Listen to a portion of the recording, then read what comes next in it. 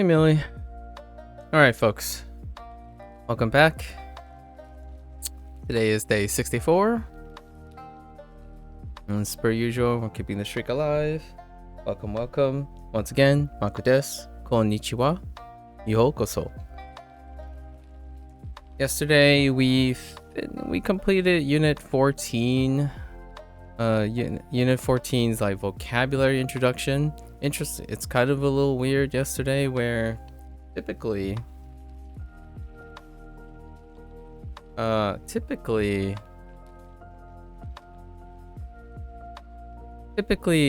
this one here is supposed to review this right here, which is the second half, right? Second half. However, for whatever reason, I'm pretty sure yesterday I was surprised that it was reviewing this half. So we might not be as clear.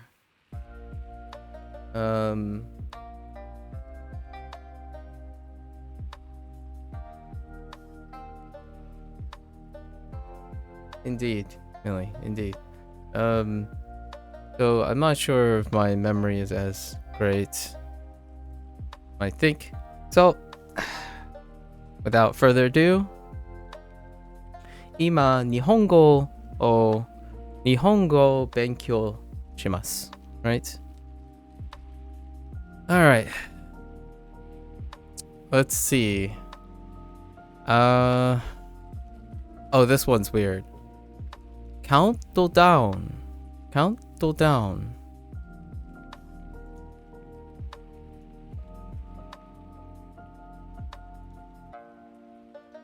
Bro, what language is that? Countdown. Party. Hanabi Taikai.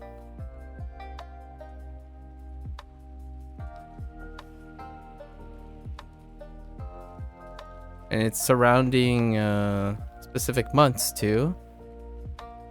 Hachichi Gatsu.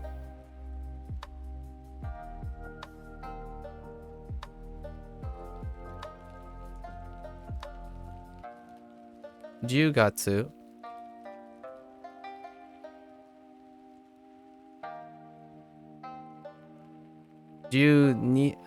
Nichigatsu. Those are the ones that.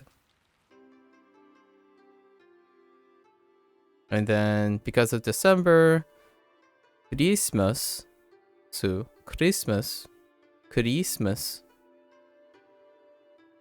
That's far off. Okimisoka.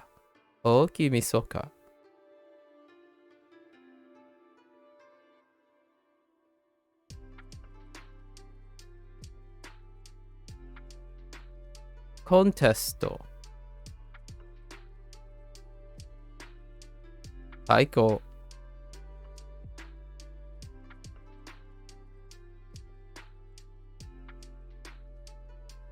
Illumination.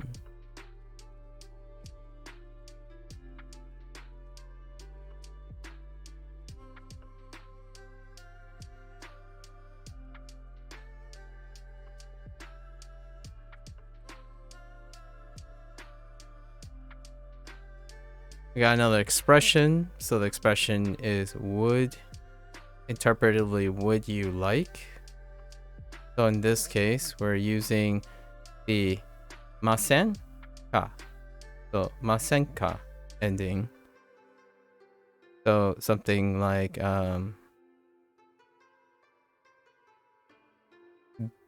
Benkyou shimasen ka?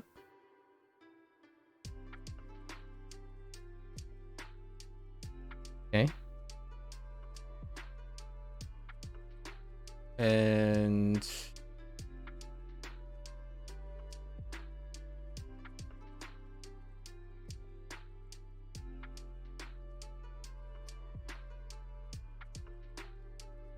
sarcasm. Anyways, we got a new like kind of mechanic, like grammatical thing too. And the number they chose was 31日。31日。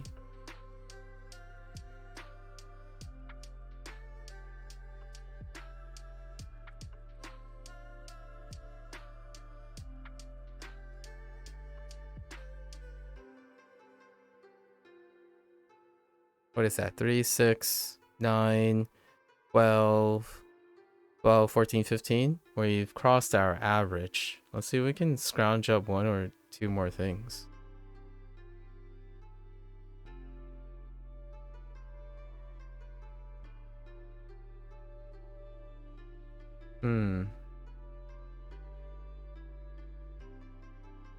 Wait, that's 3, 6, 9, no, 14. We need to scrounge up at least 1 or 2 more things. Oh. Paredo. Trying to think of the seasonal event theme. Oh, we also have a new expression. It's kind of new and kind of old. Using arimasu for existence of an event that's related to the seasonal event, which we talked about well before, way back, like 3 weeks back at least.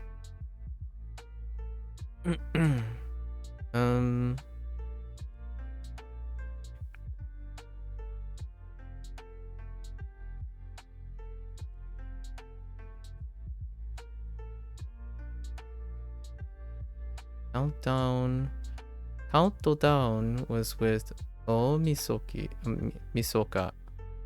And we had Hanabi Taikai party those months.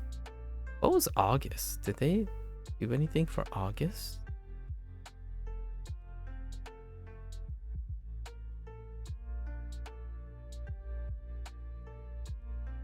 October. Oh, Halloween.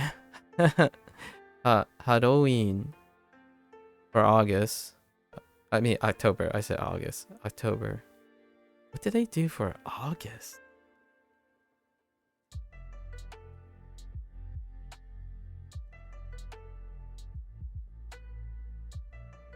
Fall.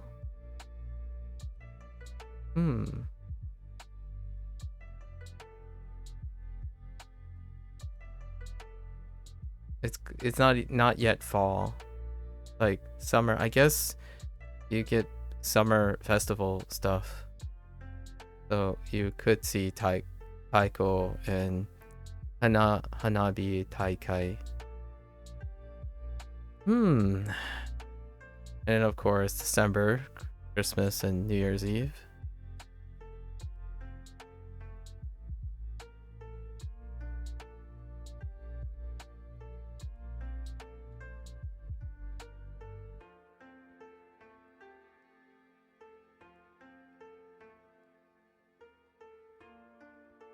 Trying to think of it as seasonal event. Oh, of course. I just said the word. Omatsuri. Omatsuri. I literally said it in English. Festival. Was there any food? There wasn't any food. Although I would personally be not opposed to them introducing mochi or dango. Mochi or dango is when I think of festivals. Maybe even what Indy said yesterday. Okashi no ringo. Okashi no ringo o kudasai is the specific phrase that he said. A candy apple. Maybe, and then I suggested if they wanted to hammer the Duolingo stuff, we can say would be something like Okashi no ringo o hitotsu kudasai. Let's see. I think that's pretty good. We crossed the 15 mark this time. We're trying to up the volume as much as we can. This is more than 15 new things. Technically 15 new things. A lot more than 15 because we're touching on grammar points as well. All right. All right, there you have it. Wasn't too bad without the extra practice. I'm expecting one of these next two to at least cover yesterday's half. It was kind of weird. I think this is an error here. This did not cover the second half.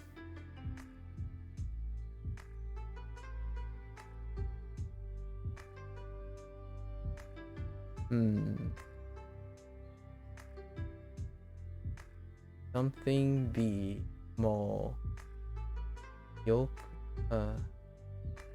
ろしくね。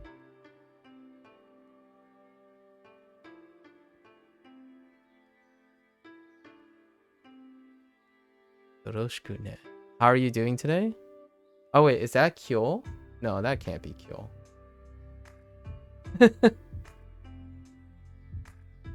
It is the... Oh my gosh, it is Kyo. That is the kanji for Kyo.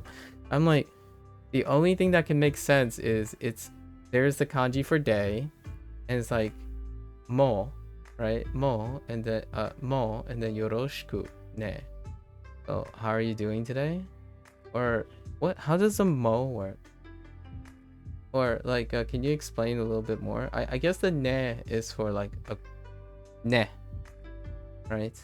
And then yoroshiku, honestly, I still don't know what yoroshiku really means, like in its raw form, because generally the only way I know yoroshiku is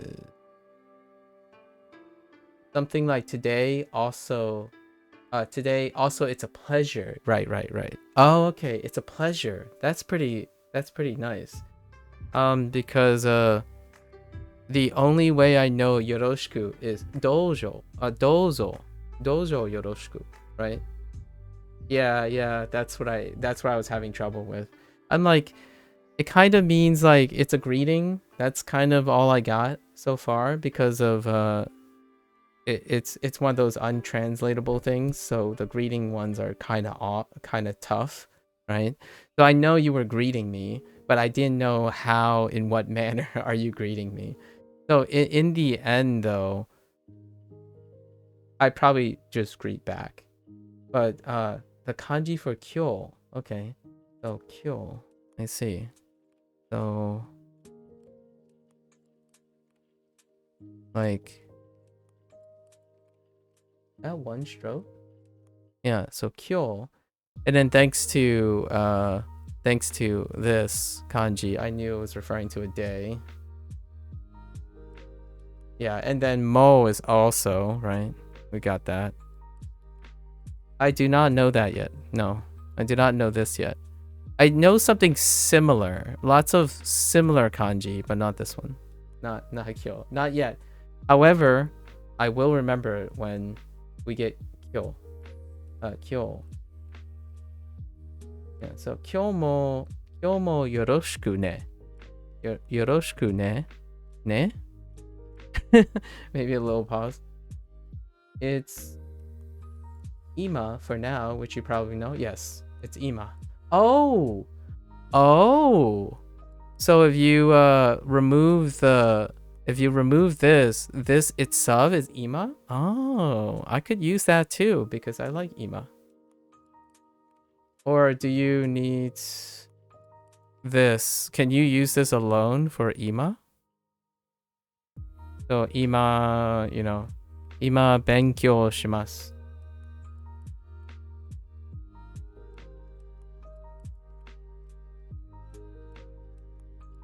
Interesting. I like it. Ima, yeah, okay, so this kanji alone is ima. Nice. As in the ima of now. Okay, cool. Extra bonus lesson. Bonus. This is bonus. All right. So now we got even bonus knowledge. My yesterday's bonus knowledge from India, I was just talking about it, was when he said the expression okashi no ringo o kudasai. And then he reminded me that okashi can mean candy, right?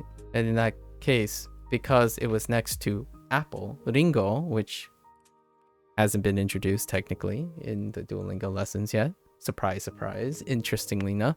Oh, which reminds me of one that I forgot. Choco banana. Choco chocolate covered banana. we had a digression about chocolate covered banana.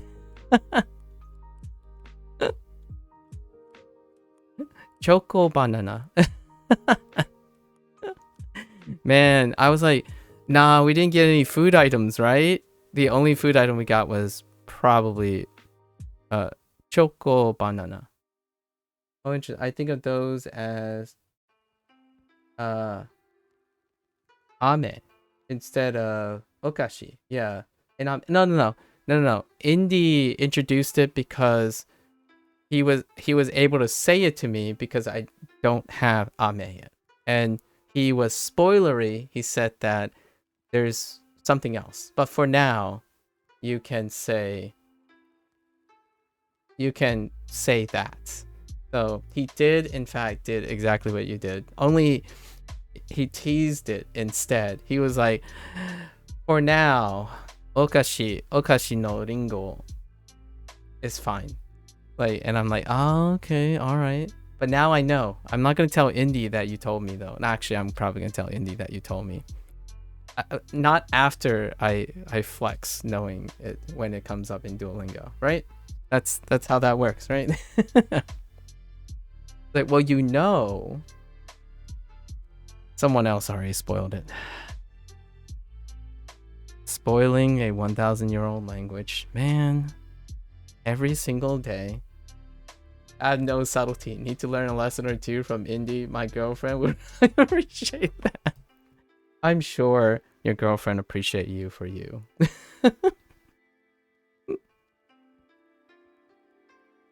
All right. Let's get our lesson in. Oh, wait.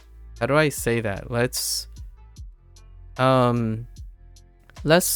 No, Nihongo no lesson o shimasu. Or ima Nihongo no lesson o shimasu. Yeah, that's fine. I think. Or yeah. いいですね. Yes, let's go. All right. Oh, and we have to immediately we're gonna do a review, and then we have to do all of these. So yesterday we were introduced on all the repeats. Tabemono, that's why these are here. Tabemono. Hachigatsu, that's why it's in this order. And then Sanju ichi nichi, that's why these four are here. Sanju ichi nichi. All four of these are put together. And then we have the new counter using nichi. And days are a mess. Indy already spoiled that. Someone already spoiled that days are a mess. I think it was Indy. So I'm not going to rest on my laurels that this is the naming convention for, like, the nichi is the only naming convention of knowing what the previous is. And then we have ni. Why is there ni? What did ni do? What? I don't remember what. I don't even know the days. They're a huge mess. Okay, yeah. So Indy has already warned me. I think I'm pretty sure it's Indy who made the comment. Like, yeah, days are a mess. It's fine. Like, we'll tackle it as we go. So I am primed to be ready. The days are fun. I bet they are. I love messy. I speak English. I speak American English. I write and speak American English. Suiyo? Oh no, not those days, Babin. Not Suiyobi and stuff. We're talking about the days.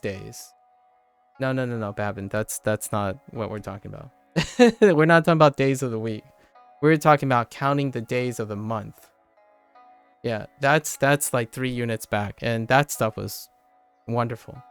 It actually was a lot fun because all the days have meanings to them. We're talking about, we're talking about counting 1 through 31, first of a month to the 31st of a month. We just started. We just started with our first day of the month, which is They properly started on New Year's Eve, as in Sanju Ichinichi. You know, so of December. 12月. So no hurry. Alright. Talking about our hobbies now. 明日のレッスンは5時頃始まります。 Okay. I totally zoned out and didn't listen, but let's see. What I'm sure we can make a sentence out of this. 明日 Ashita.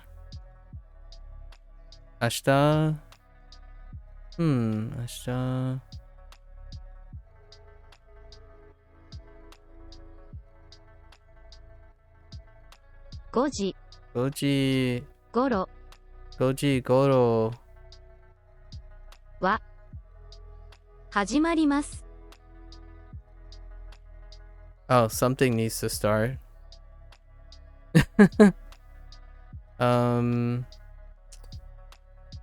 What do we have?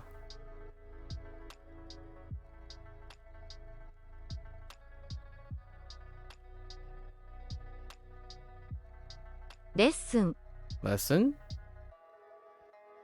の Oh, レッスン probably this. But that makes sense. All the other ones don't, really.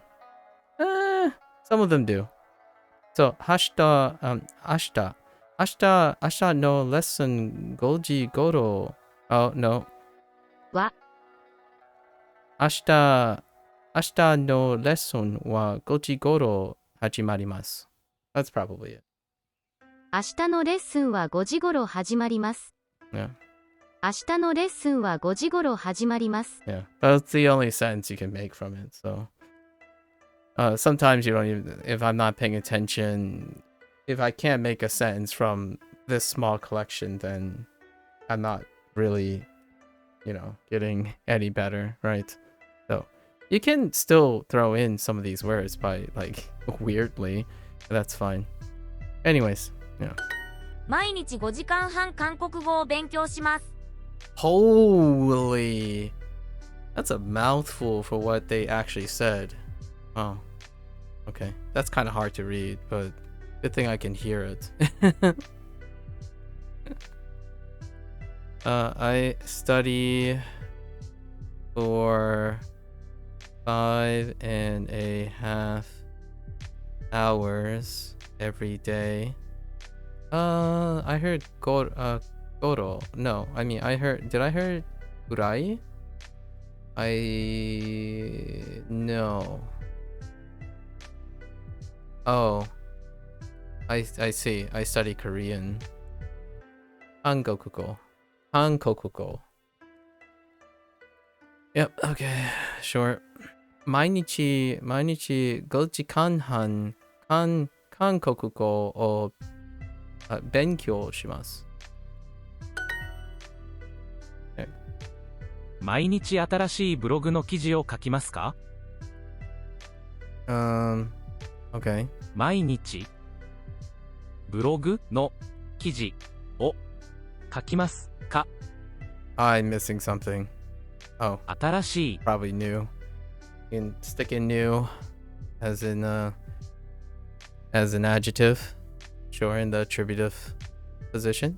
毎日新しいブログの記事を書きますか？毎日新しいブログの記事を書きますか？ Okay, sure. 今日は1時間半ぐらい踊ります。今日 wait. Why does that look so weird? Oh.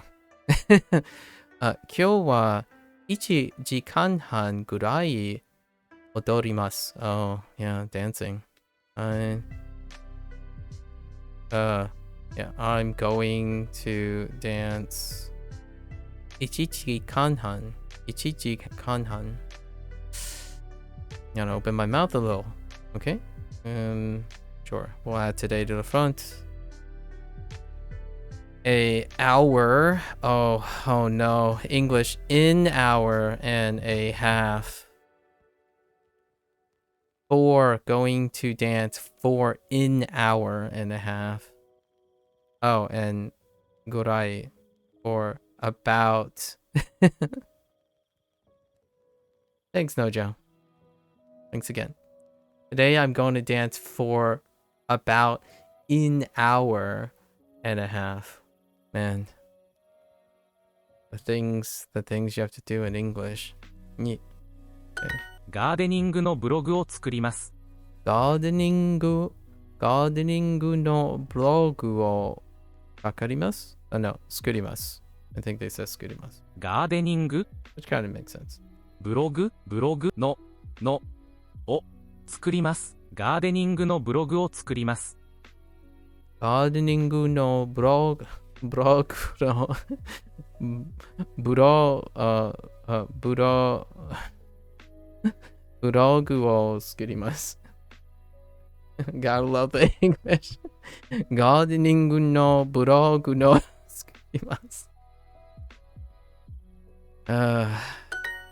毎日2時間半勉強します。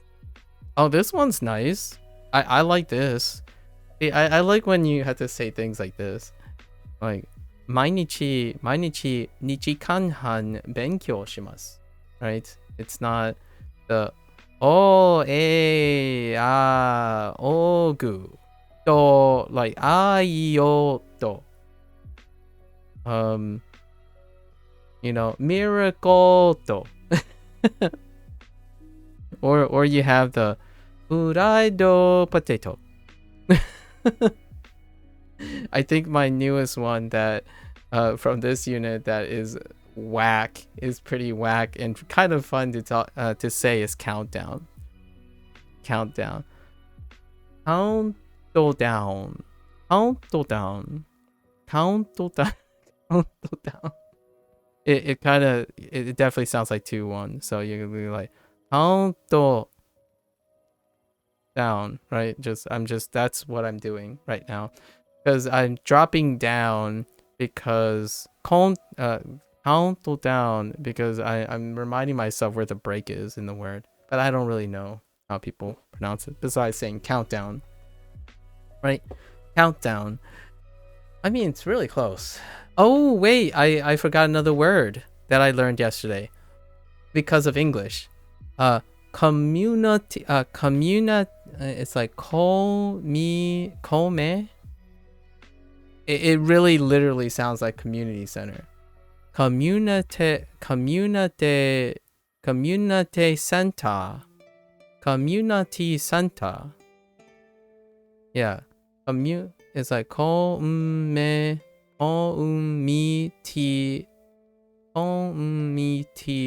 Or it might be do. No. Well, we'll see. It really does sound. My commentary was the only thing that changed was the ending. It's center as opposed to center. It was really, really close. And Duolingo didn't even highlight it as a new phrase, like a new thing. It's like this. Let's just not bother with it. Like community center. And they used a community center as the place for like events. Oh, okay, yeah, communi. Okay, communi. Yeah, community. Yeah, community.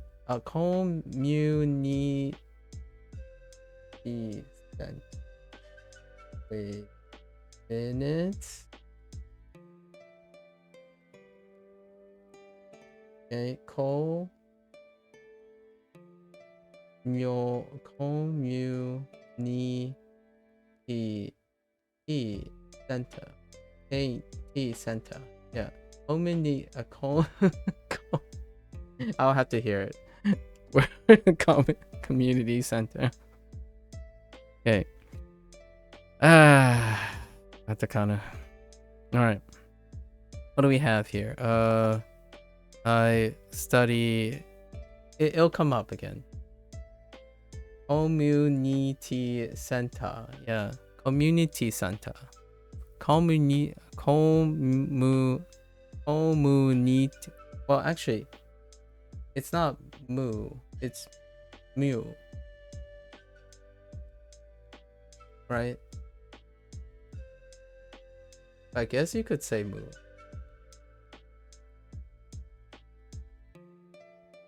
Well, I'll probably imitate whatever they say. Let's see. We'll get to it. I study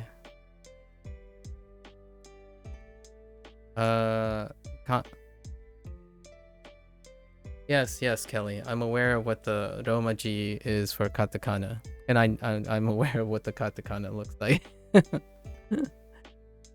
Yes. Thanks. I study. Let's see. I study 2 hours. 2 hours. Oh no. 2.5 hours, because that's how people talk in English, and that's pretty much not how I talk in English, but 2.5 hours. Oops. Every day. Wait, I study what? Is there anything? No? Okay.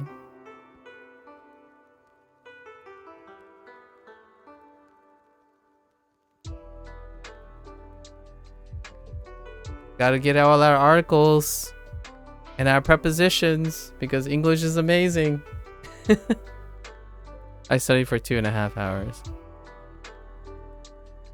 Interesting. Oh, you know what? Honestly, this gets dropped too. Oh, we talked about all of this, where colloquials start dropping all the... Yeah, this gets softened. So gets softened. I studied 2.5 hours. You don't actually really hear the too much. And then you drop the 4. Oh my gosh. That's I gotta be a little bit more vigilant about that. I'm pretty sure I'm gonna get an error here and there for dropping prepositions. Yeah, I study 2.5 hours. Like you drop the 4. That's even more common. It's kind of funny because that brings it closer. That brings it kind of closer to the idea of a lacking of prepositions. Okay. ブログの記事。ブログの記事。ブログの記事。ブロの記事。4時間半英語を勉強します。4時間半映画を勉強します。I remember 2 days ago this was a little bit of a struggle. The whole the whole 時間半 after 2 days of saying han nan and what was the other one? Han nan and ban. It was all over the place in this lesson.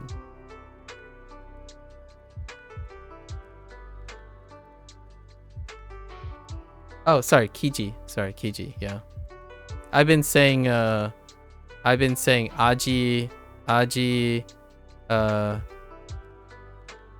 kaji too many times, but yes, it is Kiji. I said it. I'm not sure if I said it the first time though. Yeah, that usually goes with getting kaji and aji. Aji was a little bit tough. Getting aji, and then okashi. Okashi took a while too. But it's largely because the words that are more salient are the words that I would refer to. Okay, so let's see. So let's try this again. 4時間半英語4時間半英語 And I also said eiga here, as in I thought they were studying a movie, but I they're studying English. So I also said ega. I'm pretty sure I said ega. And I don't know if it'll go away because honestly, either those words work. In my opinion. So 4時間半英語を勉強します。You didn't catch that, did you, Lotus? Huh? You little pep. Yeah, you better go back into your closet. You probably did catch it. I totally said ega because I was thinking movie. I was actually thinking English. Ironically. I'm going to study English for 4.5 hours. Yes. Let's see. It's so much easier to say something from English versus translating it to English. 今日4時間今日4時間 4 dang it. Okay, so 今日4時間野球をします。Oh, yes, をします。One thing I forgot to include. Oh, that's from 2 days ago. But the new thing here is, they're putting in suru here. They're doing this type of thing because it's placed next to ikimasu.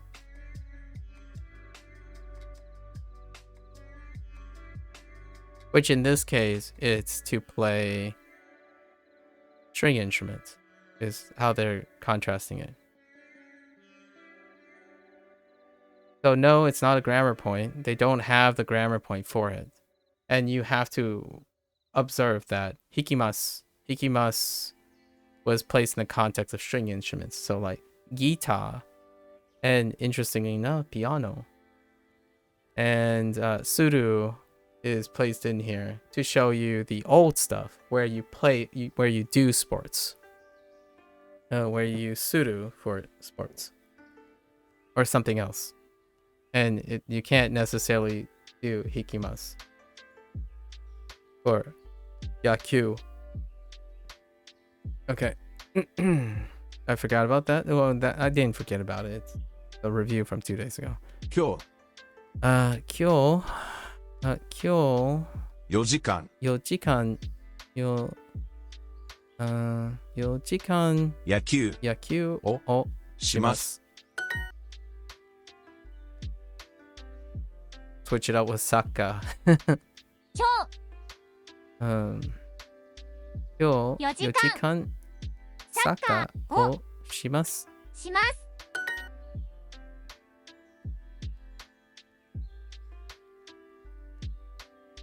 毎日記事を毎日記事を書きます。書きますか？ Yeah, that works. 毎日記事を書きますか？毎日記事を書きますか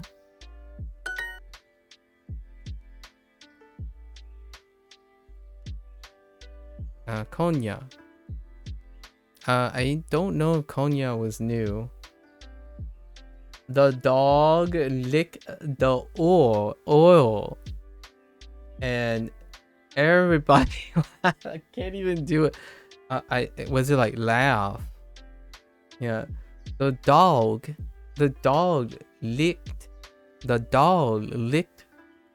the oil and everybody laughed. The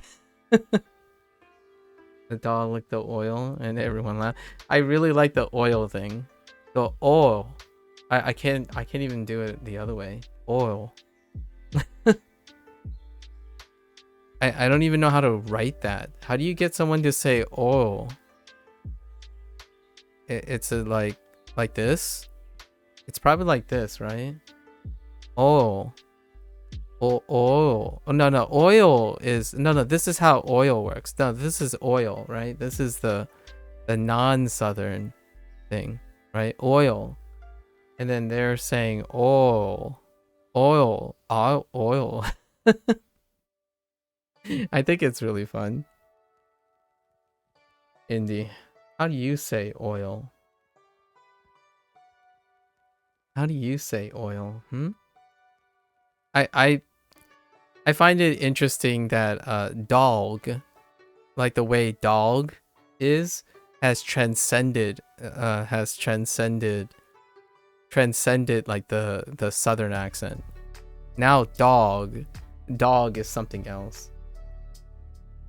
You heard nothing wrong? I heard nothing wrong too.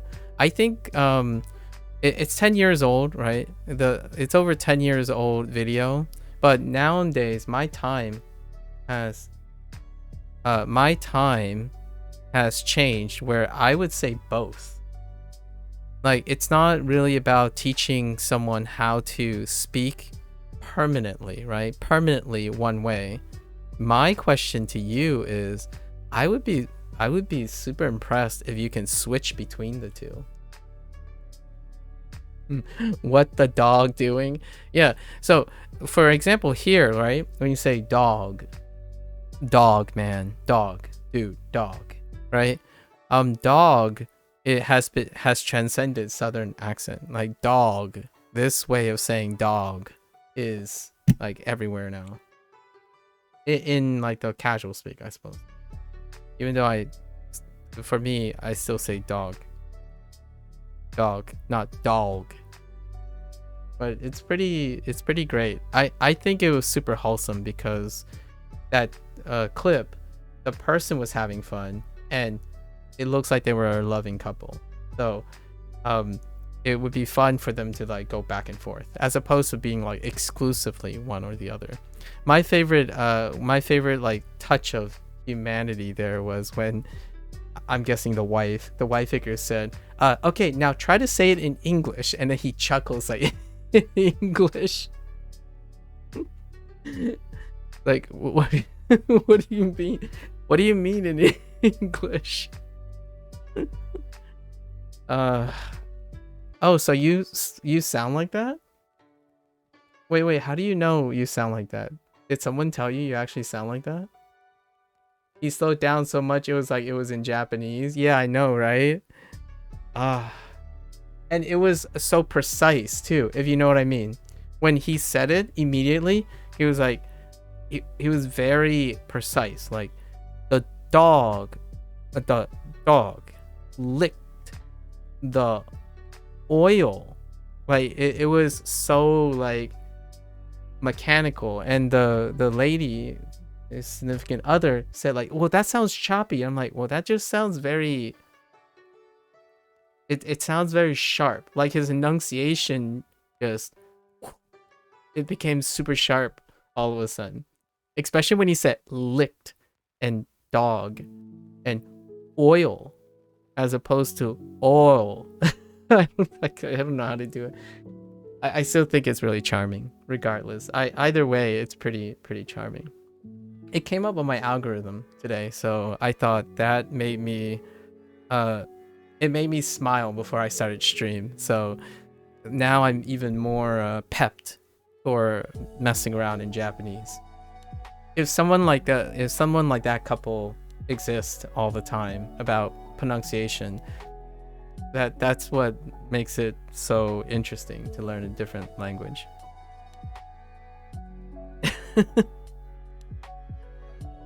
And it doesn't have to be literally a different language, because again, the $1 million question is, what constitutes a different language? What is your lowest threshold?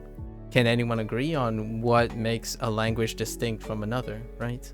It could be at the dialectic level, it could be at the pronunciation level. I mean, if you ask a tonal language person what separates a language, they would say tone, right?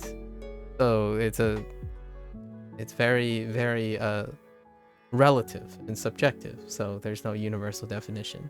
And to me, trying earnestly to say one sentence, and he would trip up on words, and it's the same language. That's why it's fun. That's why, in my opinion, people to welcome people into other languages and other accents and stuff, you have to be willing to be understanding, patient, and also smile and laugh about it, right?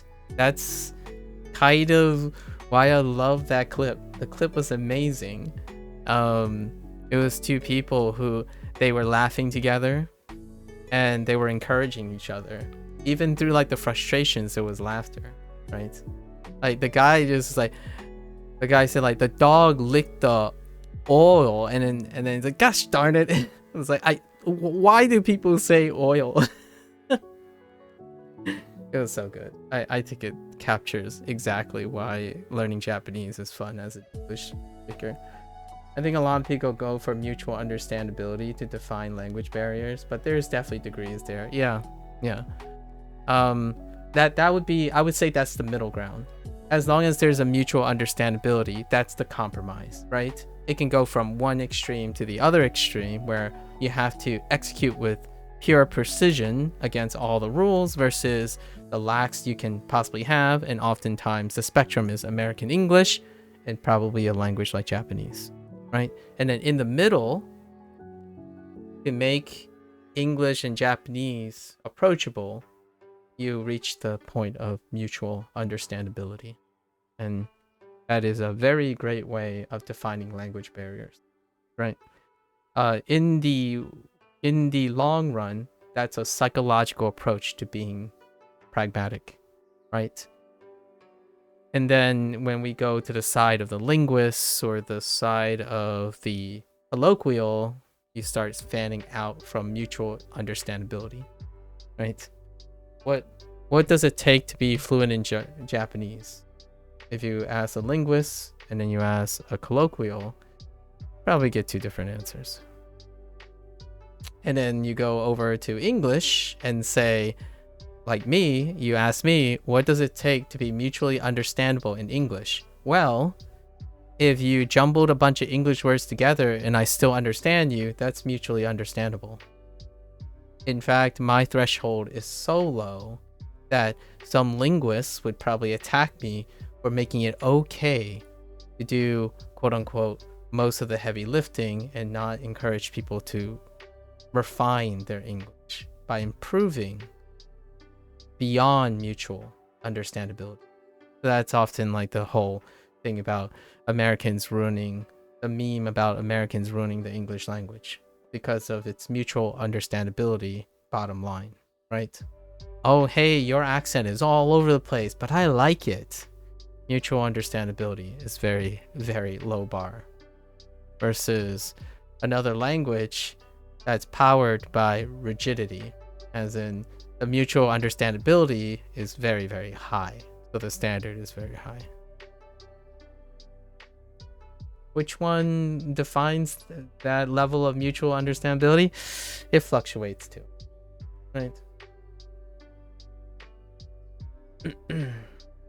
Yeah, it's fun. I think the most interesting thing about life is adapting to the different levels of mutual understandability. Like when I was watching that clip, I wanted to speak to that person with a Southern accent and then have them speak in a non-Southern accent with me speaking in a non-Southern accent. That resonates very well. So that goes, in my opinion, beyond mutual understandability. One of the underlying compromises is when you feel together in the process. So when you speak to someone, you feel like you're not fighting an uphill battle, or you're not speaking to a stranger who's speaking a strange language, right? Even when it's the same language.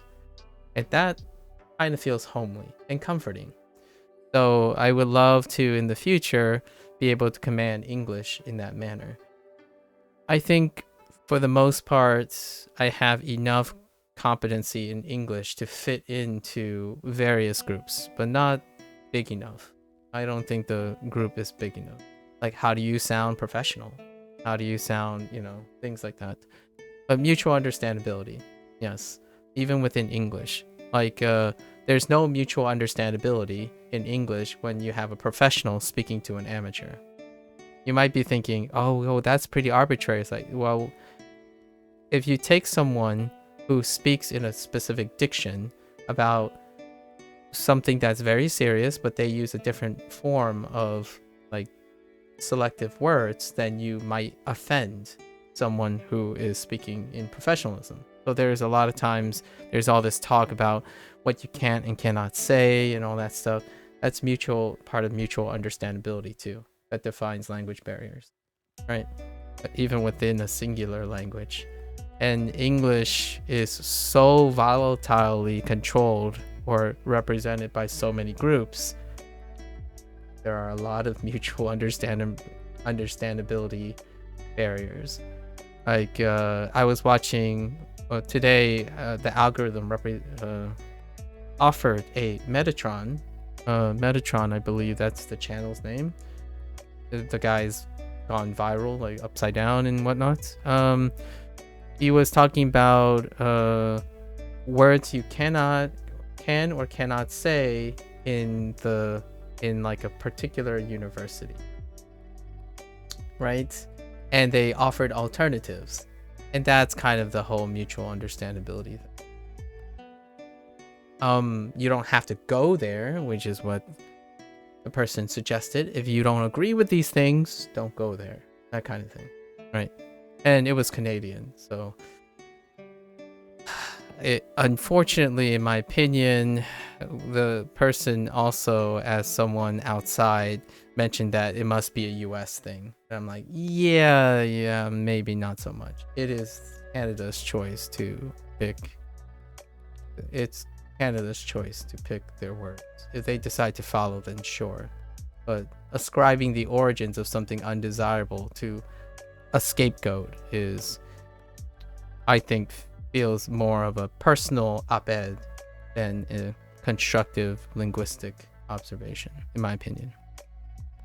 Anyways, I got sidetracked on that video because that guy was going down the list, right? Things like using the word minority. I actually use the word minority quite a bit. It is a statistical descriptor grouping, and when that person talked about that, yes, I believe, not to raise too much controversy, right, about language, especially in English, I believe the phrasing they decided to settle on is equity deserving group. So instead of making the distinction between a statistical minority and a statistical majority, right, less than 50% and bigger than 50% in a two-group setting, as a person who statistically, come from a data-oriented profession, it's wild about the implications of that type of phrasing.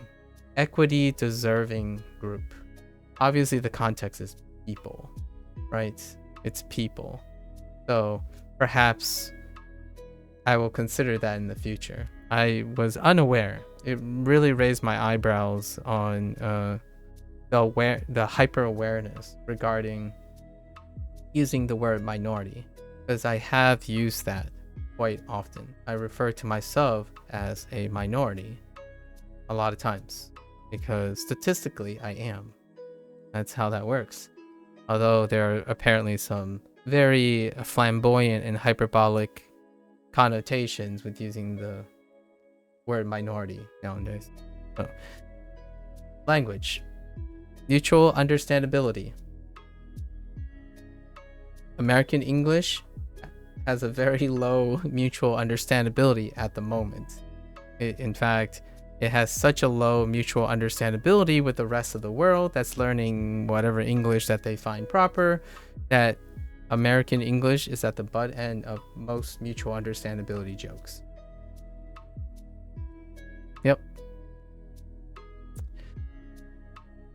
今夜 Onya, and also Indy betrayed me and say that he would give up English for Korean and Japanese. Don't you at me, Indy. I will remember this forever. It's an RPG game that you can't delete the save, Indy. You had tonight come up as a new word again today, just in kanji form. Oh. Nice, Hank. Lotus introduced me to the other word, to the other kanji when he used kyo. And kyo had a kanji that I knew for day, right? And then he taught me that the left kanji is now. So now I get why that's tonight. And I'm guessing the other kanji is for night. The feed forward learning. Right, Lotus? Yeah, Lotus asked me if I learned the kanji for now, because he greeted me today with 今日もよろしくね. Ne. So I was like, oh, okay. And then now, because you introduced tonight, I know that now is the left kanji. And then now I can distinguish night or evening or maybe late or something for the other kanji. Nice. Thanks for the share, Hank. Konya. Interesting. Yeah, Cone I definitely is the alternative for like this. So far for my usage, for all my usage.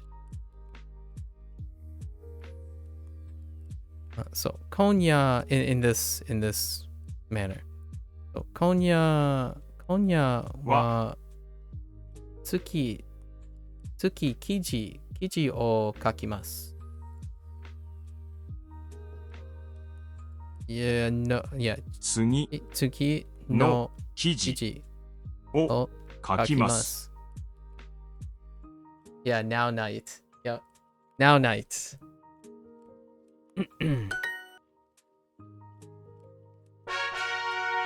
All right, kanji time. Kanji time. We're probably going to do a lot of days. Okay, except for tabemono.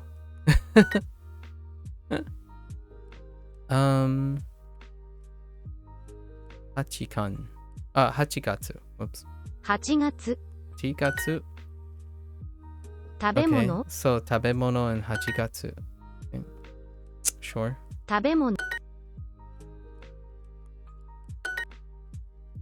I swear if I tap a different, I'm gonna blame the English month system if I tap the wrong thing for October and December. 買い物 Kaimono. Oh, whoops. 買い物 8 8月 月食べます tabemono. Oh. 食べます I see you, Duolingo. Sorry. I need to focus. Yeah. 9月 9月. Okay, 9月. 食べ物 Oh, 食べ物 Duolingo. You are a tricksy devil. 食べ物たべ物 I love these kanji sections. 8月食べ物 Okay, 食べ物 sure. 食べ物 tabemono. 8月 8月. 買い物 Kaimono. 飲みます Nomimasu. How does... Oh, okay. Okay. And then 来月。来月。 8月 Okay. 8月 Okay. 卵 Tamago. Wait, why is tamago? I guess it kind of has a similar. Oh no, they're just throwing tamago and nakana. Okay. They're usually together. 8月 8月。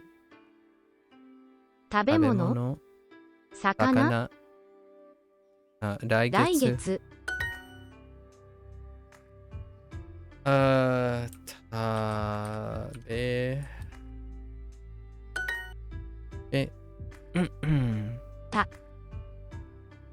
べ物 Sure. 食べます8月飲みます食べ物来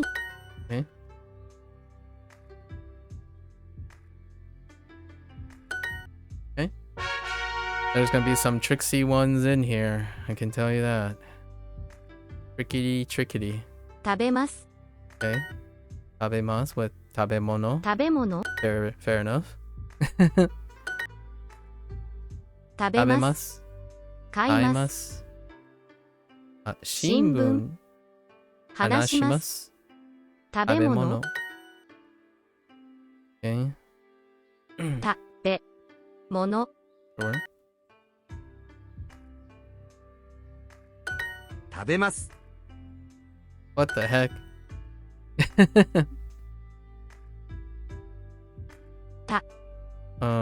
食べます。出ます 食べ物もの Stuff? 食べ食べまますす。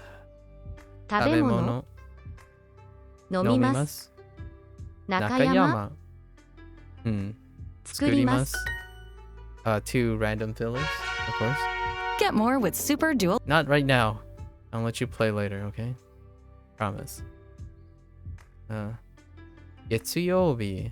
月曜日 For the getsu, yeah. It's probably combined with a month. Yep. 8月 8月。月曜日。Yep. Those could definitely be mixed up. 8月8月。月曜日8時。 8時 Okay. 水曜日 Pick a random day to mix with getsuyobi. And then 日本 nihon, which is the other day reusing that kanji. Yeah. 8月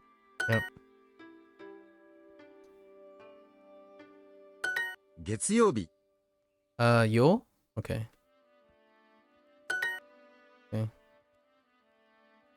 Okay. 月曜日 Yobi. 8月 Oh. They went back to the other version. Wait. Okay, there's two different hachis right now. 来月 Daigetsu. 月曜日 Getsuyobi. 火曜日 Kayobi. 日本 Nihon. 8月 Hachigatsu. Okay. Interesting. They didn't have the thick hachi. That's where I was writing the thick hachi. Hachigatsu. 8月 Okay. Daigetsu. 8月 Oops. 来月8月8月 Okay. Daigetsu and Hachigatsu. Okay. 来月 Okay. 8月8月8月来月 Daigetsu. 来月 Okay. 来月 Daigetsu. 京都 Kyoto. Nankai. 何回 Nankai. 9月 9月。 8月 8月。Okay, just to compare. Sure. 来月 Daigetsu. Again. 来月え来月100 3時 Oh, I see their thing with hyaku. Hyaku has the panel to get mixed up. 3時8月700 Throw 8 in a 月 hyaku. Wait, what'd you say? 8月8月8月 7月 Oh, they got me. Shichigatsu. Shichigatsu. They got me. 来月 Tokyo.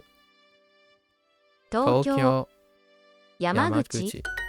来月 I'm definitely much slower with this stuff. This stuff is definitely trickier. The other ones, like days of the week, that goes like fire.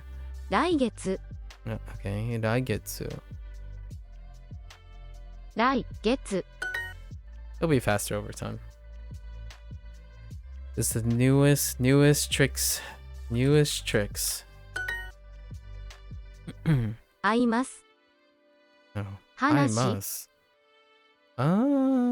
I don't know about I must. I must is a stretch. That's probably a filler. 話 Yeah, these two are fillers. 来月 So you can see the progression. Once they get something that can be mistaken for like hachigatsu, daigetsu, and hachichi, they'll fill in the other fillers. The fillers start to fade away as they have more and more things that can be mixed up. You don't notice this early on because all the stuff are kind of unrelated. So they just fill it in. But over time, as you keep getting further and further down, all the stuff becomes nearly mixable. So you really notice it once you start getting further into section 2. 8月 8 They have enough stuff where you can mix up easily. It's something I really enjoy about it. Oops.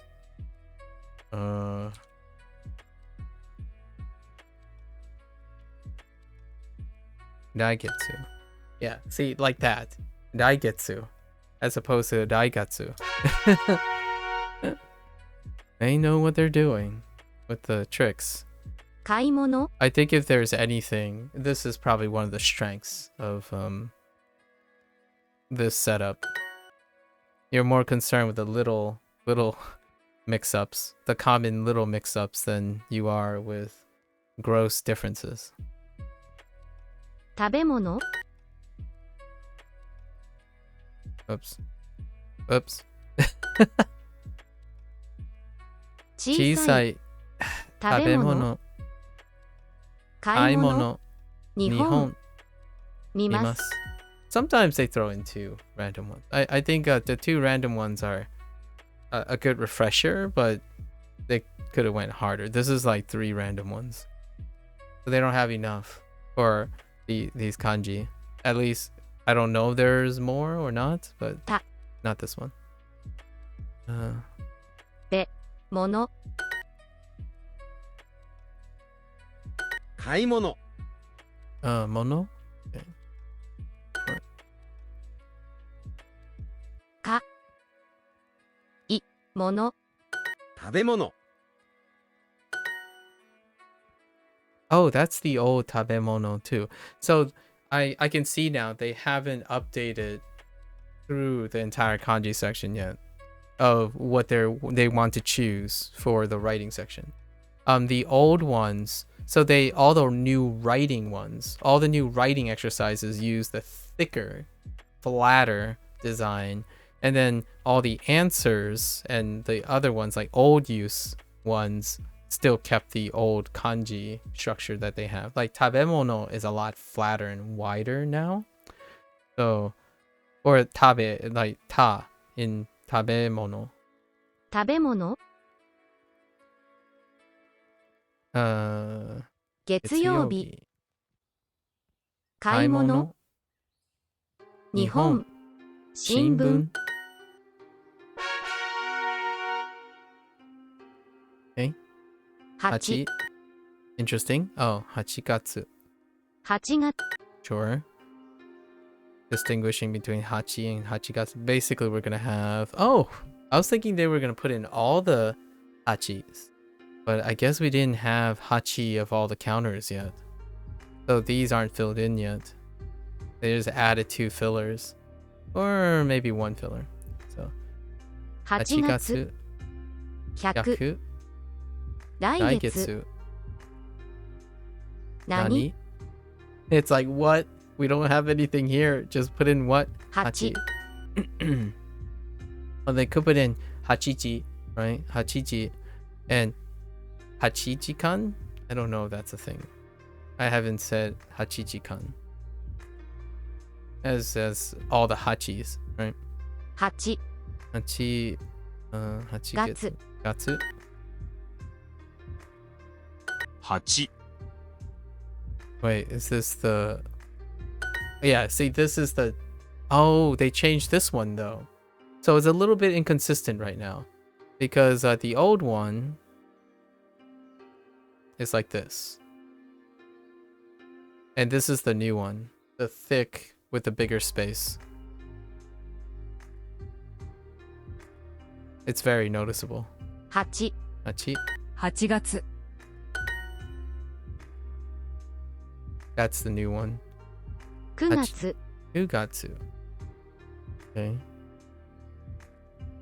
何、 Hachi. 10、 8 8月、 Eh? 食べ物. What the? Oh. 31日、 31日. Okay. 食べ物。 食べ物、 Okay. 31日. 31st, in parentheses, day. Yeah. 食べ物、食べ物。魚、買い物。 31日日。 に. Oh. I said sun. I didn't say sun. Okay. 31日. 土曜日、食べ物、食べ物。食べ物、 31日. 31日、食べ物、食べ物。 I'm gonna be interested to see if, like, by section 3 or 4, where you have 5 choices, where it's phrases this long with kanji, like 5 kanjis long on both sides when they proliferate enough. Because right now you can mechanically just pick the one by length, which is a visual trick that a lot of people probably do intuitively. And in fact, you can do a lot of visual tricks on Duolingo without comprehending anything, or saying anything, or reading anything, or constructing anything. Right? So it's kind of like waking up and forgetting what the color of your ceiling is, or the texture of your ceiling, because you've seen it so many times, or you've been in the room so many times, kind of thing. 食べ物、食べ物。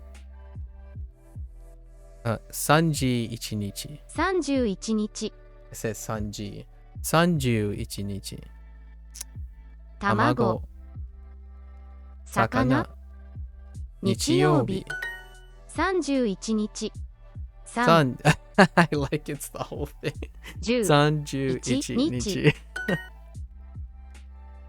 土曜日。魚。食べ物、食べ物、 食べ物。買い物、 31日。食べ物。食べ物、買い物、31日、土曜日、卵。 Okay.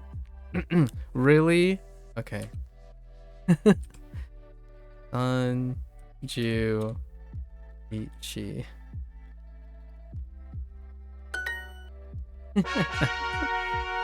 All right, that's 15 minutes up. Ooh, okay. 15 minutes up. Let's go back to our review. Today is day 3 of Unit 14, so it's pretty much review. Everything is review on day 3. We'll probably end up finishing early today too.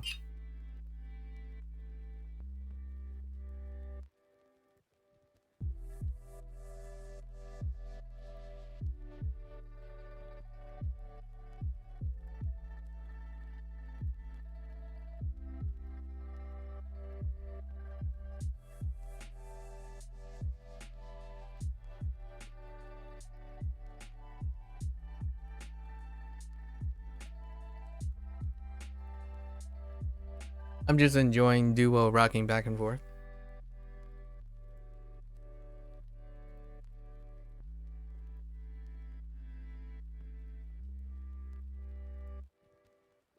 Okay. Alright. Which one is this? Discuss seasonal events. Yeah, I think this was misordered. This was definitely misordered in this section. 今日遊びませんか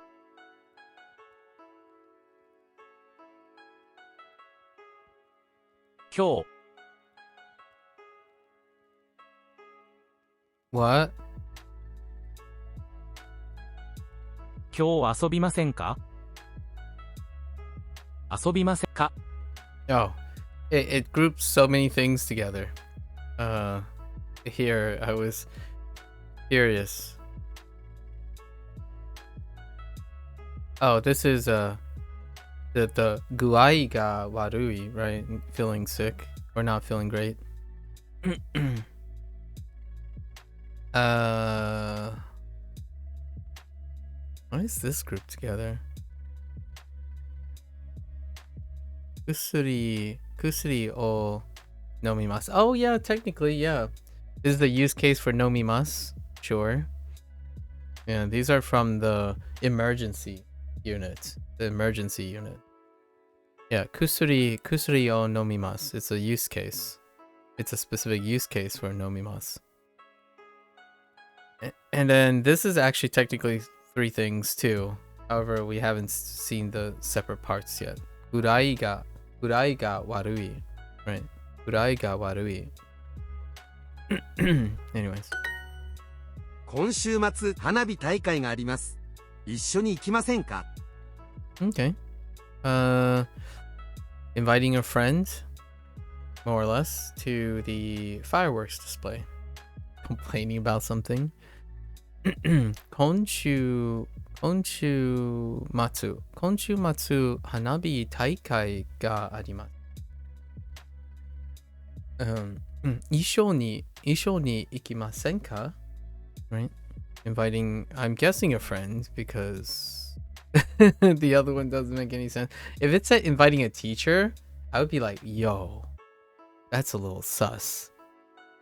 It could be the nuance of being polite versus casual to distinguish between inviting a teacher and inviting a friend. Possibly, but the teacher could be a friend. So that would be some nuanced next level stuff. 明日一緒に遊びませんか Hello there, Cozy. How are you?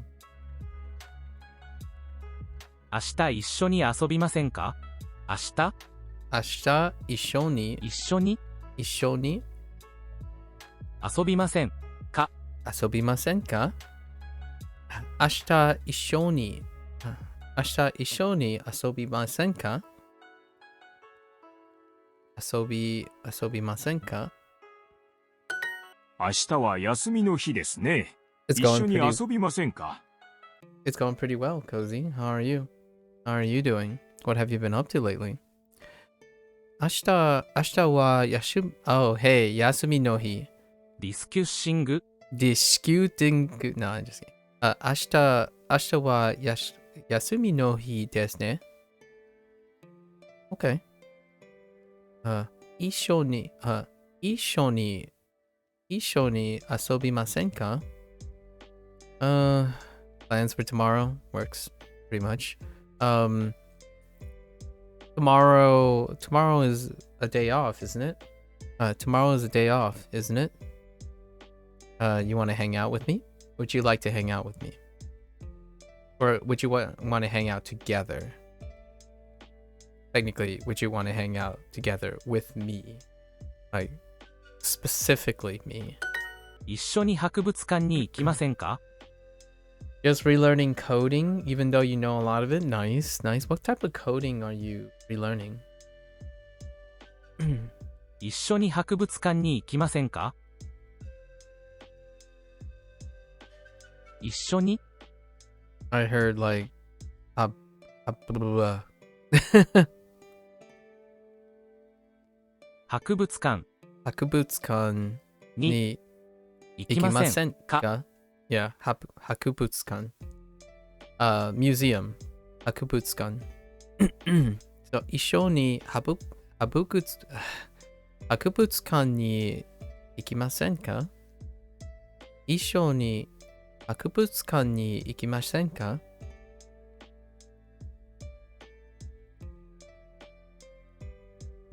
Close the window. 一緒に博物館に行きませんか？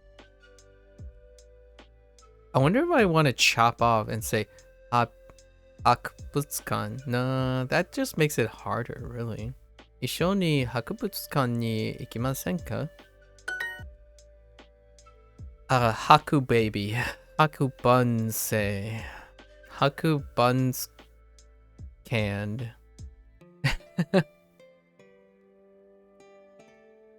Konshu matsu. Konshu matsu. Ishoni. Yeah. Ishoni. Ishoni asobimasen ka? Right. The other ones were kind of funny. I was just thinking about the other ones. Kyo ya. Wa. Sure. Kyo wa contesto ni ikimasen ka? Sure. Hanabi taikai o mimashou. Works for me. Areimashou? Oh, it's Indy's favorite predicate. Araimashou. By favorite, I mean I'm taking a jab at it.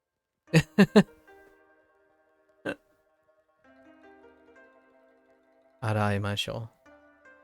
Okay, Konshu matsu. Oh no. Action. Yes. Action show. Yes. Action show ni ikimasen ka? ファッションショー Oh, fashion. Dang it. Ugh. Fashion. ファッションショー That's kind of that's kind of rough. Oh, action starts with an whoops. I took a gamble. I could have stopped and looked at it for longer, but man, you just gotta pull the trigger. You went back to HTML, but I'm gonna get back to how I used to code with Bash scripting, plus server-side and Docker. Ooh, those are some. Wow, you do all of that? Interesting. You want to learn how to make motherboards. That's awfully specific. Well, what do you like about motherboards? Or what interests you about motherboards?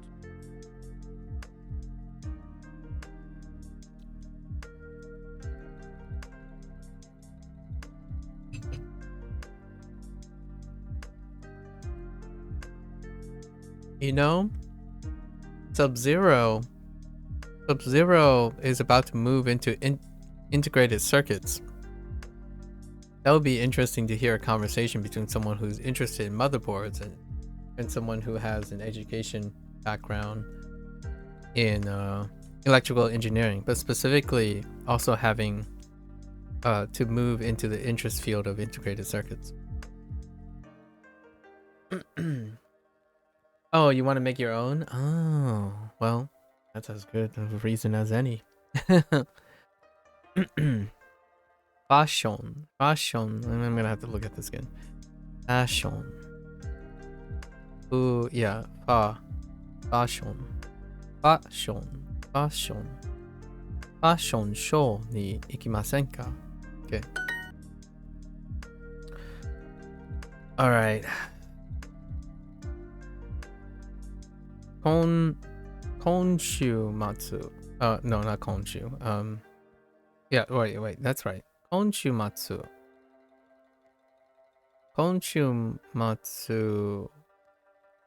花火大会 I keep forgetting the part, like adding the particle to the end. 花火大会があります。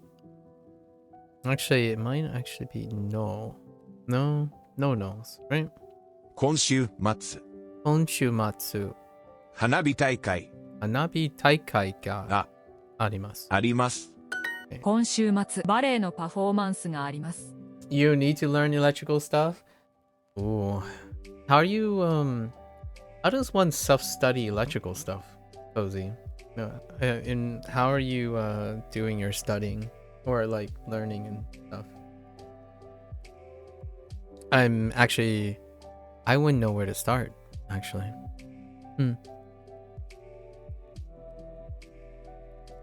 今週末バレエのパフォーマンス Yes, パフォーマンスがあります。You might do it online? I see. What are resources available for online education for electrical stuff?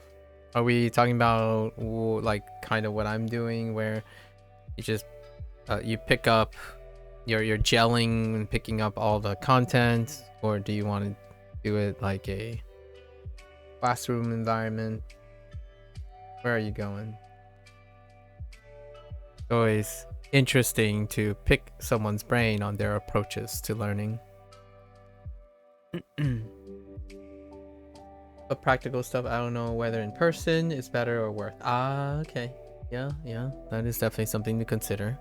Language, the practical use of language is to speak to another person, and well, you would be very in the minority if you said you didn't have to practically use language to learn the language. If classrooms, you don't like big classrooms, yeah, more of an intimate, maybe even a hands-on place, like a vocational place where they have a lower teacher to student ratio, right? Like, so maybe even a hands-on place, like a tech place would be pretty. I don't know what it's like over there while you're doing, like, however you're doing it. The word that I think is still transferable is like a tech or a vocational place where it's about demoing hands-on and learning from hands-on.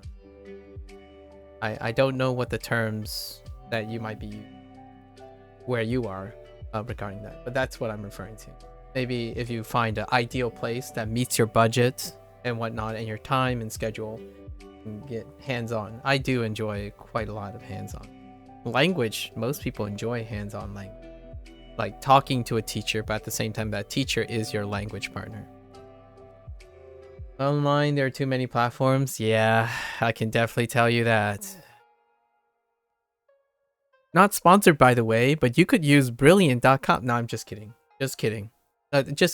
Or go on Skillshare. Use the promo code. I don't know if you watch improvement YouTube videos, like instructional YouTube videos, but at some point, there's got to be like a Skillshare or Brilliant sponsorship. You know exactly what I mean. It's so hard to avoid that because those people need resources, right? They need resources to keep doing their craft. It's not like they can completely rely on an uncontrolled source of financial support.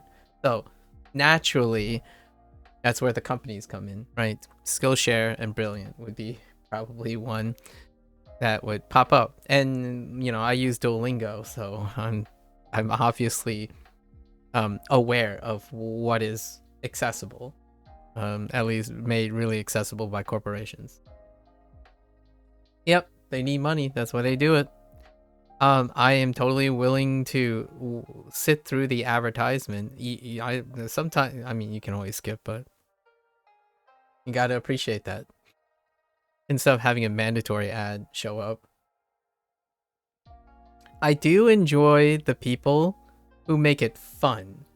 As in, I watch a lot of tech channels, and a lot of tech channels get sponsored by the product that they're reviewing, but they often give that disclaimer. It doesn't affect whatever their review is. They don't get to see this before it gets posted, that kind of thing. But there are some that take it to the next level, and they integrate their own personality into the way the advertisement works, right? The advertisement has them required to say certain things. Yeah, especially LTT is a great example. There's another competing one with LTT, and it's a more conservative one. Hardware Canucks, right? Dimitri from Hardware Canucks, when he does like a sponsor, a case sponsor, he has this like elegant way of like being goofy, but also at the same time like I always take you seriously. The way you talk and your tone is so good. So there are many clever ways to make the sponsorship very engaging. So I do appreciate those people who take it to the next level. Yeah. I know who. Oh, you have a good example that come to mind? Oh, you're talking about the you know who, which sponsor, right? Does it start with a D and end with a brand? Those ones are good. If you're talking about LTT, you know, I think the relationship with D brand is pretty funny.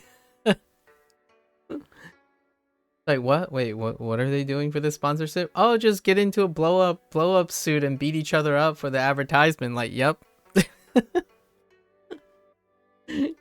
Right on the mark. 今週末バレエのパフォーマンスがパフォーマンスがあります。Okay. There's a performance this weekend, but ballet. There's a ballet performance this weekend. All right. Moving right along. Would you like to hang out together tomorrow? 明日 that come first? What comes second? I think it's optional. 明日一緒に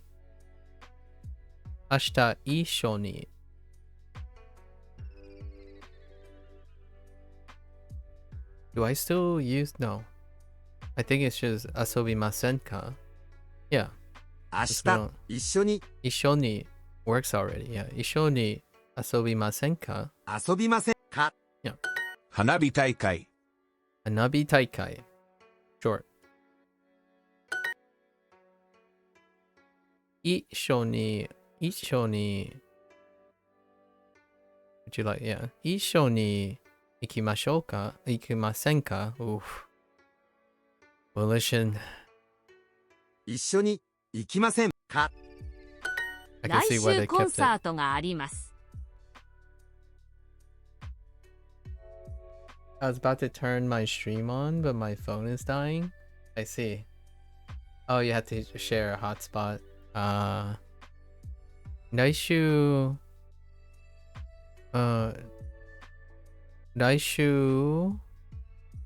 コンサートか来週コンサートがあります。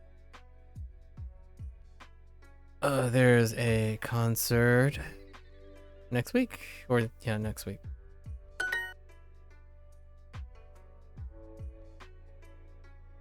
今日花火大会があります。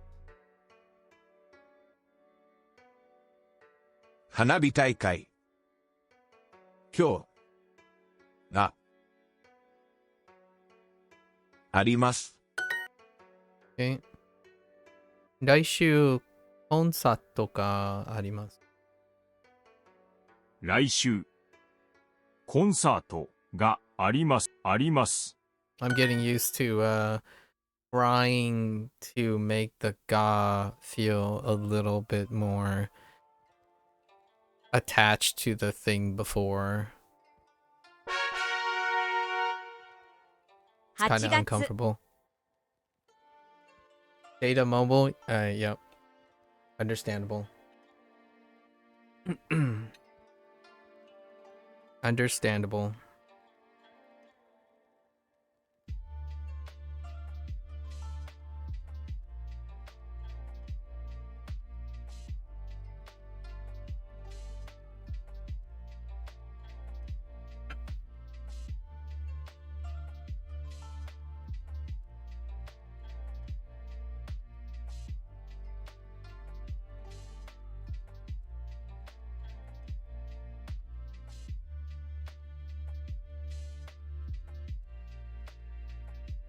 Building it community center. Yeah. Community center.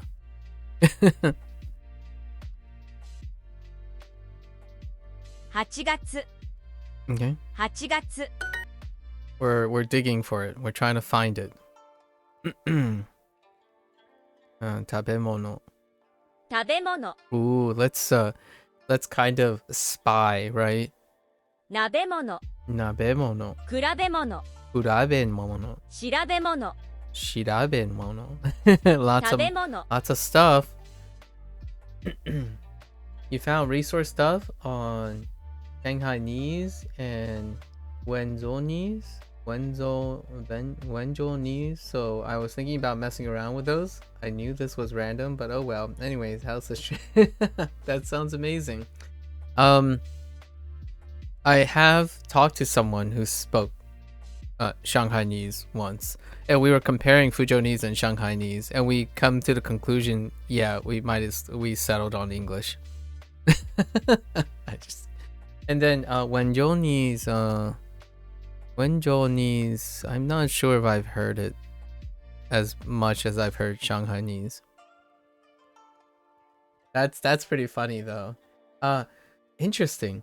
Yeah, it's very hard to find. I think at least Shanghainese and Wenzhonese is more accessible, I would say, relatively speaking, than Fujonese. There are some resources for Fujonese, but not enough. Definitely not enough for my liking.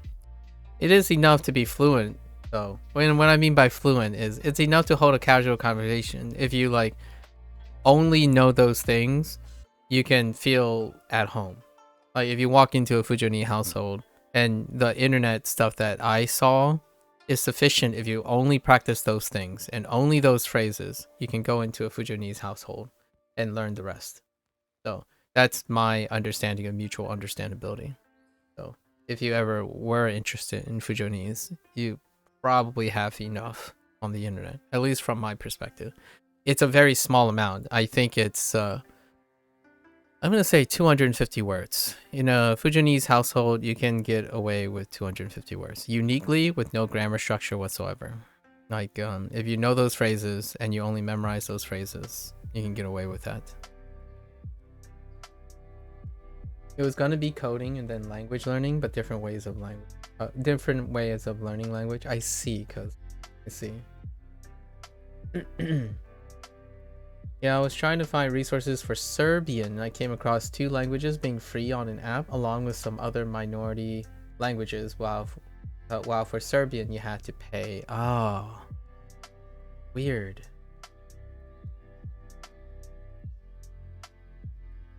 Yeah, it's pretty astonishing when you have harder to find languages. The psychological threshold for what is sufficient to start communicating gets lower, because ultimately the stuff that's available is probably the stuff that accounts the 80-20 rule. You know, like for me, I think if whatever I could find on Fujonese got really close to the 80-20 rule, As in, you got the vocabulary that covers 80+% of most conversations, and then you can build from there. So like you would go up to a Fujianese person, use these phrases, and ask them how you say certain things. You can still say like, what do you call this? You know, or what is this? What is that? Kind of thing. And then greet the person, say, I'm trying to learn Fujianese, and then, you know, share a meal, talk about things. Enough. Not deep conversations, obviously. I can't have deep conversations. I don't even know how to say politics in Fujianese. I don't think my parents ever uttered the word politics around me. Yeah, no, there are a lot of words missing. Okay, 食べ物. 食べ物 Okay, 食べ物 so I kind of know, I would say, as a side note, it does feel a little restrictive, but it's the two different worlds. As in English, I have the urge of being incredibly verbose and sophisticated, right? Or increased complexity. So I spend most of my time trying to lower my barrier of English so that I can be presented more as a casual person and more approachable person. Meanwhile, in Fujianese, I'm particularly incredibly comfortable in using the smaller vocabulary in order to just naturally discover new vocabulary without the urge of excelling ahead of that. So that goes back and forth quite a lot. So my native language is treated way differently than my native language. Both my native languages are treated very differently from each other, and then those two languages are treated very differently from the way I treat Spanish and Japanese. And Spanish and Japanese are treated very differently. Since Spanish, I was formally schooled, and then now I'm self-studying Japanese. So my life has been a wild roller coaster ride of 4 different languages, 4 different environments, 4 different sets of differing motivations and goals. Interestingly enough, like my motivation for Japanese and the use of Japanese is not the same as my motivation and goals for learning Mandarin later, and it differs from Spanish. And my discovery and self-discovery of Fujianese is different from the other 3. So it's kind of interesting to have all of these goals back and forth, not necessarily mutually inclusive of each other. Sometimes they're exclusive. Like, for example, Japanese does not apply to my family household. So which doesn't overlap again with Spanish as well. Only Fujianese and English. And then when I go abroad or like visit my sister, Japanese and English comes into play, but Fujianese does not. And Spanish does not. When I go out around here, Spanish comes into play and English. So interesting, at least in my opinion. So I'm always juggling, trying to connect with people of different goals and motivation. You cannot project all of your motivations. It's always part of the motivation. If I'm talking to someone who's interested in Japanese, I wouldn't talk to them like I'm interested in Fujianese first. Language has this really wonderful side effect if you don't want it, but I embrace it, where you kind of get into the mindset of what it is like to speak that language. If you speak Spanish, you kind of become a little, I don't even know how to describe it. My mannerisms kind of slightly change around Spanish speaking people. And then English and American English specifically, because I don't have any, around British English, I'm probably going to behave slightly different, right? It's fun being able to be adaptive, very adaptive. 8月 8月チョコバナナが欲しいです。 There it is. There's the other one. Choco banana. Choco banana. チョコバナナ Choco banana. チョコバナナが欲しいです。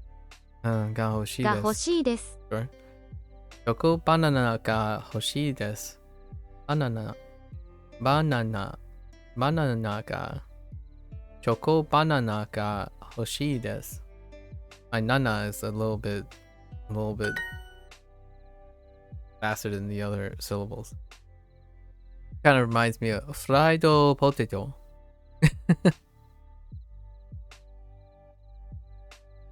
一緒に一緒に Would you like to eat together? 一緒に食べませんか？食べませんか？美味しい食べ物がたくさんあります。 Okay.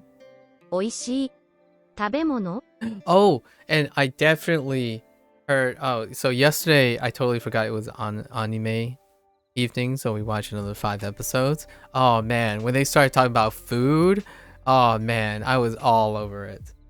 They had like a scene with food, and I'm like, yes, I was prepared. I was prepared for this. It was almost nearly 80 to 90% comprehension. For when they started talking about food, they had a scene about reminiscing about food and stuff. Like, yes, I was ready. 美味しい食べ物がたくさんあります。美味しい食べ物は美味しい食べ物がたくさんあります。 Oh. が Wait. たくさんたくさんあります。 Oh, that's a nice way. Aha. That's a nice way. Yeah, yeah. たくさんあります。美味しい食べ物がたくさんあります。Yeah. 美味しい食べ物がたくさんあります。 There are a lot of tasty food. Or there is a lot. 8月に京都でお祭りがあります。日本のお祭りが楽しみです。Yeah, I was definitely getting my snack on out, man. I was ready for the food discussion. 8月に京都って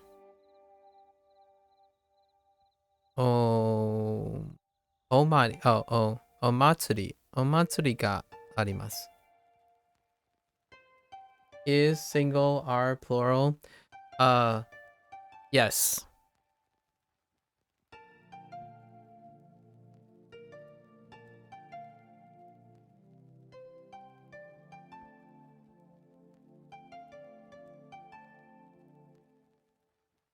There are exceptions to using helping verbs in specific cases. So in that case, if you're talking about a lot, in Japanese, you don't differentiate between plural and singular. No, that's not the reason, Cozy. It's not the reason. I know you're talking about me saying are a lot and is a lot, but that is not the reason why that is not it, because in Japanese you have to translate from it. So I was gonna say there are lots.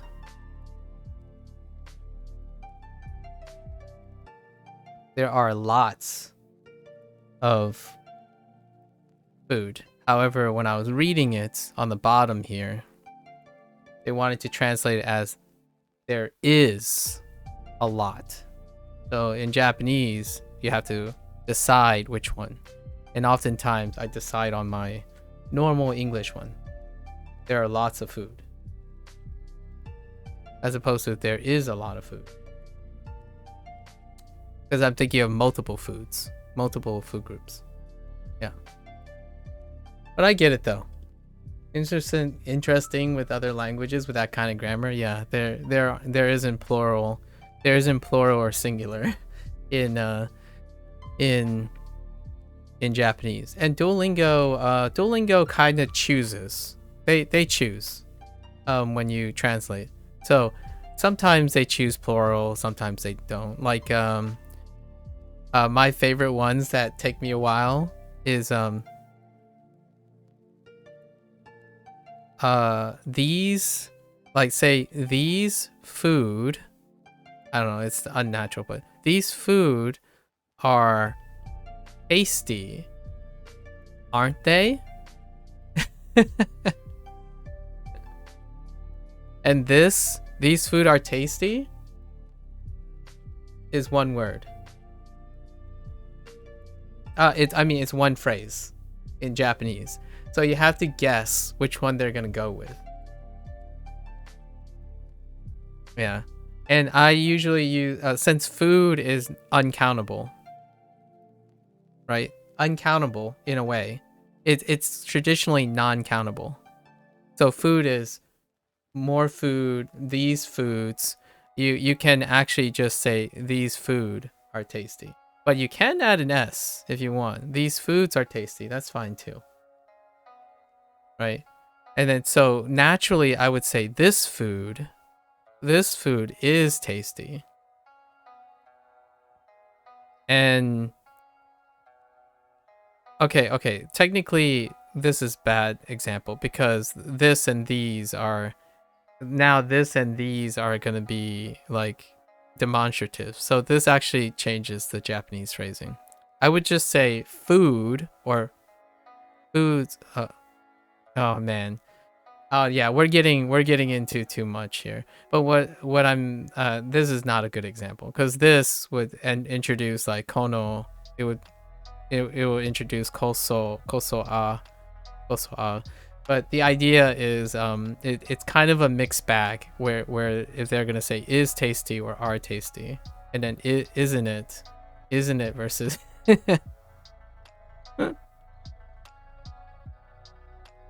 I humbly beg for your forgiveness for my atrocious English. And you're adding someone that is not in the chat. I don't understand, Seth. Is that a copy pasta to a different channel? Yeah, and then I agree with you. I agree with you that English speakers, specifically speakers, not writers. When you write, it'll become apparent. But when you speak, a lot of times, it's at a spur of the moment. And they don't get confused. I wouldn't say they get confused. I would say they are, in my opinion, they have a habit formation that they will do. When you tell them that, oh, it's not is or are, they're not confused. They know the difference between is or are. But the habit of using colloquial is different, right? And that often deals with the meme that American English people, like people who speak American English, don't obey rules, right? Like they throw rules out. So yes, I agree with you. The people themselves are not confused about the rules. I think most of the time people understand the difference between is and are being singular and plural. It doesn't change the habit of what they're using. And much like most things, most things in the English language, you learn a lot about your habits when you're learning a different language, right? My favorite one about learning Japanese is that English prepositions are wild. They just go anywhere. They just throw them anywhere. Just pick your favorite preposition. It's gonna have some sort of fan base. Like just recently, do you do things in insert month? Do you do in a month. In month. This was the most recent one. It'll come up again soon. Do you do something in month? Like in August. Do you do things in August? This is weird now. After learning Japanese for a while, this is very weird. It actually feels weird. Although that's pretty much what you will hear. Although I haven't been around English speakers for a while. So. Or like the neighboring English speakers. We'll see it. We'll see it. It'll come up. Be prepared. I'll pause. Alright, so what's happening here? 8月に京都でお祭りがあります。There's a festival. 日本のお祭りが楽しみです。Looking forward to it. You whispered me.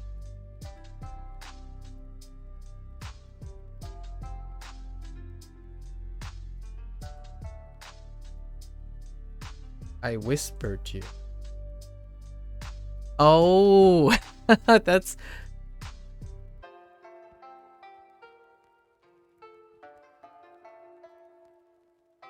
I whispered you. Or whispered you. That's... Wow. Wait, are you saying that as an example of weirdness? Because that is weird. It goes off with the whole it reminds me of borrowed you. Oh, on Twitch? Oh, okay. On Twitch? I'm usually not on Twitch. But here, let me see. Okay.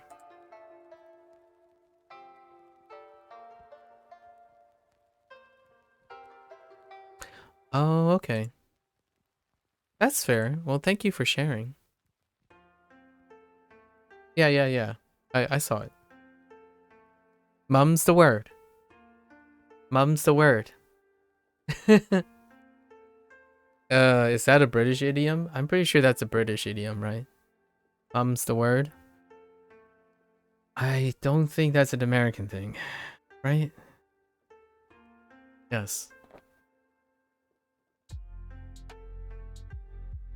Blank form? Wow, I'm dedicated? Well, thank you. I think. I appreciate it.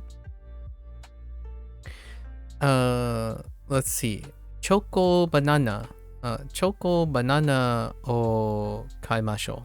Yeah, sure. Buy a chocolate covered banana.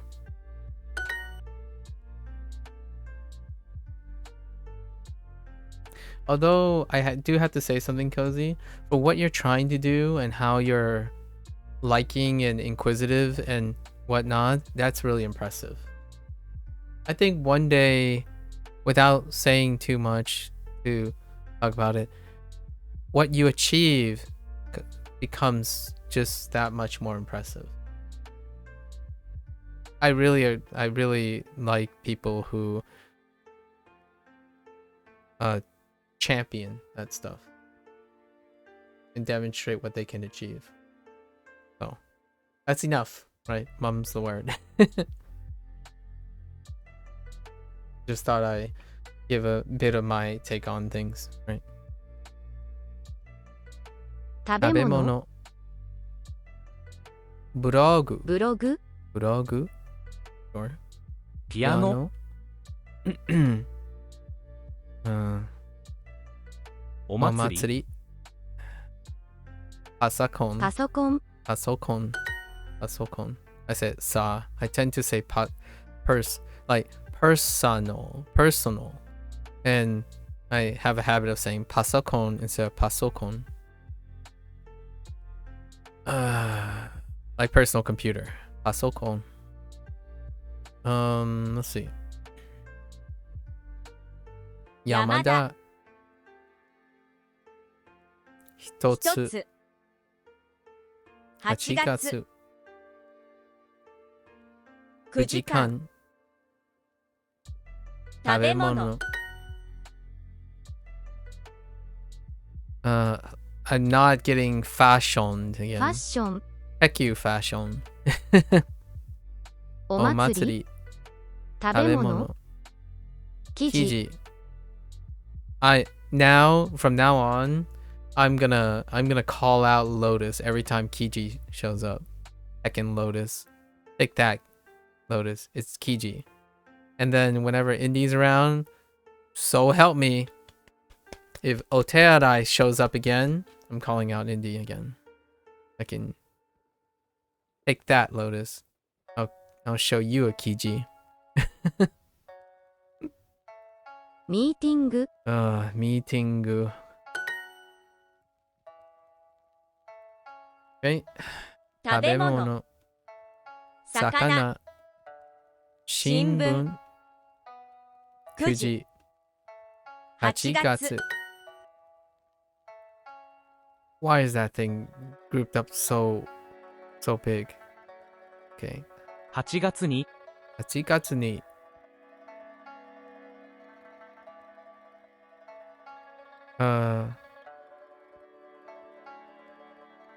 韓国のイベント OK 韓国のイベント韓国のイベントがあります韓国のイベントがあります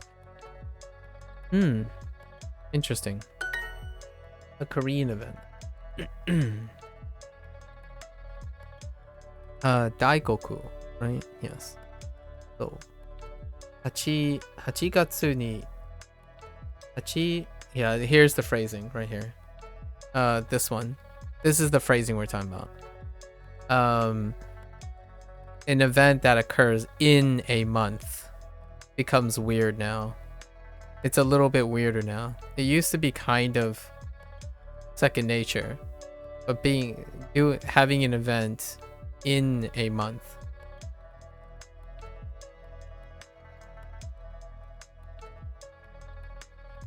Hachi gatsu 大国のイベントがあります。8月に Where どこですか？大学のイベントがあります。Would you like to eat snacks together? That's adorable. 一緒にお菓子を食べませんか？一緒に Something is happening upstairs.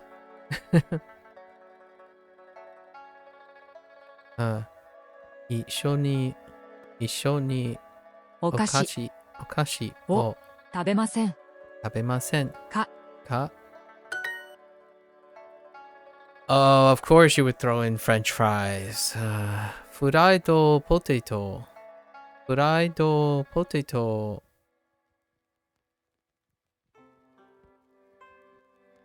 Oh, fried potato を食べませんか？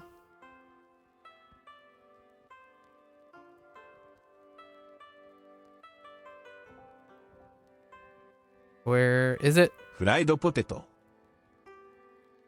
を食べませんか？食べませんか？せんか？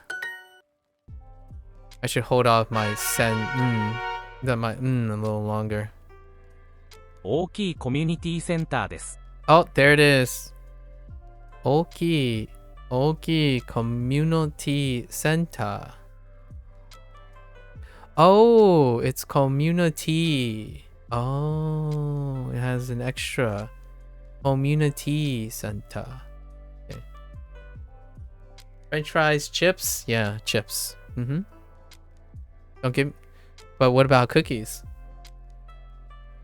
What about cookies? I know I like the British. I watch a lot of British television, so at least all the common stuff The common stuff are still there.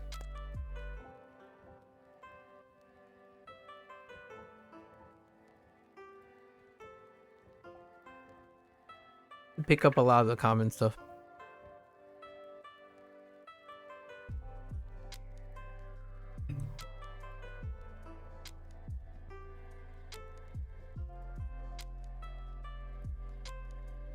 Cozy is a garage, okay? Don't at me. Don't fight me, it's a garage. I'm just kidding. Cookies, they are biscuits, yeah. Cookies are cookies and they are biscuits, indeed. There are biscuits too. There are biscuits here too. But they're more like muffins. But less muffins, never mind. They're more like pastries. Or even baked goods for that matter. Yes, I'm talking about here, not there. No. You don't understand. This is not from. I'm not saying the UK has cookies and biscuits that are more like muffins. I'm talking about over here. So like the layering.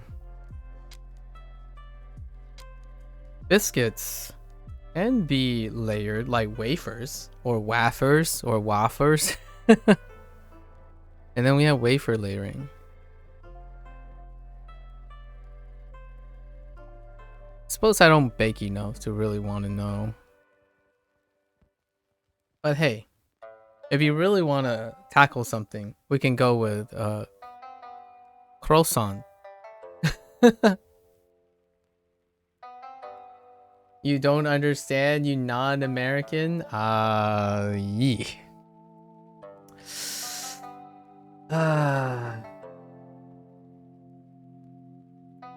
I've heard that before too, interestingly enough. Because I'm not just American. Isn't that interesting? 大きいコミュニティセンターです。大きいコミュニティセンターです。大きいコミュニティセンターです。It's a joke? 明日はダンスコンテストがあります。That is 母と the 一 joke. 緒に行きます。I tell people that I'm American when they think I'm Asian. I tell people that I'm Asian when they think I'm American. I'm just kidding. That's a little toxic, actually. That's a pretty trolly.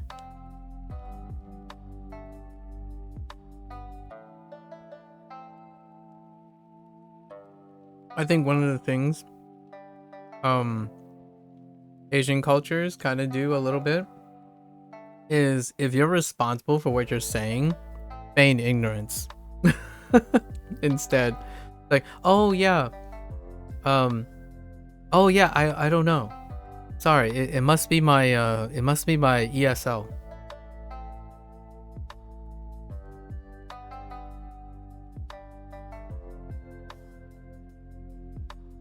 To be fair, I have not done that before. I assure you that my parents have, and it's reasonable. But they also use it for like spam and like solicitors. Like, oh yeah, no English, please.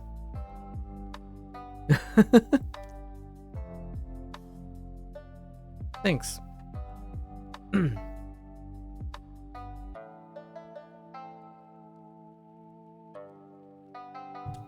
Wait. Cozy, listen. A hot dog is a sandwich. The world is on fire. We're done. I just lit the entire place on fire.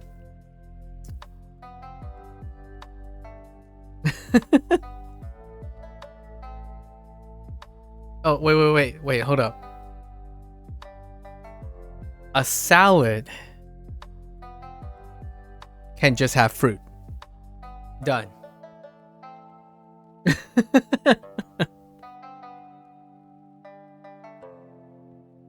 Oh, wait, one more before we get back to Japanese.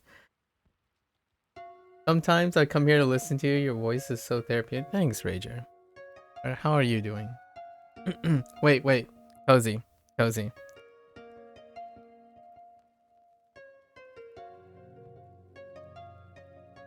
Potato salad. Deal with that.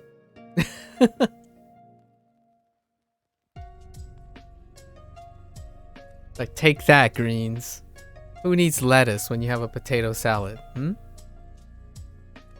just kidding. No, I got one more. Macaroni salad. Oh, that's gonna trigger some Italians, actually. Now that I think about it. Because it's elbow. It's elbow. The shape is elbow, but you call it macaroni for those like specific shapes, but that's not actually a specific shape of macaroni. Like, you're good, Rager? That's good to hear. Hope things are good. Yeah, I'm doing pretty well.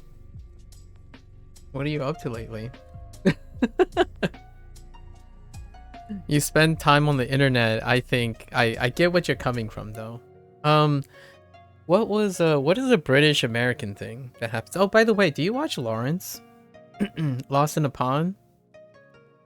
I watch him a lot now because of since I started learning Japanese, like all sorts of viral-esque, like successful content creators who are are transplanted and stuff in different places. You're not British? You mentioned Irish though. Yeah. Work, playing a bit of Neverwinter here and there just for Dota 2, new update, then I might hop onto that. Yeah. Oh, interesting. Okay, so still doing the keeping up the daily upkeep stuff. Dota 2, huh? New update. I haven't touched a Dota game since Dota. Oh, actually, I guess the last mobile game I technically touched was League of Legends. Yeah. So, so you're not British, but I'm not referring to British as people. I'm talking about British English. So that's kind of a cultural difference there. So I'm not calling you British. I'm talking about the English you speak from. So Northern Ireland is British, but I'm Republic of... That's fair. I'm well aware of the structure of the United Kingdom versus, you know, the rest. However, that is assuming that I was referring to Britain as a group of people, then British English, which we were talking about language here. It's kind of like people who know American English, but their English is still not American. Yeah, I just hopped on to Neverwinter to update, then I leave. Yeah. I will be resuming playing Neverwinter, Rager, or covering my like 1 week upkeep of Neverwinter in Ma 28. Ma 28 is going to drop in 6 days. Right. I could, Cozy, do the same thing and kind of sort of say like, yeah, but I'm Northeast American.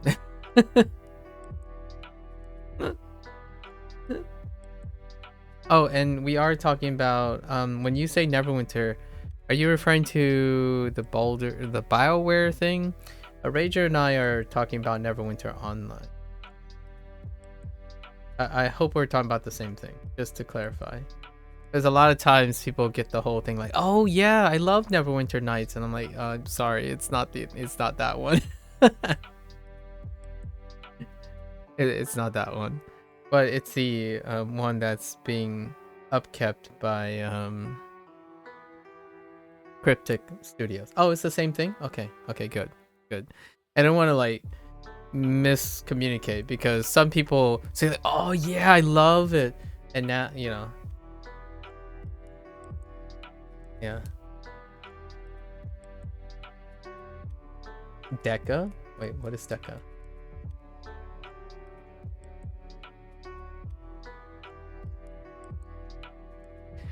Okay, so let's continue with that. I'll read as I continue. 明日は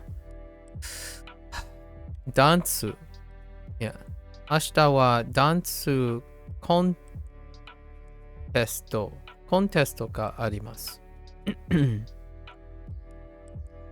Wait a minute.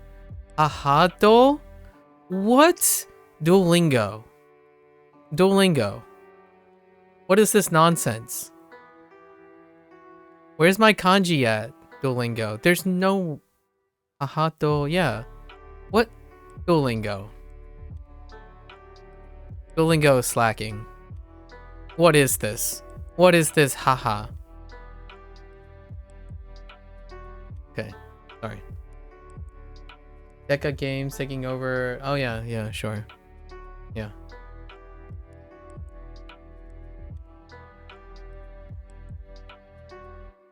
You already got your emotes for mod 28? Sounds solid. I'll talk more about that in another time. But yeah, still there, still going. Still do my dailies, right? Long wait. So, 母と一緒に行きます。Yeah, I will be. I only do it once a week. If you wanted to know, I covered every single mod, every single mod on the weekly reset. So every first day is Tuesday because that's when they update, and then every Monday for 10 weeks. And then do like a review or something. Same thing. The same thing I'm doing with Duolingo, only it's once a week because weekly hauls.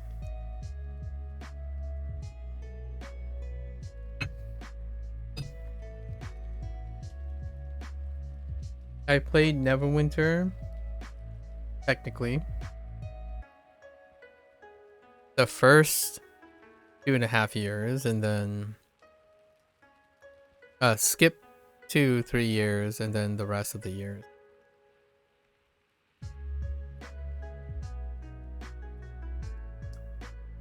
It's been a long journey for Neverwinter Online on PC. You can't play the first 2 years on console. The launch, you can't be part of the launch on console. I was part of the launch. Had some interesting stories from back then. Maybe I'll talk about them in another week or two. The first 2 years of Neverwinter Online, those were some interesting times. Waiting on that Tiamat mod. The great reset, the great exodus after the Tiamat mod.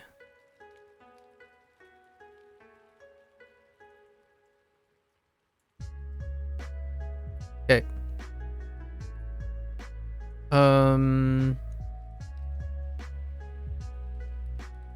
Dance. Watching a dance contest. Alright. 近くの町でイベントがあります。Chikaku. Wait. Yeah. 近く What? 近くの町でイベントがあります。Oh. の町でイベントがあります。あります。How long have you been playing Cozy? Do you still play Cozy?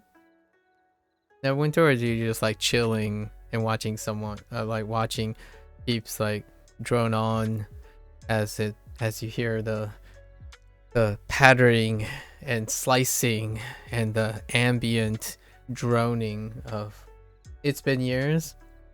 It's a comfort thing.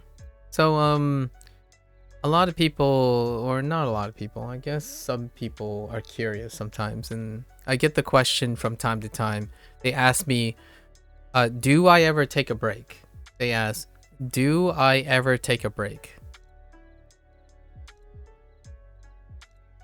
Because, you know, all the time, you know, whenever I'm streaming, it's like, man, you know, you're dedicated to something. I'm doing something dedicated. I used to stream, though. I used to stream casual things. However, the way I stream Neverwinter Online now is not casual. It only encompasses the refresh day now. The refresh day only. However, it's still quite casual. Refresh day. So oftentimes this question and people ask me, do I take a break? Well, when I'm streaming, I'm not taking a break, right? I take streaming incredibly seriously, in the sense that I want to be learning something, showing something when I'm streaming. However, when the stream goes off, every day I actually do my dailies on Neverwinter. And I do my dailies without looking at my screen. I'm actually watching a movie while I'm doing it. So I tend to be watching, like, right now I'm watching Fallout on Amazon Prime, not sponsored by the way. Meanwhile, I would do queues and stuff on Neverwinter. And then I also play PSO2 NGS. PSO2 NGS every single day. And Hearthstone. I do my daily / weeklies on... So I do juggle live service games to keep my hands going while I enjoy something else. So the chill aspect. So the chillest I can get is probably like consuming 2 or 3 things and reading about something while clacking away without speaking. Not sponsored, but here's my code. Here's my affiliation code. Feel free to check the doobly doo below to see what I did, right? I don't think I've ever uttered those phrases before.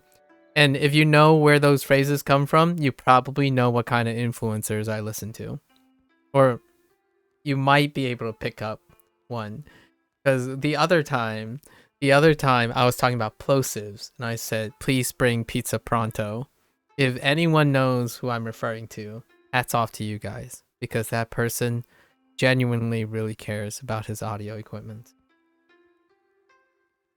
And then he definitely says the 2 or 3 of my the people that I watch very often who does like vlogs and whatnot, they do the doobly doo, below. I check out the doobly doo below. I like that word, doobly doo. But this is the first time I've ever uttered those words vocally. So it feels weird, but it didn't come out as bad as I thought. And that person that does please bring pizza pronto to test his mics for plosive rejection. He says this yeah, check down on doobly doo below for what I done diddly do. Like, okay Flanders. Howdy neighbor. Dun diddly doodly. I don't know. I'm just adding stuff that doesn't even make sense anymore. 近くの町でイベントがあります。公園で太鼓のイベントがあります。 I done diddly do that. 一緒に見ませんか? Sorry. Alright, I'm done. I was gonna suddenly switch to Family Guy, and I was gonna switch to Family Guy and say giggity. Sorry. Alright, I'm done. That's the last one. I can't say this phrase, but I'll let you know where the reference comes from. What is it? Bite my shiny... something. You know?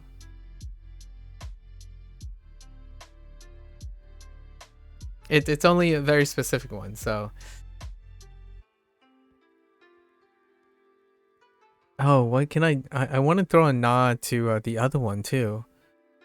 No, I don't have an iconic phrase from the other show. The other show I'm thinking of is Bob's Burger, but I don't know of an iconic phrase from Bob's Burger.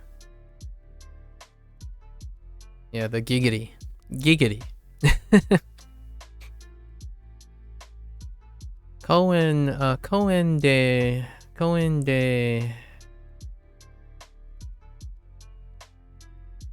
Taiko, yeah. Cohen de Taiko no イベントがあります。学校の後、一緒に見ませんか?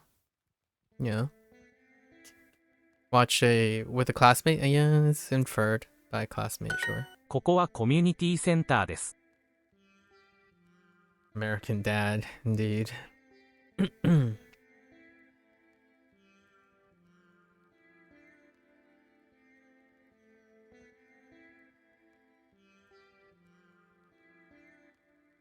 Or we can throw in another one, a little bit more edgier these days.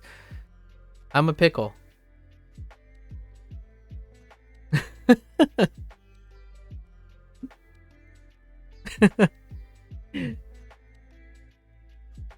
Just think pickle. And then we're good. ここはコミュニティセンターです。ここはコミュニティ Community Center センターです。です。ここはコミュニティセンターです。ここはCommunity Center です。Oh no. Community Center です。Community Center です。ここは Community Center です。Yeah, Rick and Morty. Pickle Rick. Pickle Rick. I'm Pickle Rick. Alright. That episode was wild.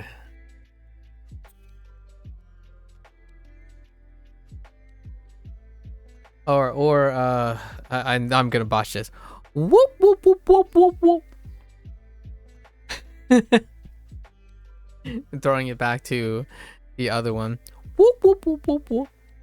That's the best impression. That's the best. That's all I got. Or let's throw another one. Dang it, Bobby. Dang it, Bobby. I can't do that. There's so many iconic phrases over the years, man. Holy man. Community center. I keep trying to say mu. Community center. Community center. It's just day, but day. Taiko, yeah, de taiko no performance ga arimasu. Okay. ダンスのショー Dance no show. Okay, dance no show. 公園で公園で oh wait. 公園でダンスのショー男子のショーがあります。Nah, we're just gonna go with ga and move along. 名古屋で Nagoya de. Ooh, they just brought up Nagoya all of a sudden. Nagoya de. Nagoya de. Taiko no contesto 太鼓のコンテスト があります。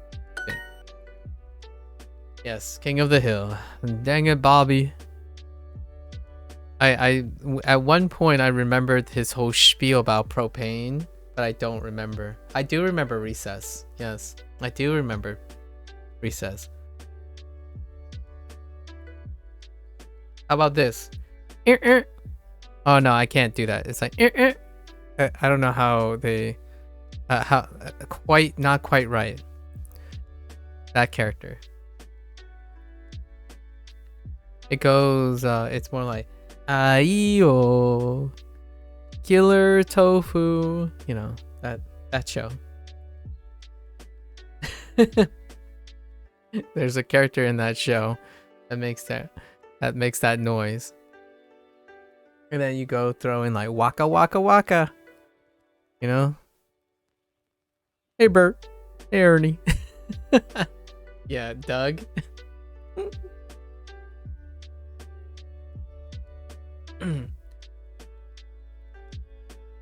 What are we gonna do tonight? What do we do every night, Pinky? Try to take over the world.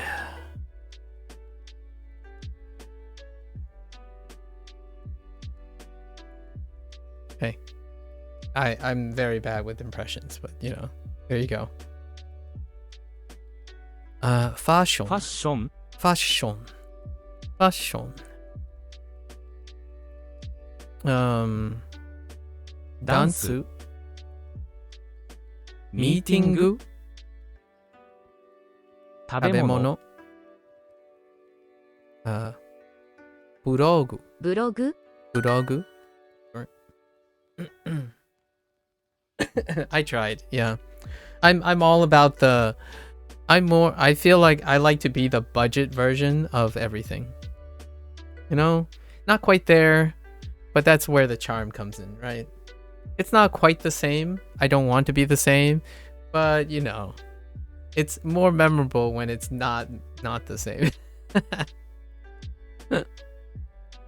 Just a slightly off brand. I'm all about that off brand thing. Speaking of off brand, hats off to Stephen He on his off brand series, you know.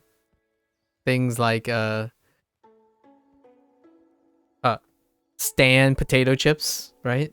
Haha, off brand Stan potato chips. Or I don't know.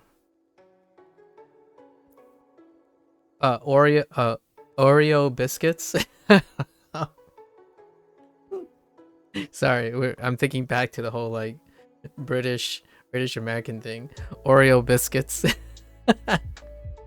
That's not the same thing. Like it's not an off-brand joke. Just call it Oreo biscuits. I really like those ones. Neo biscuits. What's like what puns can you do? Like Hilly Dew, you know, Hilly Dew as opposed to Mountain Dew. Canada Wet. Canada Wet. Canada Wet. I don't know if you're familiar with Canada Dry, the ginger ale. Not sure if that's international or not, but Canada Wet. There's an event in the nearby town. So 近く近くの町イベントでイベントがあります。Okay. イベントがあります。近くの町でイベントがあります。ミーティングバー Wait. Thinking of bar. Hydrate and stretch. Yeah. No worries. I got it.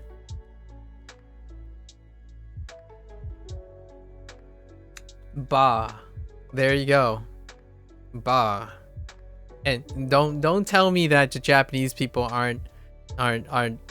they have a favorite. They totally have a favorite. I'm being hyperbolic here. This is a joke, guys. Do not take this too seriously. Japanese people clearly favor British English over American English. I protest. I formally, unofficially, non-comprehensively protest the ba or bar. Sorry. Alright. Jokes. We're done with the whole British versus American English thing. I promise. Well, I promise I don't mean it. コンテスト Contesto. No one calls them bars here. It's a pub. It's true. It's true. It's true. But no one calls them bars here either. They call them bars. Actually, that's a lie. Bostonian accent. Bostonian accent. And Mid-Atlantic. Mid-Atlantic will probably call them bars.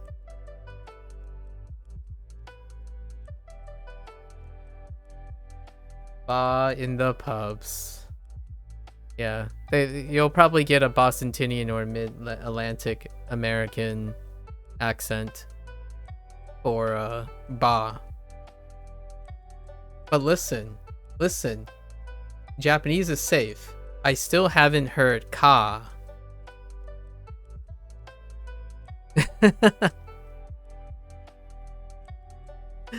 So I haven't heard ka yet for the katakana.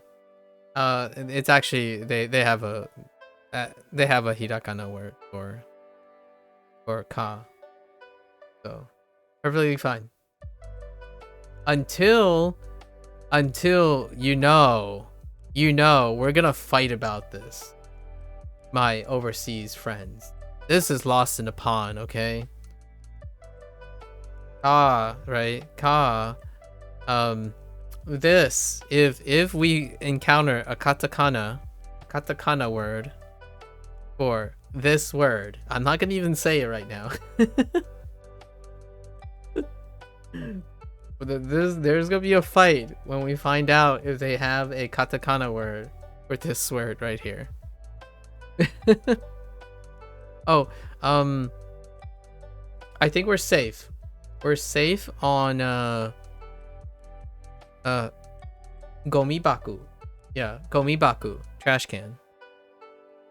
Okay? We're safe on this. Obviously I'm saying trash can, but you're fine. You're fine. It's gomibaku. It's not trash can. So, so it's not that. It's not that anymore. So we're fine. We don't have to fight about this. By fight I mean like what kind of fight am I talking about? We're talking about like two people like nudging each other. We're not talking about people taking like fish and slapping each other across, or a duelist glove just slapping each other and challenging each other to the death. More of a like a nudge. More like a nudge, like hey. Garage. Sorry. Okay. All right.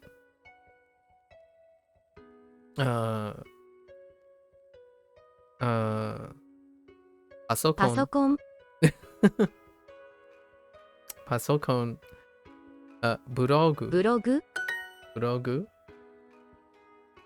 Okay. Their sizing is a little weird. Okay. So here's a fun, interesting thing. So, or computer programming thing, like a programming thing.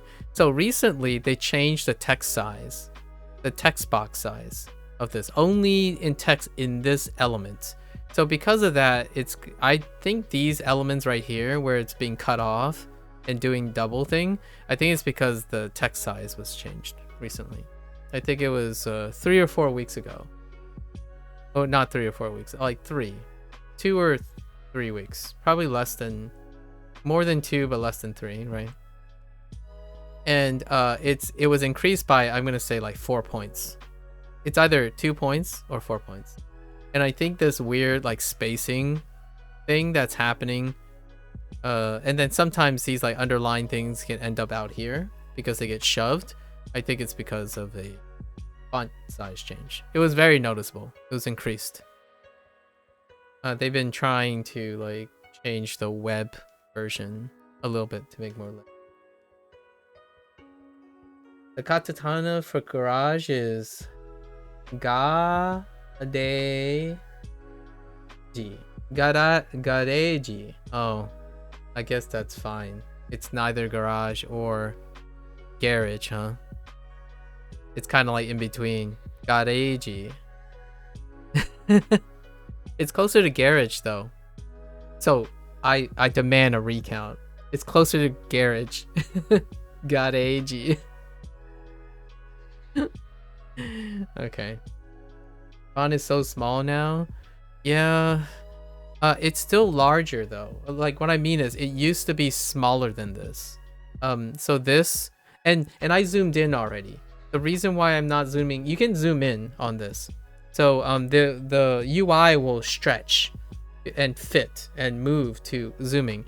The reason why I haven't zoomed in even more, because this is at 125% right now, is because I'm cutting off some of the stuff. The other stuff, the blank space on the side and stuff, actually have things when you're not in lesson.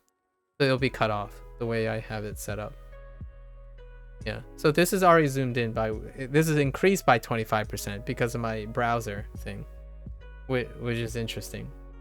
So it was very small. It was quite small. It was so small that it was very difficult to see kana as well.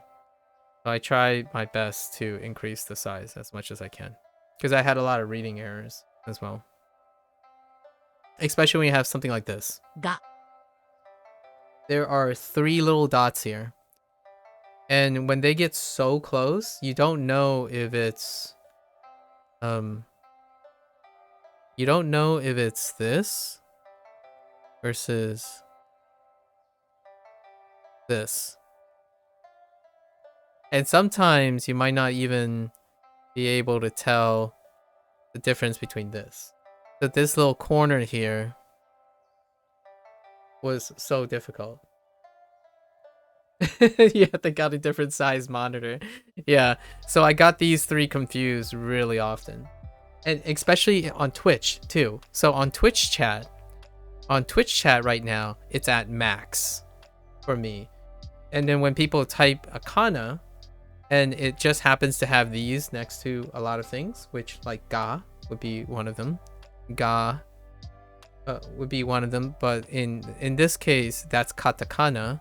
So katakana doesn't have this thing here. It'd be this.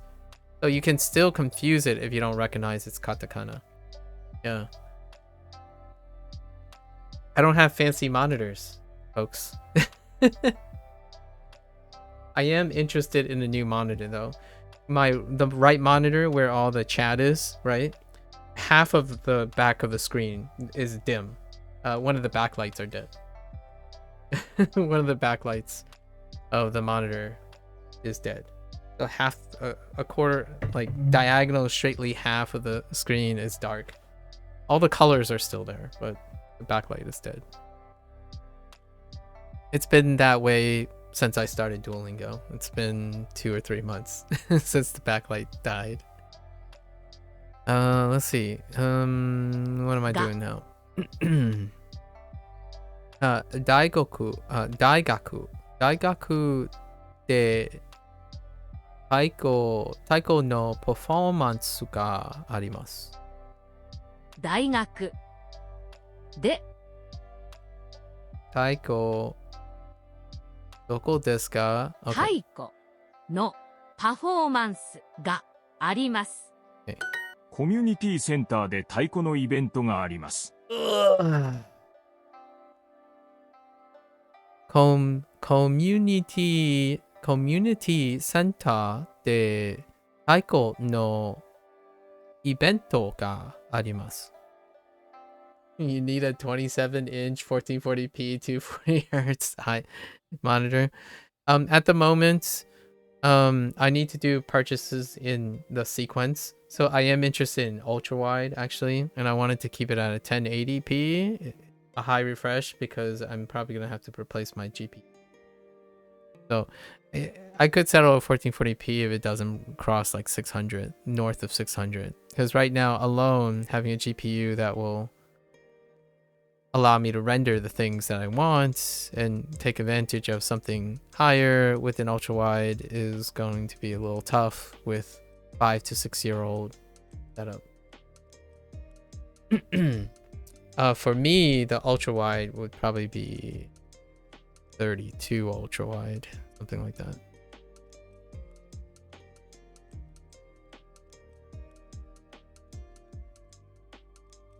As opposed to Cozy's preference for 27, interestingly enough.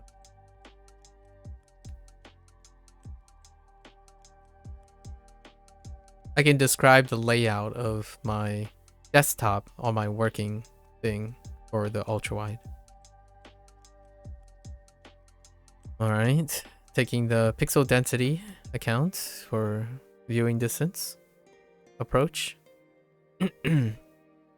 Let's see. There's a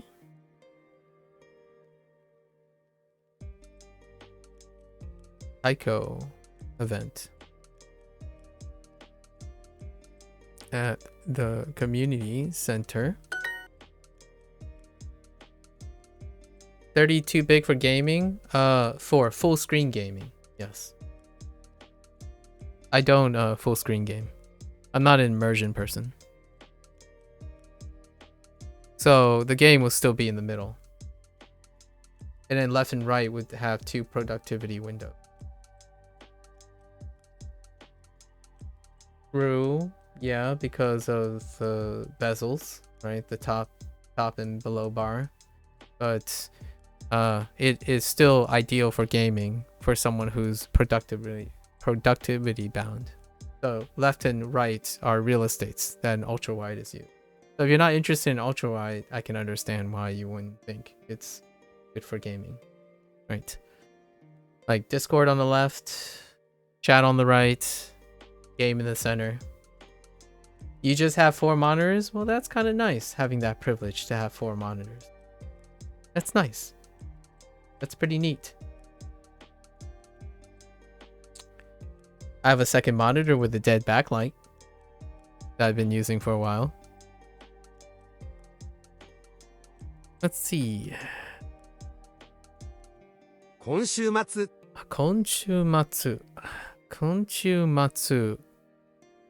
写真のコンテストがあります。Interesting. 写真のコンテスト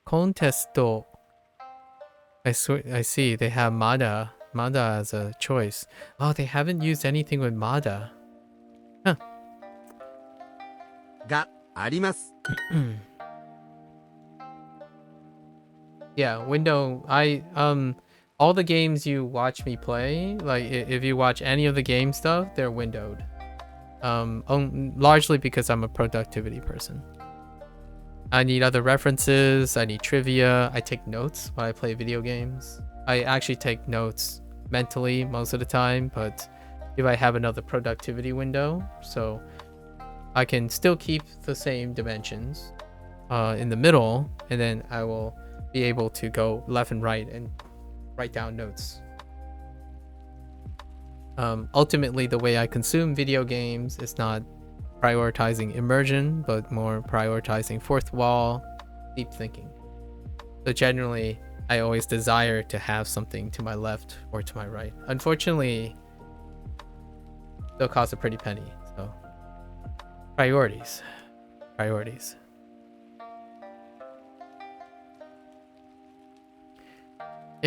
At a nearby train station. 近くの駅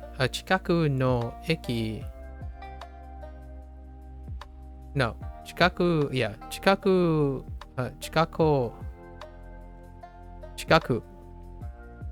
の駅でパフォーマンスがあります。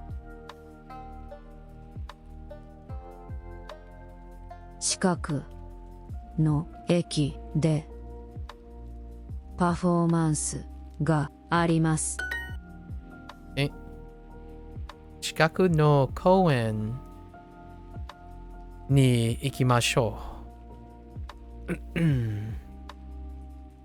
近くの空港 Kuko? Where did Kuko come from? 公園に行きましょう。Sorry. It's not, but it is still an expense. So we're talking about comparing of not buying something and buying something, as opposed to comparing an expensive thing with a least less expensive thing, right? You know you remember the meme, Cozy, where like, oh yeah, you go to a grocery store or you go to a sale and it's like, I saved $150. That's not, but you're not saving money, you're spending money. If you know what I mean. Don't worry. My parents are all about that too. Me and my parents do that a lot. When we have to buy something, it's like, oh yeah, it feels great to save $150, but do you need the things you bought? It is very tempting. I buy, here's my guilty pleasure. I buy, my Steam library is gigantic. Okay? And like, it's not for the faint of heart. So, but you're not enjoying yourself though? I am, but different. Lots of people like to think that convenience is how people enjoy themselves, but I usually find it creatively challenging. And when it becomes creatively challenging, it allows me to problem solve.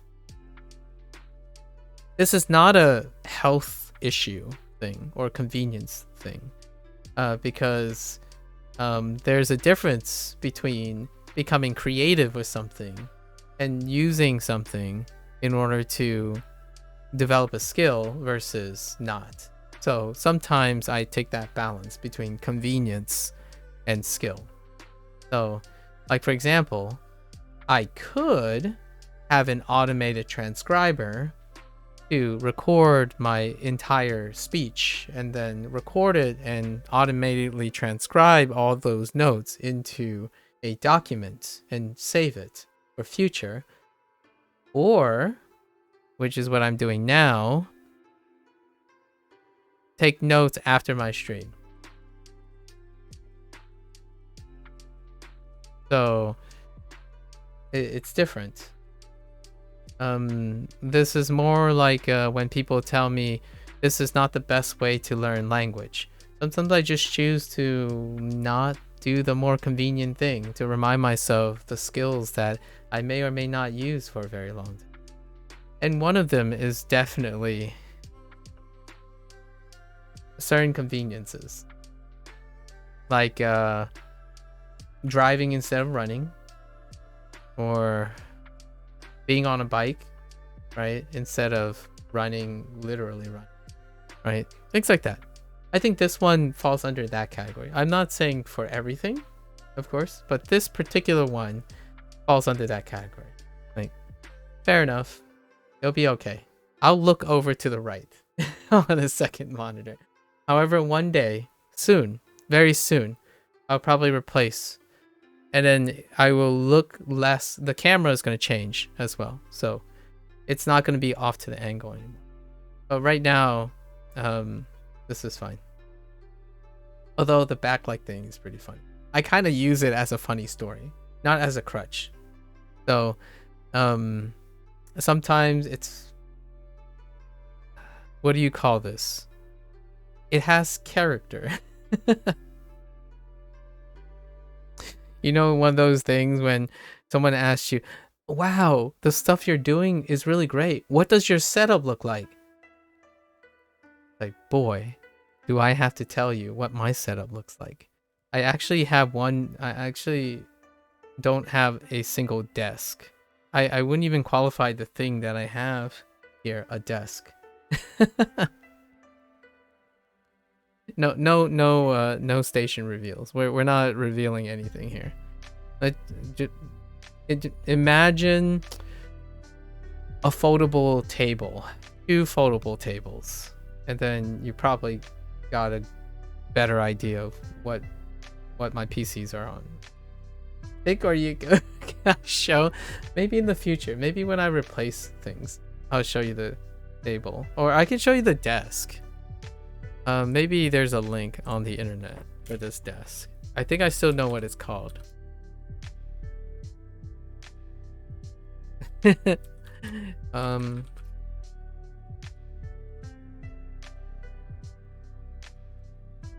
I think they discontinued this a long time ago though. I'll give you an image of something that's remotely close. Yeah, they probably discontinued this a long time ago. This is my desk for when I left. No, I can't do that. Then I have to find how to reset my cam. It'll take me a long time. We'll do it another time. When I replace my cam, I'll use the separate cam for something else.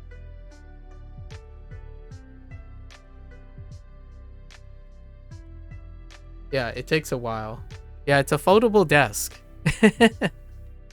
I think a pretty good facsimile, a pretty like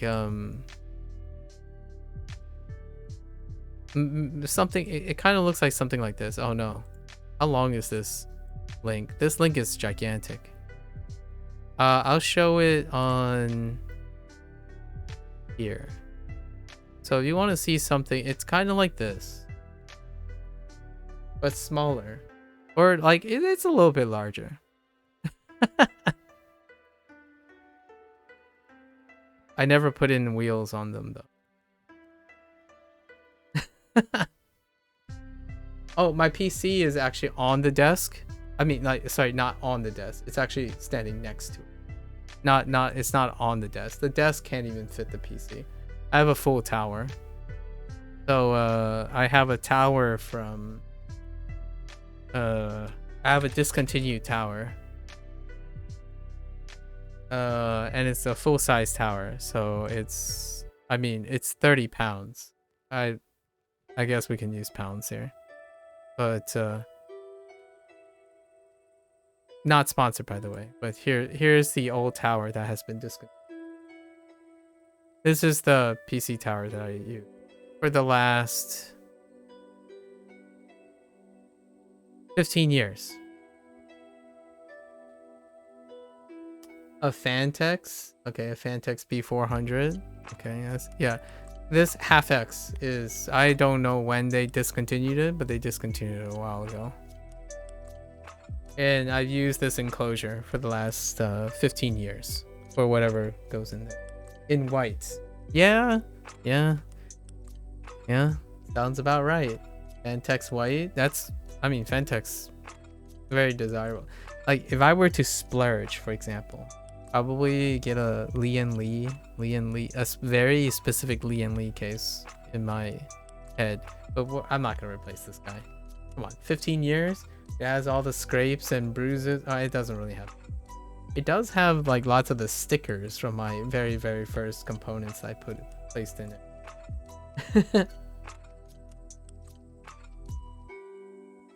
Lee & Lee. 10月。10月。10月31日にどんなイベントがありますか？ I like their I like their like I don't know, design language. I like the lines of Lee & Lee case. Quite a lot. 10月31日にどんなイベントがありますか？ 2 No. 2 31日2 10月31日にどんなイベントがありますか？どんなイベントがありますか？ Okay. Oh, you don't like the IO shield? I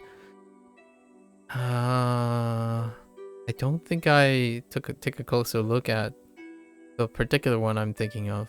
It's hard for me to get the chassis models straight, since I haven't shopped like vigorously. The grommets? Oh, okay. Like the back and stuff. I mean, from the IO. Oh, from the back IO. Yeah. Okay.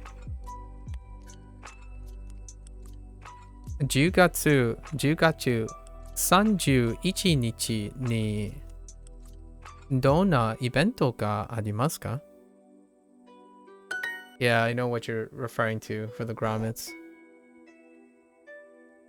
10月 out of sight, out of mind, Cozy. Just because you know it's there doesn't mean it's... I'm just kidding. Being a little thing. That was a little juvenile.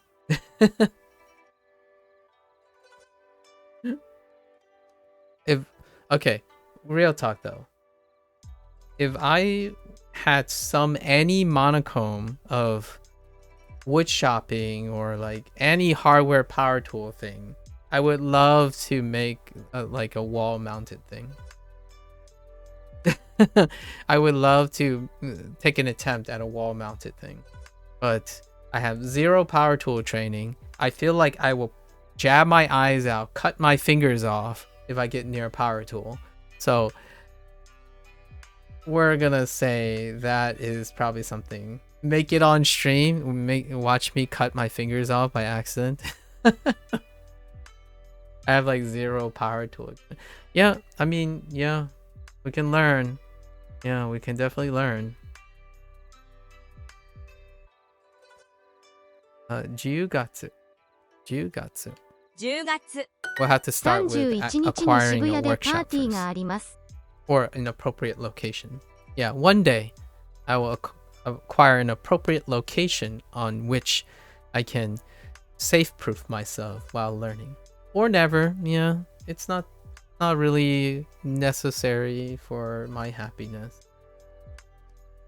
But you know, I watched what did I watch before? I watched someone weld.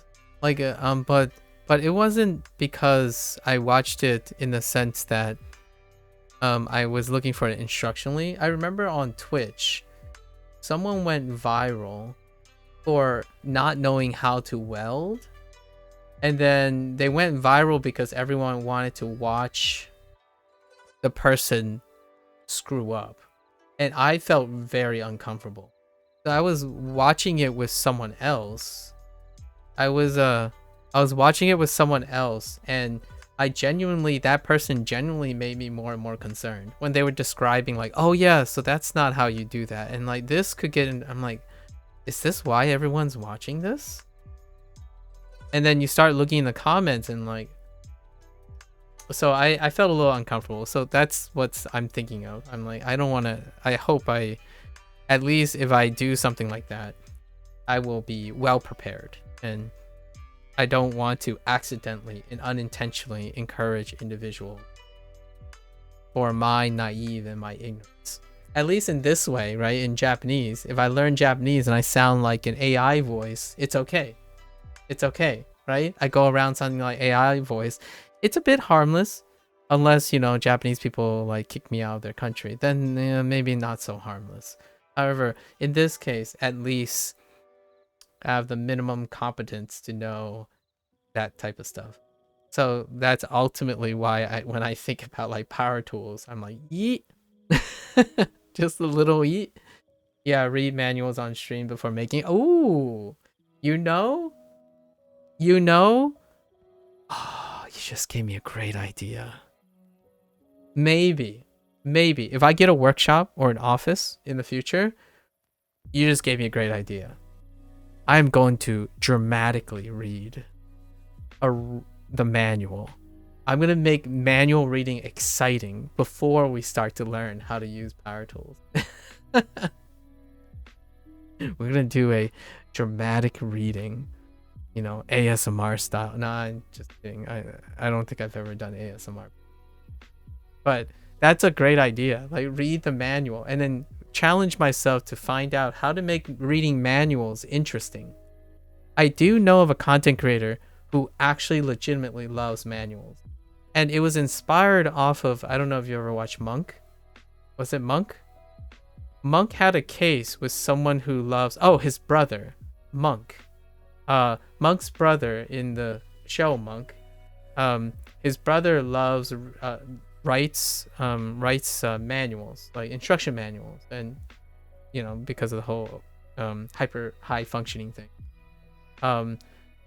It was played by I keep forgetting his name. But he has a very distinctive look. But they talked about how fascinating writing instruction manuals were. I'll have to think about it. How to make everyday mundane tasks exciting. I think that that's where I'm at. That's where I'm at.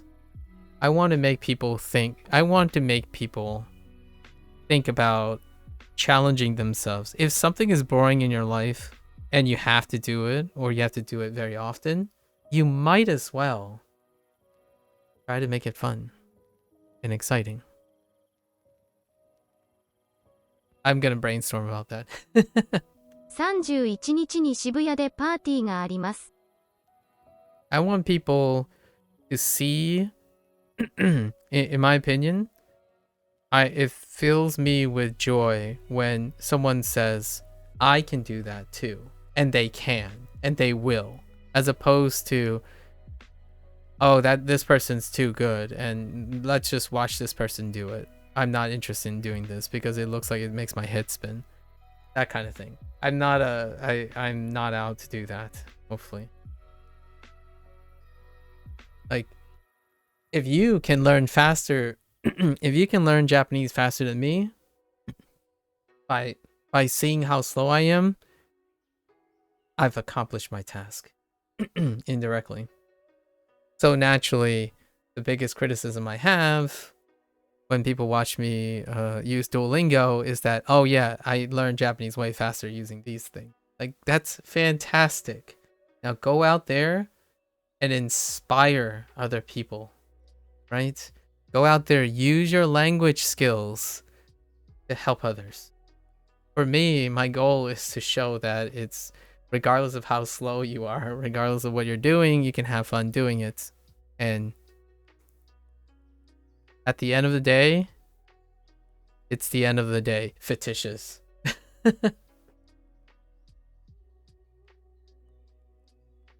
I understand that certain professionals, like professionals, when they're really good, when you watch a lot of people do things, they make it look very easy, right? And that's cool. That really is cool. Like, you're so good, you make something really difficult look easy. That's fair. That's definitely fair. To me, I don't want to do something that I'm so good at that I'm unable to communicate that to someone who wants to do that. So oftentimes I tend to do things not the best way, not the most ideal, and show that it's still possible doing it that way. So at least whatever you have way more alternatives to do and enjoy it even more than I do.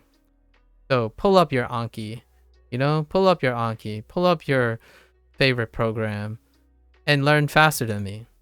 That's the challenge. I hate when you can do things and someone takes it from you and does it even though they don't know that you can do it. Failure is success. I hate it when you do the thing and someone takes it from you and does it even though they don't know that you can do it. I think I kind of understand that. You mean you don't like it when you can do something and they copied you or something, or they do it for you even though they don't know that you can do it too? I'm having trouble understanding that. You can clarify for me. 31日に渋谷でパーティーがあります。31日にパーティー。Wait. パーティー。It's somewhere. 渋谷でパーティーがあります。31日に渋谷でパーティーがあります。31日に渋谷でパーティーがあります。Yeah, take your time. 10月31日はハロウィンです。いつも家族とハロウィンパレードに行きます。10月10月31日はハロウィーンです。ハロウィーンです。いつも家族とハロウィーンハロウィーンコンテストハロウィーンパレードに行きます。Oh, that's kind of hard to read. Like if you're building something for someone, then another person moves out of the way and does it even though you can do it. Oh, okay. I see. Oh, okay. Fair enough. Yeah.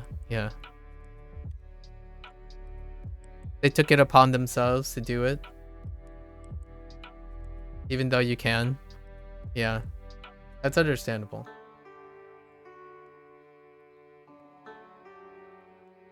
I like a hand holding or like, oh, that's okay, I'll do it for you. Like, but I can do it too. It's like, that's okay. Like, I'll do it. Yeah, the insistent intervention thing. And then you're saying failure is success. Yeah, you gotta learn to do something and be able to do it yourself, kind of thing. Kind of nice to give the person the opportunity to build, do it themselves before intervening, or maybe wait for the person to ask, right? I guess I'll just walk away then. Yeah. Time and place. A contest. No, not a contest. A holiday. It's just a holiday. 一緒にパーティーに行きませんか？一緒にパーティー something 行きませんか？ Let's look at what we have. 一緒にパーティーに行きませんか？ Yeah, that works. 一緒にパーティーに行きませんか？ Would you like to go to a party together? To a party together? Right. Again, article change. 今週末はハロウィンです。何をしましょうか？ Okay, what are they gonna do?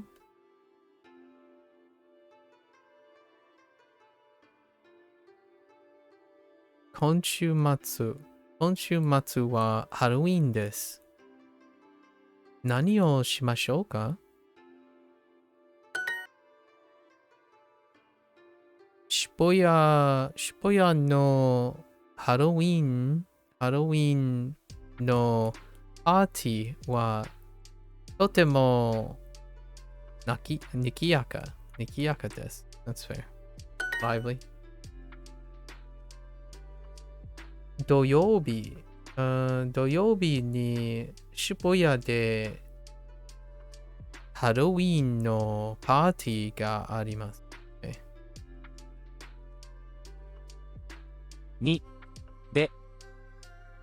土曜日に渋谷でハロウィンのパーティーがあります。ハロウィンは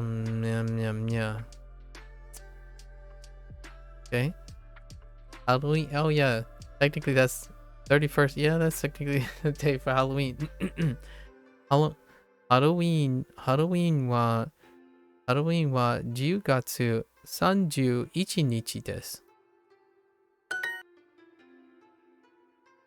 31日にno, not 夢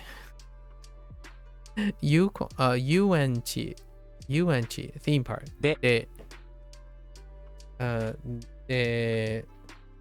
パレードがあります。Hey, oh, hey, they brought back oh wait, oh no, this isn't personalized practice. Huh, they brought in character. かわいいキャラクタのパパレード。レード。Okay. 10 10月月食べ物。 8 8月月日日曜日曜日3000 3000 I said 3000 3000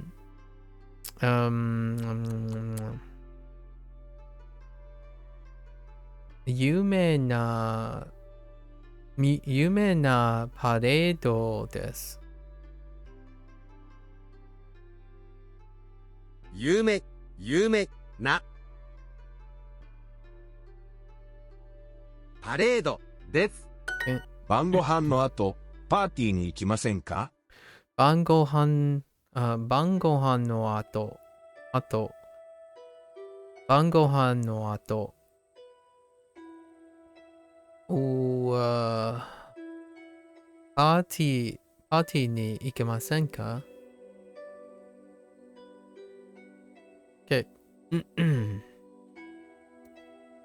After Hey Sub-Zero, what is, dude? You said it's on and off. It's late again. How'd you sleep? How'd you sleep yesterday? Or how'd you sleep last? How'd you last sleep? After dinner? After dinner,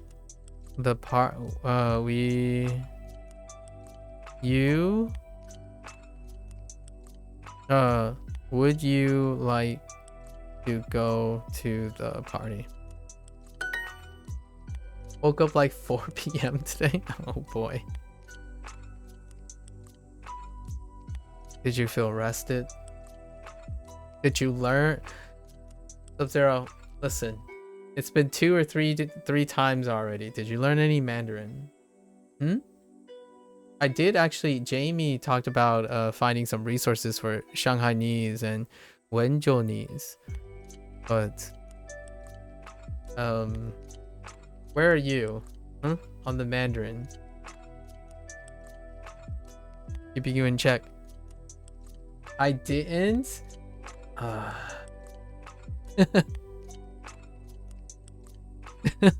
Okay.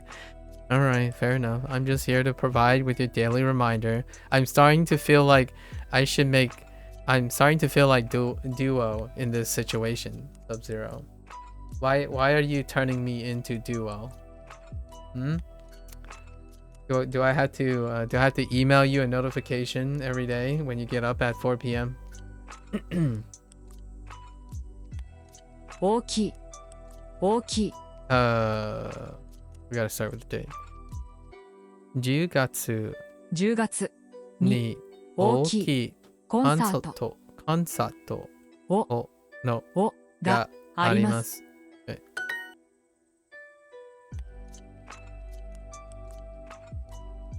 This is the face. Right here. Whenever you get it, just remember Oscar's face, okay? Whenever you're like, oh man, should I practice Mandarin today, or should I study? Should I study today?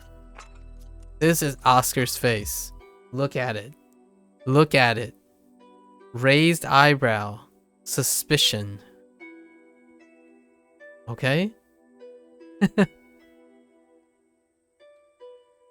I blame university. Oh, that's fine. That's fair. If only I was studying Chinese as your major. That's fair. Yeah, university. What do you mean that would be a lot of fun? Do you know how much oh, do you mean the email thing? You're gonna have... It's gonna take you longer to read my email notifications than it is to study Mandarin.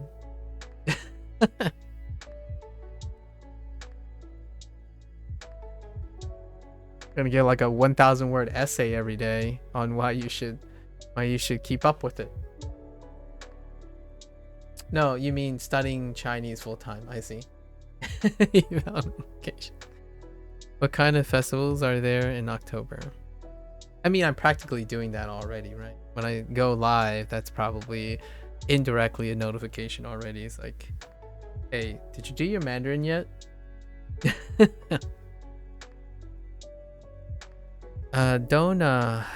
Let's see. Dona Omatsuri.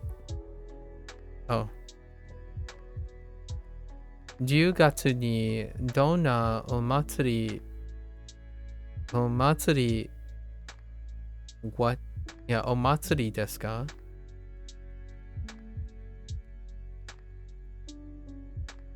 Wait, what kind of... Oh. あります? Oh, wait, ありますか? Okay. So, hold up. 10月10月にどんなお祭りがありますか? Yeah. 10月にどんなお祭りがありますか?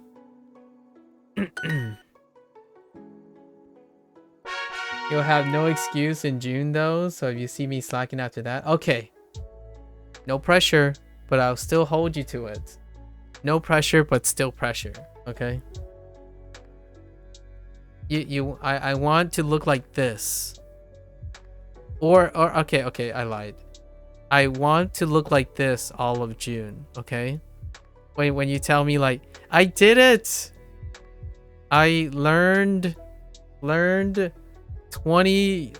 new words today. And then this is my reaction. Right? And then my question would be, go learn 100 more. Hashtag tiger parent. Hashtag tiger Asian parent. Right? That's what you're gonna have in June. Okay? You better be ready. No slack. I'm getting the Asian treatment. 12月 It's fine. It's fine. Like, definitely do what suits you best, right? Even one word is more than 0. 12月 12月 12月 December. 12月12月大晦日のパーティーに行きませんか? 大晦日に Wait. にのパーティーに行きませんか? いませんか? 大晦日のパーティーに行きませんか? 大晦日き大晦日き God no. Oh my gosh.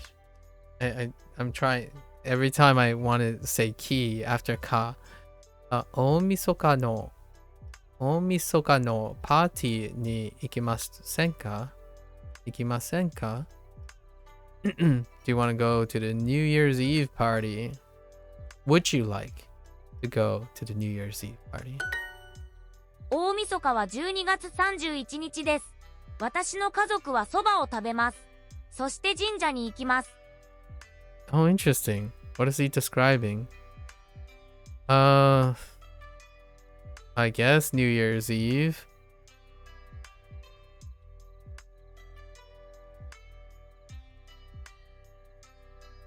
I heard jinja. That's what gave it away in Japan. Ooh, you know what? That's kind of neat. They could have went hard and said something, because technically jinja is what gave it away for me. But they did mention it's not New Year's itself because of Sanju Ichinichi, right? And then Christmas is probably not on the 31st. However, jinja you might do a deep cut into jinja in this case as well. Anyways, Oh, and then the first Miso. sentence is New Year's Eve. So, o miso ka wa. O miso ka wa. Oh, and it also says the date. So, 12日、12月、12月31日です。This came out furious, man. Check this out. 大晦日は12月31日です。私の家族はそばを食べます。そして神社に行きます。They're gonna go eat soba though. So, 大晦日は12月31日です。私の家族は No 家族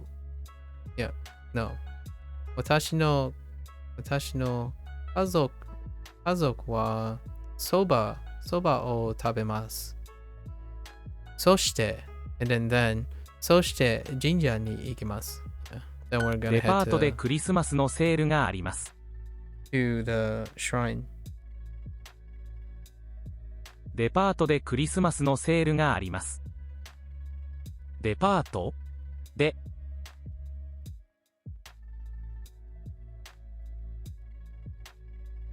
Wait, really? Wait. クリスマスがありますの Wait. I'm missing something. デパートでクリスマスのセールがあります。 Oh, seru. Oh, that makes Seru? so much more sense now. I was like, wait. Christmas at a department store? I'm missing something. And it's a sale. A Christmas sale at a department store. Fair enough. There's a Christmas sale at the department store. Or at a department store. Have you? デパートでクリスマスのセールがあります。Okay.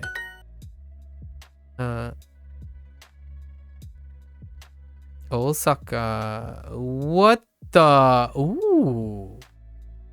This is different. Oh, this is different. This is very different. It's kind of like the other one where they separated, but now there are more choices. So they're doing baby steps. Right? Usually, these choices would only be presented as one pair, and then you can pick which pair it goes. However, to introduce multiple ones, they didn't give you 6 different options.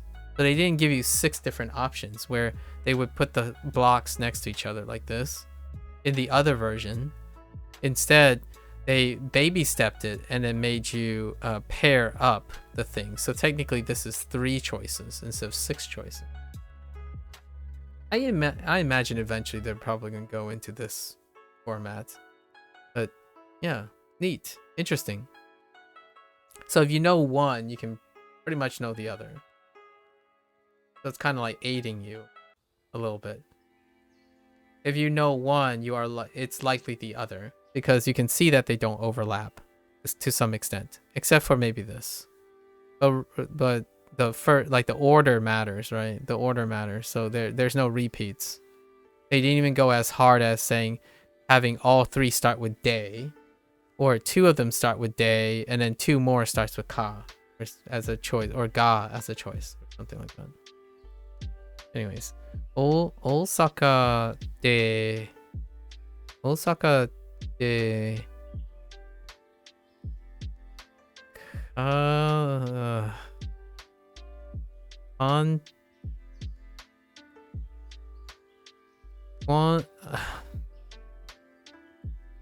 Kanto. Oh my gosh, it's a countdown no. Yeah, countdown no イベントがあります。Okay, that's the first. It's so hard to read this. Countdown. Oh my gosh. カウントダウンのイベントに行きませんか？カウントダウン。カウントダウンのイベントに行きませんか12月に東京で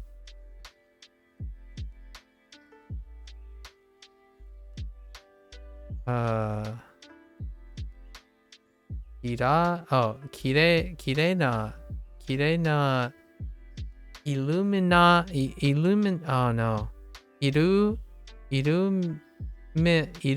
ーションいや、イルミネーションがあります。イルミネーションがあります。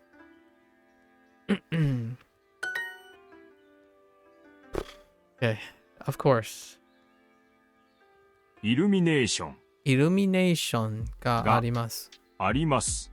イルミネーションがあります。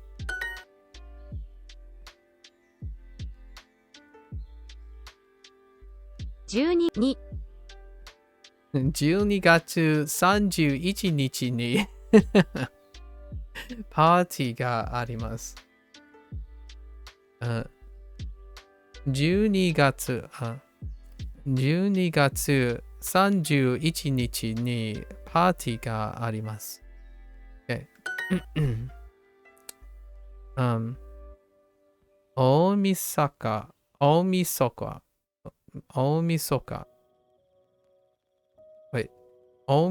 のカウントダウン。大晦日のカウントダウン。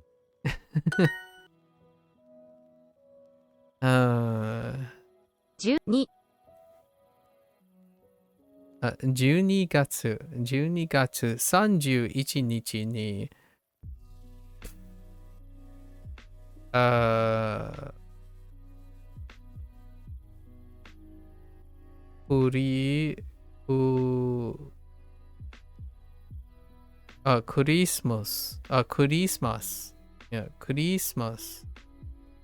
クリスマスのイルミネーションがあります。So, okay. 12月31日にクリスマスのイルミネーションがあります。Okay, that's fine. We'll keep going. We put in some time, they'll become a lot more flexible in the future. Let's put in some time, do some reps, get the reps down. You'll be okay. 大晦日10月8月食べ物話します。12月イルミネーションがあります。イルミネーションがあります。イルミネーションがあります。I'm fighting against my English tendencies. There's a light display. Neat. 渋谷でカウントダウンのイベントがあります。Okay. 渋谷で渋谷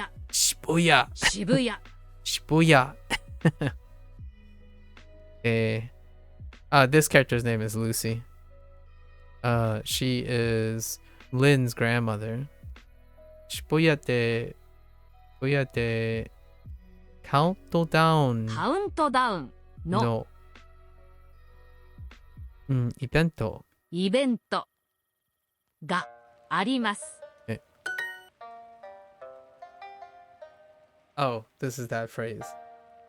Debato, or that sentence, the statement. Debato de クリスマス、クリスマスのセールがあります。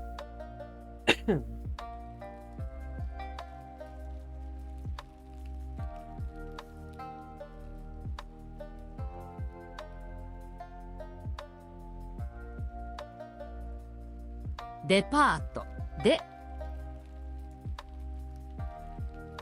クリスマスのセールがあります。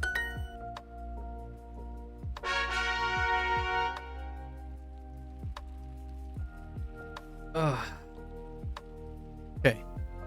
有名な花火大会です。有名な花火大会です。Okay. It's a famous fireworks display. Oh, interesting. Why are they doing this way? 近くの大学でダンスのコンサートのコンテストがあります。Okay. So, 近くの大学でダンスのコンテストがあります。お祭りは楽しいですね。お祭りは楽しいですね。That one has all the words that I'm used to.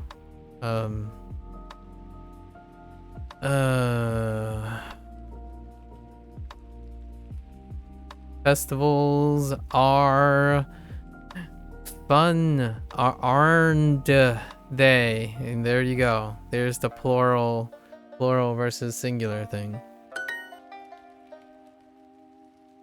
12月に12月31日にクリスマス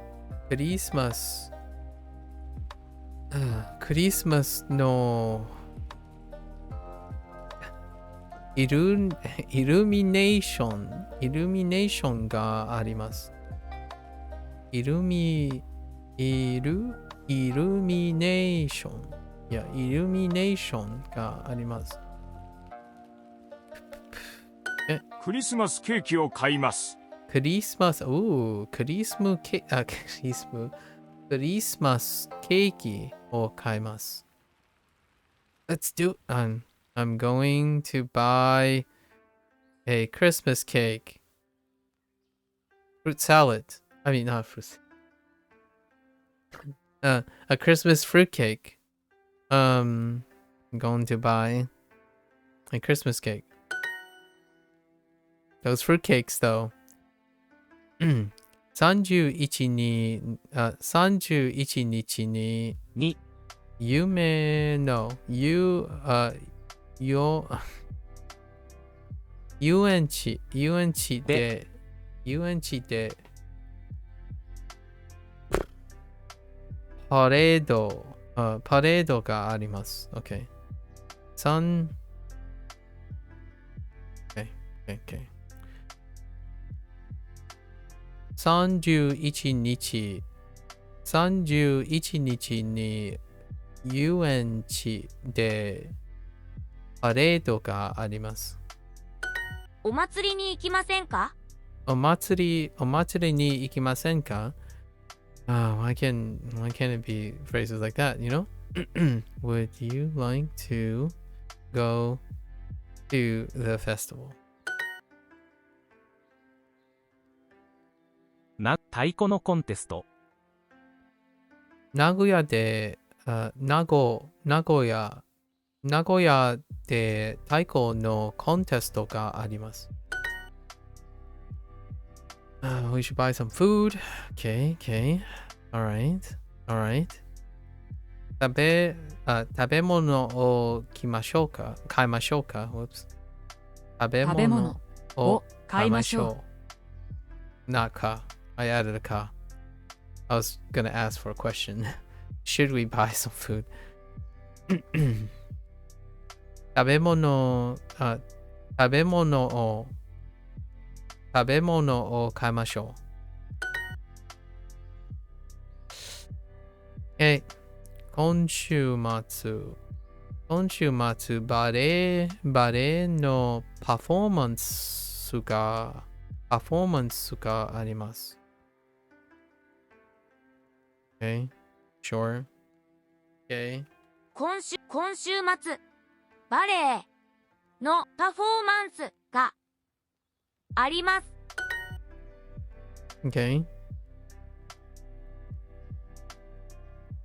イルミネーションがあります。イルミネーションがあります。お祭りは楽しいですね。お祭りは楽しいですね。ですね。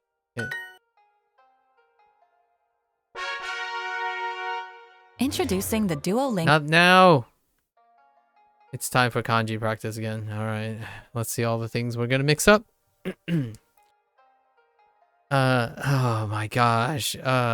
Sanju, what is this? Sanju ichinichi, right? 31日 Yes. 一つ。 31日 That's a good one. 30一つ。一つ Getting it mixed up with how to use ichi. Sure. 31日31日一つ31日月曜日一つ一何曜日一つ31日水曜日二つ Oh, 二二つつ431日31日一一つつ土曜日11 31日金曜日一つ Okay. つ31日7月7月31日新しい時間 Okay. 一つ Interesting choices.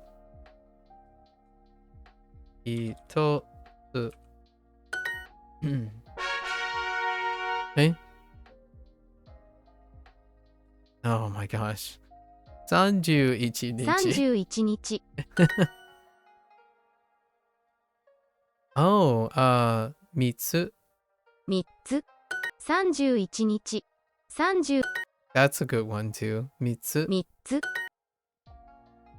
31日31日3つ3つ月曜日3つ31日水曜日3つ Okay. 3つ1つ3つ31日412 31日31日水曜日3つ3000 3000 I think I said 3000 31日何曜日3つ Okay. 3つ Or of course. 31日3つ3つ日曜日日曜7 31日15分15分3つ Get more with Super Dual. Not right now. Not right now. 食べ物 with 12月。12月。I'll let it play when I'm done with this. 食べ物。食べ物。Okay. Okay. 食べ物。Okay. Door. 7月。7月。卵。食べ物。飲みます。12月。食べ物。食べ物。食べ物。12月。12月。食べ物。食べ物。食べ。飲みます。12月。魚。10月。食べ物。12月。12月。12月。卵。10月。食べ物。買い物。食べ物。食べ物。食べ物。魚。8月。買い物。12月。Oh, we're okay. Almost there. 31日. It's so grounded into. Alright. 12月. Okay. 40分. 40分。12 12月。月。31 31日。日。15分。木曜日。木曜日。Okay. 12月。Or 31日。31 31日。日。 12月。Wait. 10? Oh, 10. 12月。火火曜曜日。日。水曜日。 31日。 15分。 15分. Oh my gosh, I said 3分. Okay. Alright, let's keep going. Okay. 金曜日. Why 金曜日? 金 What does that look like? 31日. Really? 金曜日。 Oh, I guess just the B. 金 That's fair enough.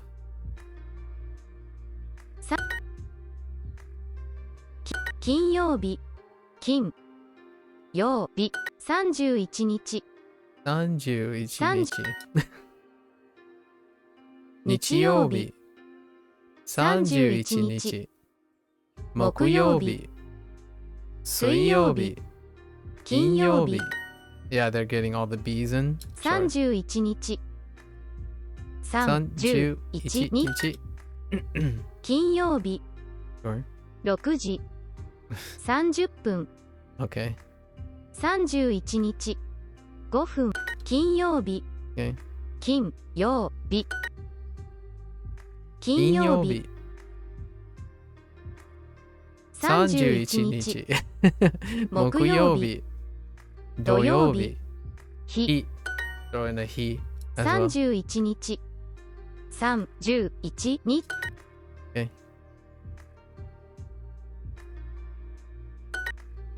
山田。山田。 31日。水曜日。 Okay. 金曜日。大き。 Okay. 31日。Alright. All right. Another exercise. Okay. 8月。8月。Okay. 12月。Okay. 8月。30分。30分。12月。来月。8月。7月。Okay, sure. 12月。Okay. 12月。8月。Sure. 8月。 12月。Fair enough. 9 9月。月。15分。15分。8 8月。月。12月。7 7月。月。 Okay. Still got time. We're getting close. 12月。10 Okay.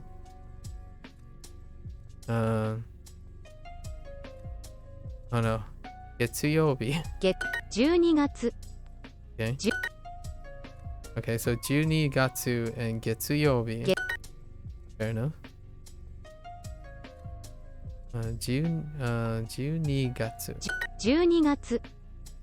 12月。月曜日。月曜日。月 Sure. 月曜日。来月。20分。12月。日曜日。月曜日。月曜日。え 100。 Okay. 12月。9000。月曜日。休み。休み。Why 休12み月。12月。え20 20分。分。日曜日。40分。 Oh, 40分。Whoops. I cut out the 12月。え月曜日。月曜日。10。 Oops. 10。月曜日。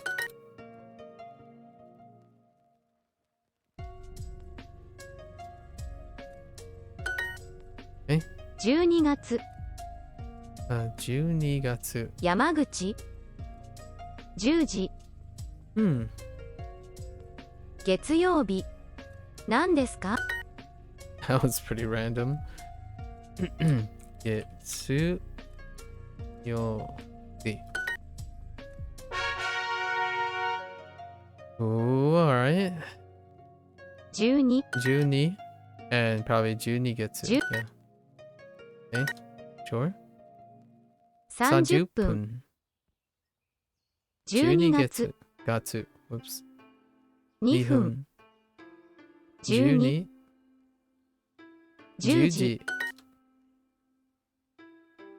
時。 12月。 12月。 12。 12 Okay. 12。 12月。 Oops. That was a little. Oh, that's the older length. That one's the older one, not the new one. New one is a little shorter. Very noticeably shorter. 12。 15 15分。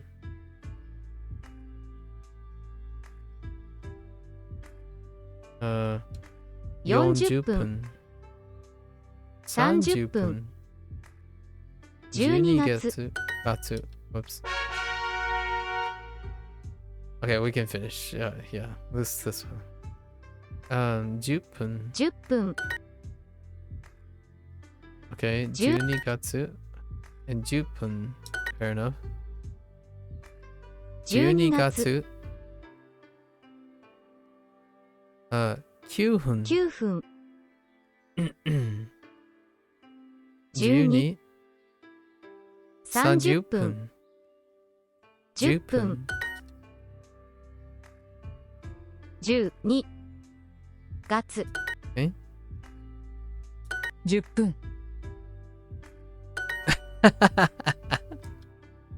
I had second thoughts. I'm like, wait a minute. 10分。 12月 Oh, this is the new one. It's shorter. Okay. 40分。 40分。 10分。 9 9分。分。12 12月。Okay. Oh, wait. Oh, we have one more. Okay.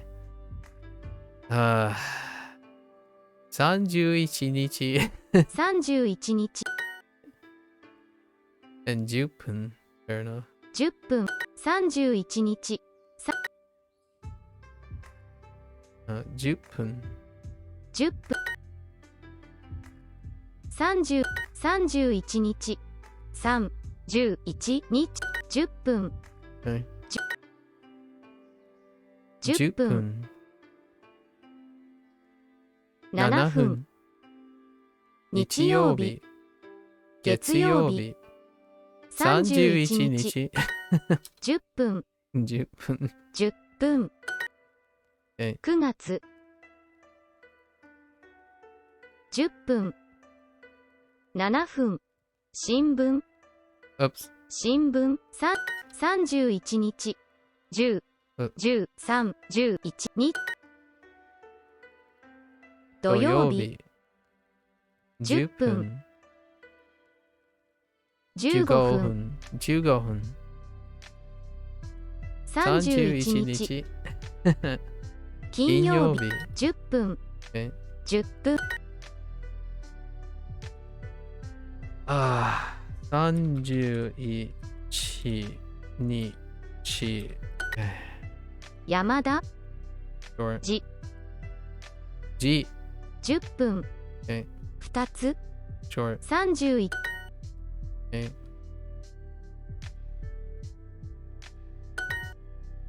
All right. It's right at the end too. Nice. There we go.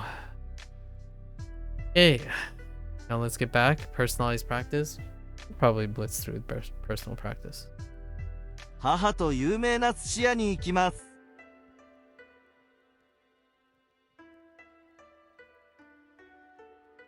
母と有名な寿司屋に行きます。Okay?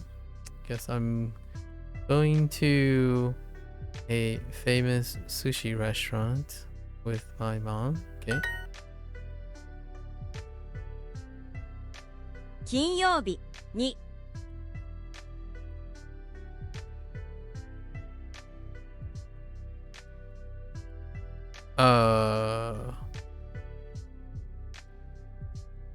食べます。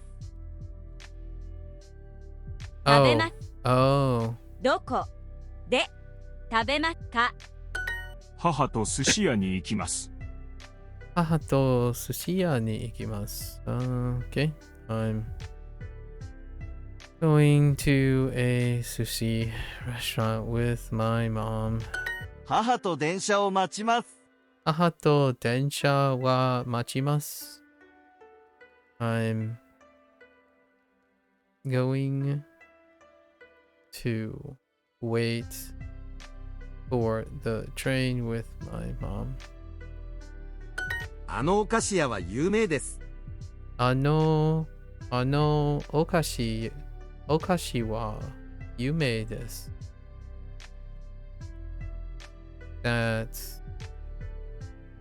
That pastry shop over there is famous. 小さいお菓子屋。小さいお菓子屋。A small pastry shop. Okay. 金曜日にどこで食べますか？金曜日はどこで会います Tabemasu ka? Where are you going to eat on Friday? 金曜日に母と寿司屋に行きます。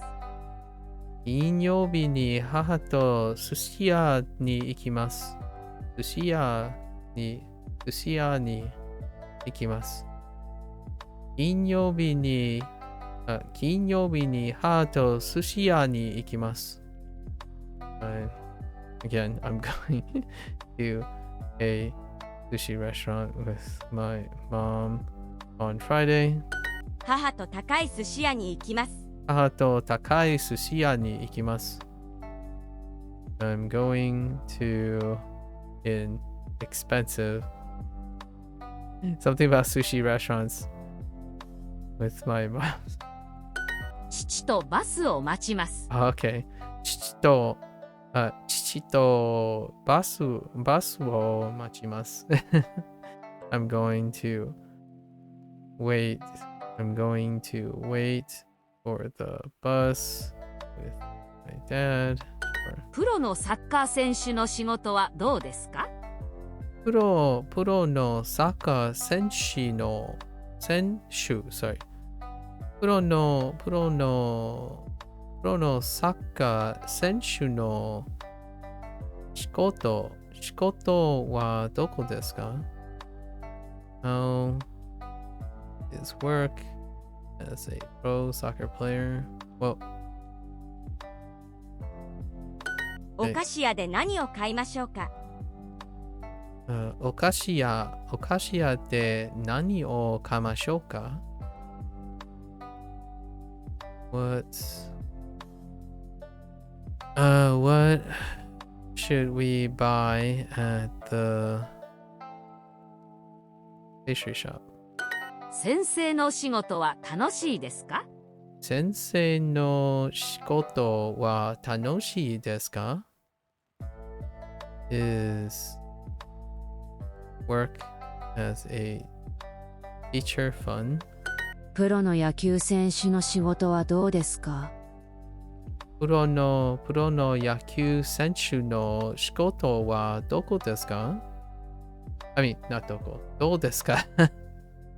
プロの野球選手の仕事はどうですか？ Do I know any tongue twisters? We encountered a few. And then I don't remember them anymore.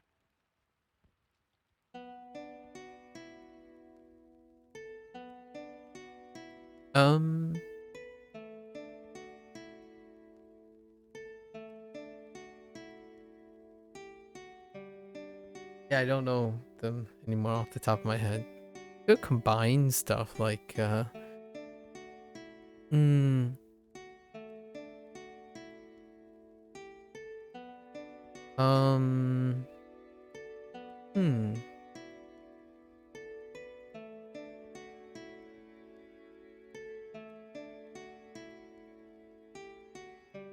Yeah, I can't come up with one off the top of my head.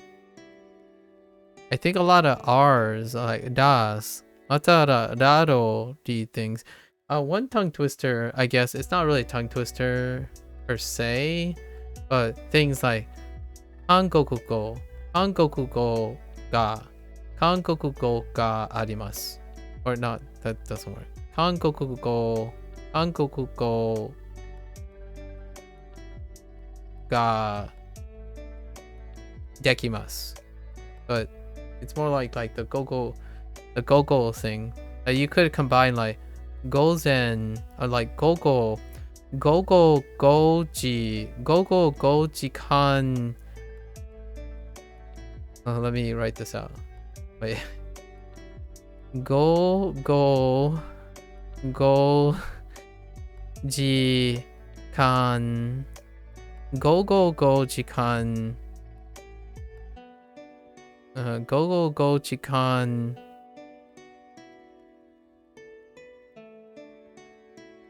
Gurai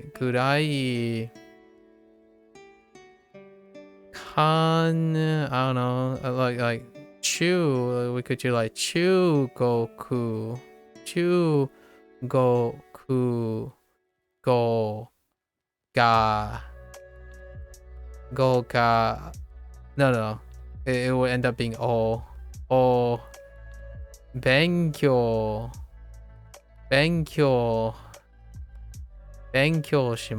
Shimashou or something. I don't know. I'm adding a lot of as many O's as I can with ka with ga or G's and K's.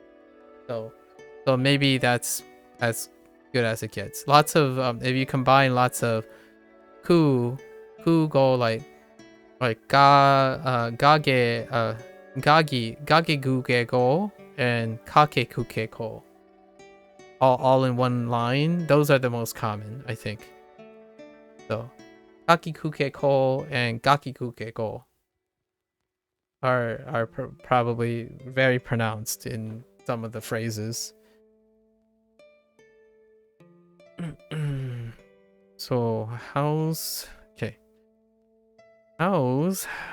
work as a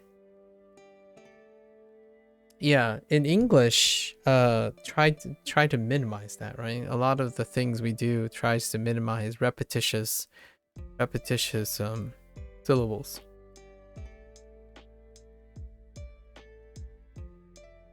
The Probably Club. No, I'm just kidding. Probably. Pro baseball player. Sure. 両親と飛行機を待ちます。両親と飛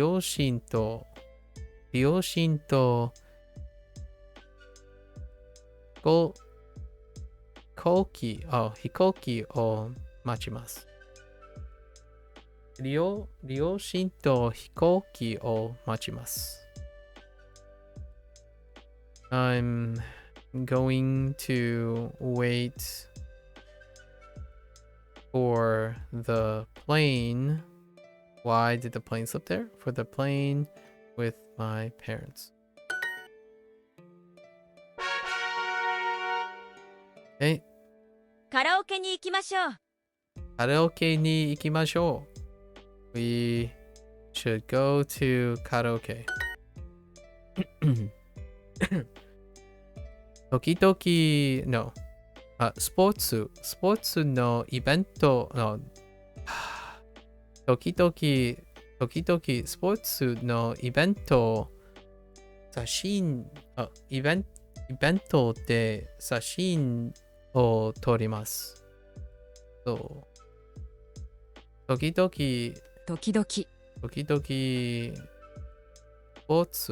スポーツのイベントで写真を撮ります。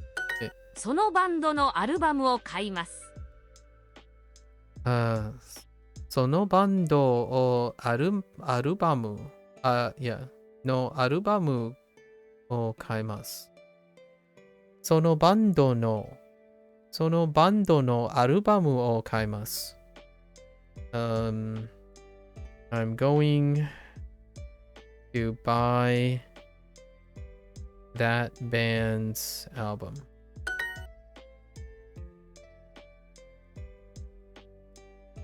今日宿題が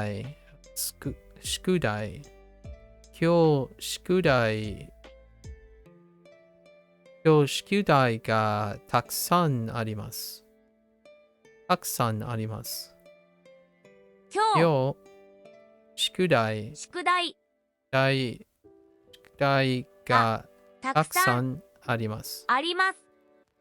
今日宿題がたくさんあります。今日宿題がたくさんあります。毎週タクシーを洗います。毎週タクシーを洗います。Sorry, this is the indie phrase. 毎週タクシーを洗います。I wash the taxi every week. Do you travel a lot? たくさん利用旅行しますか？たくさん、いや、たくさん旅行しますか？旅行しますか？たくさん旅行しますか？今日イベントで写真を撮ります。Okay. I'm going to take photos at an event today.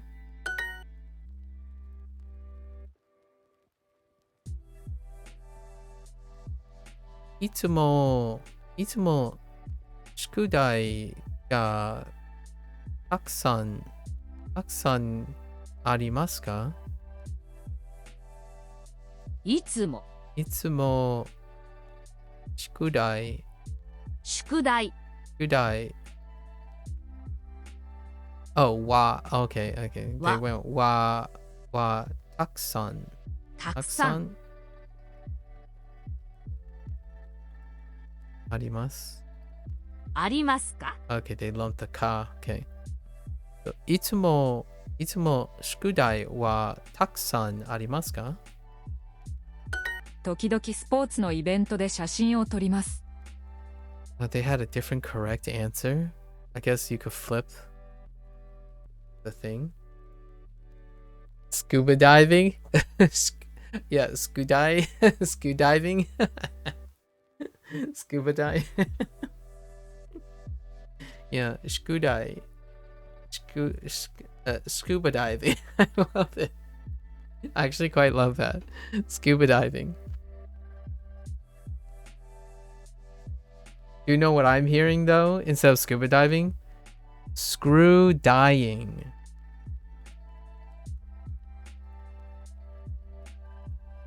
That's what I'm hearing. Screw dying.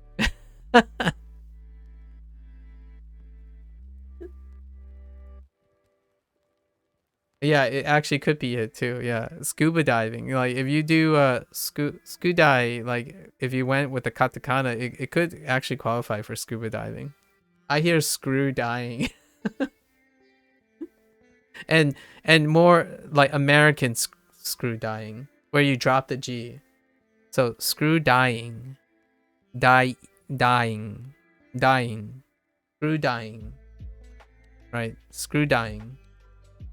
Like what you're doing, not what you're doing. What you're doing. So screw dying. Skudai. Skudai. Okay.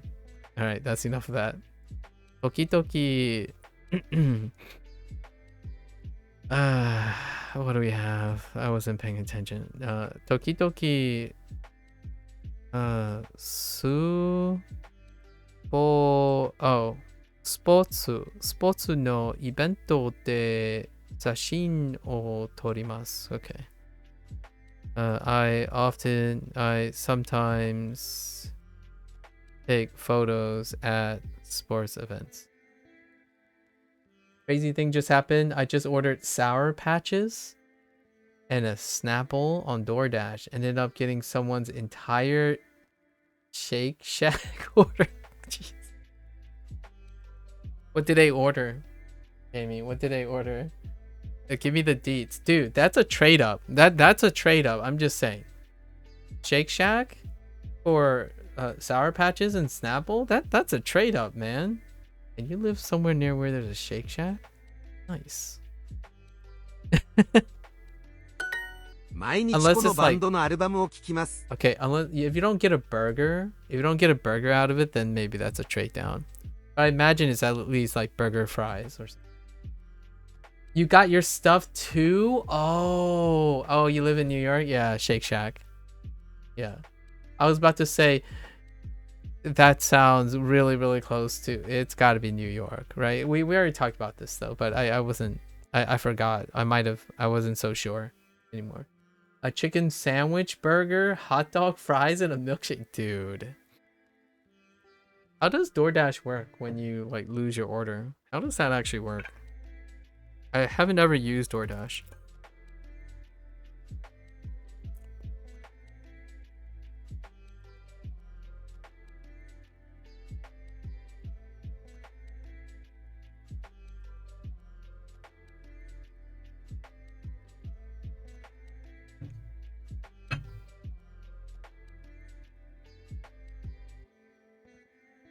Oh, wow. Wow. So you get a full refund, or you either get money back or you can reorder. I see. But the people who got your stuff keep it for free. Wow. That's a very generous policy. Nice. Well, congrats, Jamie. A chicken sandwich and a burger and hot dogs and fries and a milkshake, dude. I was just thinking maybe a burger and fries and tip the drink, but wow. Had your blessings, I suppose. That sounds like a very pleasant accident, right? Thanks for sharing, Jamie. That's pretty awesome. And thanks for sharing about the policy too. So that person will eventually get serendipity. 毎日このbando. Oh yeah, listen to this band's album. Sure. I listen to this band's albums every day. Sure. このバンドのアルバムはどこですか?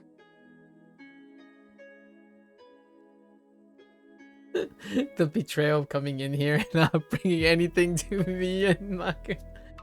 I would like, dude, Shake Shack sounds amazing right now. It's been a very long time since I had Shake Shack, and it was the last time was in New York. There aren't Shake Shacks here.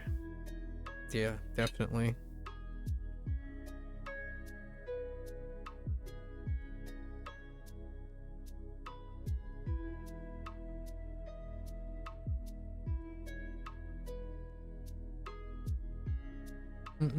Yeah. There is a Mission Barbecue right nearby though. I don't know if you've been to a Mission Barbecue. That's pretty convenient for some pretty consistent above average walk in, walk out. Mission Barbecue is from Virginia, I think, or somewhere a little bit slightly south. You know, the first time I've been to Mission Barbecue, we had to make a trip away, further south to get it. And then now, one that recently just opened up 10 minutes from here. No Shake Shack yet, though. No Shake Shack yet.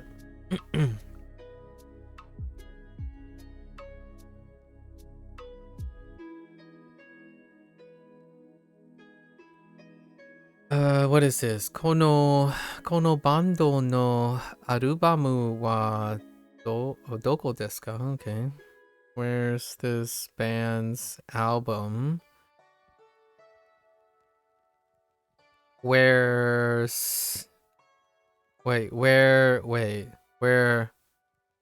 What the? Oh. Where are this band's albums? バスの運転手はバスを洗いますか? Yeah, Chick-fil-A. Yeah, Chick-fil-A. Chick-fil-A is a little bit more domestic now, more national. Actually, one of the earliest Chick-fil-A's, I think. Pretty sure. Although Chick-fil-A isn't Chick-fil-A HQ'd in New York as well? Oh wait. Actually, I don't know where Chick-fil-A's HQ is.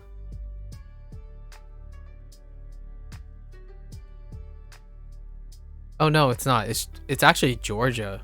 Oh, that's not even close. Yeah, it's in Georgia.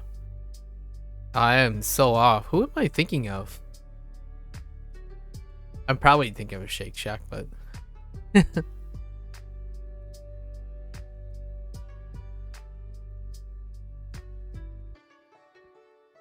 I love looking up like where things are from. Yeah, 19 years old.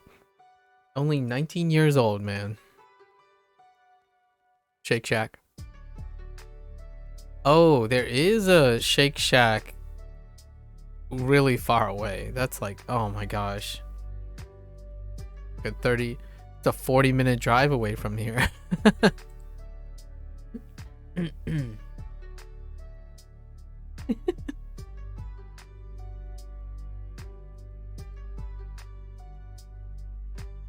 I'm kind of curious, Cozy, do you have something, a service like DoorDash? Like, what is it called? Or is it still DoorDash?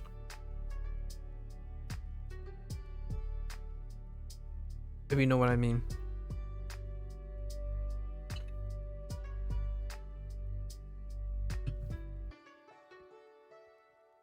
Oh, I see. Yeah, I haven't used DoorDash myself, even living in the United States. The people around me use DoorDash quite a lot.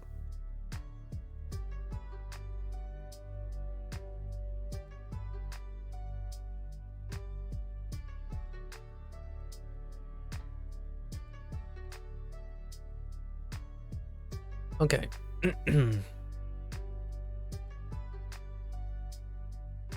Bus no. Oh, bus no utenshu. Untenshu. Bus no untenshu wa bash. Oh no.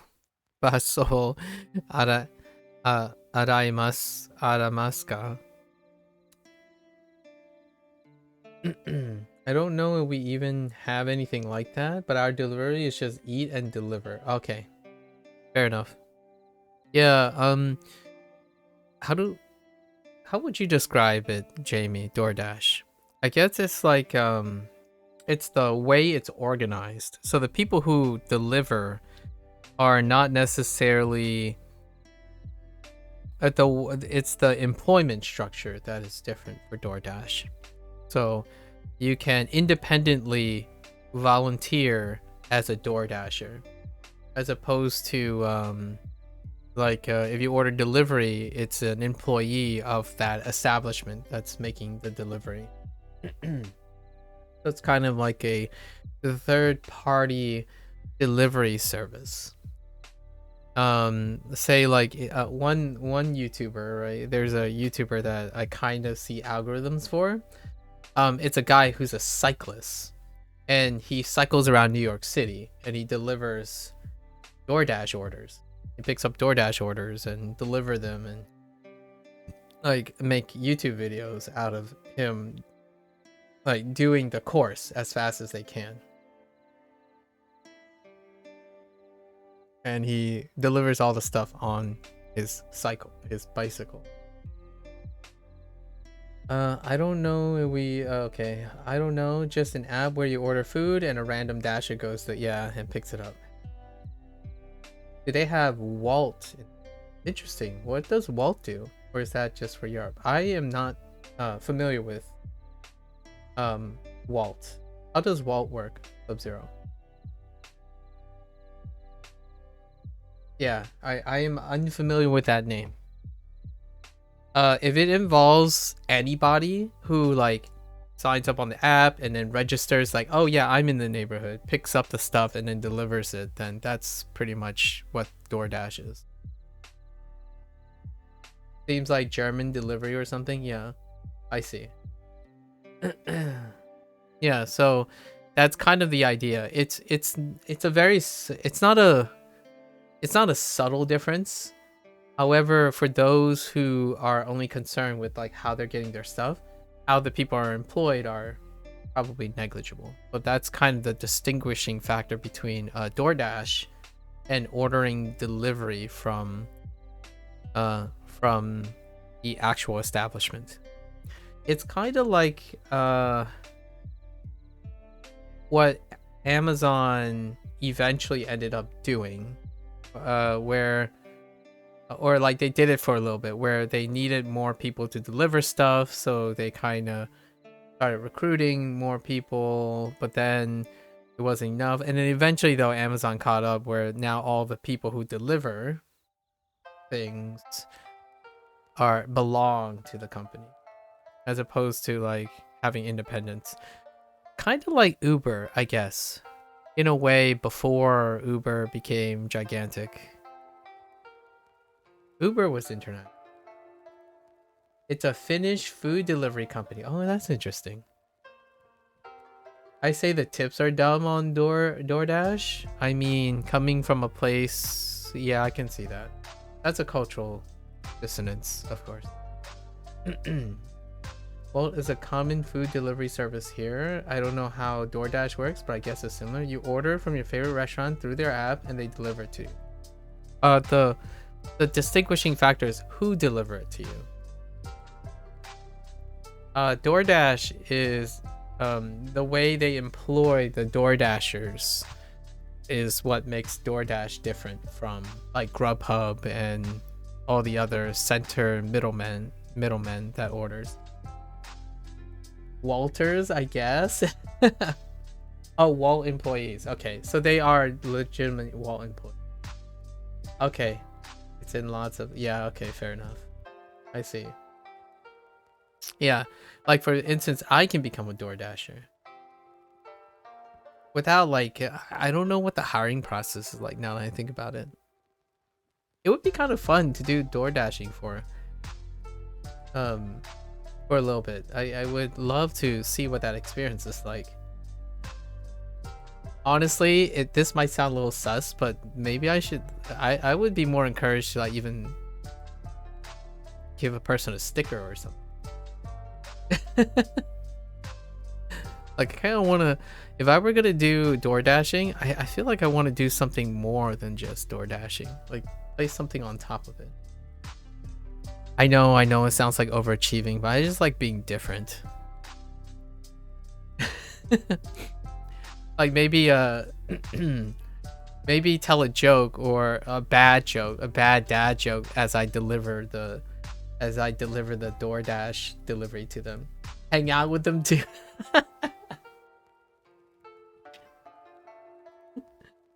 I mean, as long as it doesn't creep them out, right?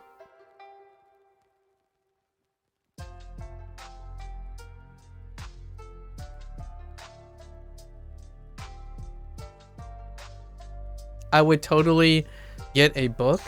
I would buy a book of 200 dad jokes, right? And as I'm delivering the DoorDash to them, I'll flip to a random page and read the dad joke and then leave them. And then bring those stories back. And then stream, right? Stream doing Duolingo and then share those stories. Like like all the different reactions and stuff. That's probably what I would do. Knock knock, who's there? DoorDash who? Me. I think that's a good one. Maybe like when I get to the door, right? Like give them this and then I'll do a cartwheel. I'll do like a cartwheel away from the people and then proceed into my car.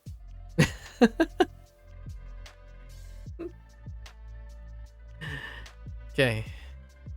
That is a good dad joke in mine. Knock down, who's there? Ooh, it's a robbery. Oh my gosh, don't do that. Sub-Zero, what's it? Are you sure you want to do that in the United States?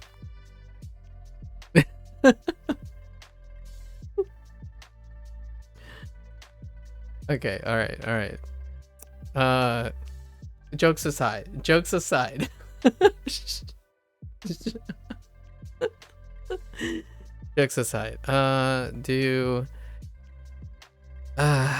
Bus drivers wash buses? It's Indy's favorite. This is Indy's favorite Duolingo phrase right here. Or question: do bus drivers wash buses? Buses. I said buses. Buses. 今日タクシーを洗います。Oh, and then the second favorite. I wash the taxi.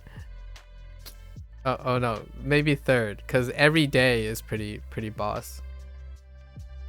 I'm going to wash the taxi today.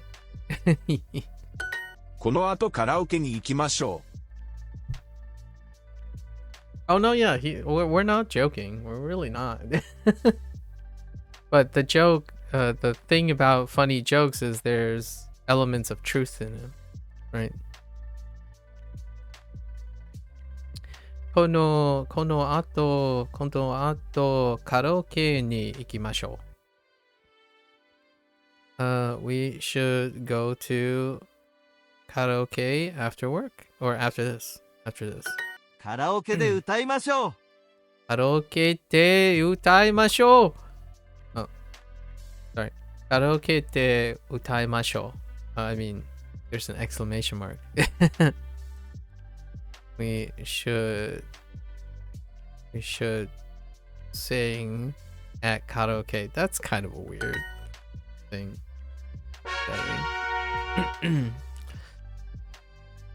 Okay. All right. The front desk is over there. 受付はあそこです。受付はあそこです。アンドリューさん、あのいちごのケーキはどうですか？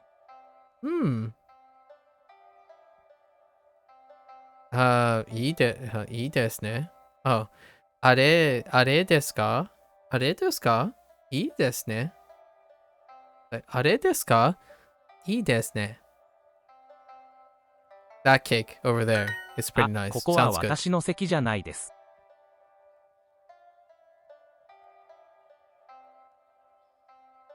Jokes aside, there's a dude on YouTube who used to have a lot of cool interactions speaking different languages with people. That'd be pretty cool. Yeah. Yeah.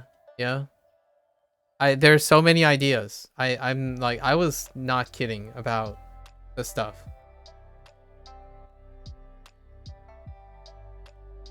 I was not kidding about the stuff. I would think of a clever way to make the...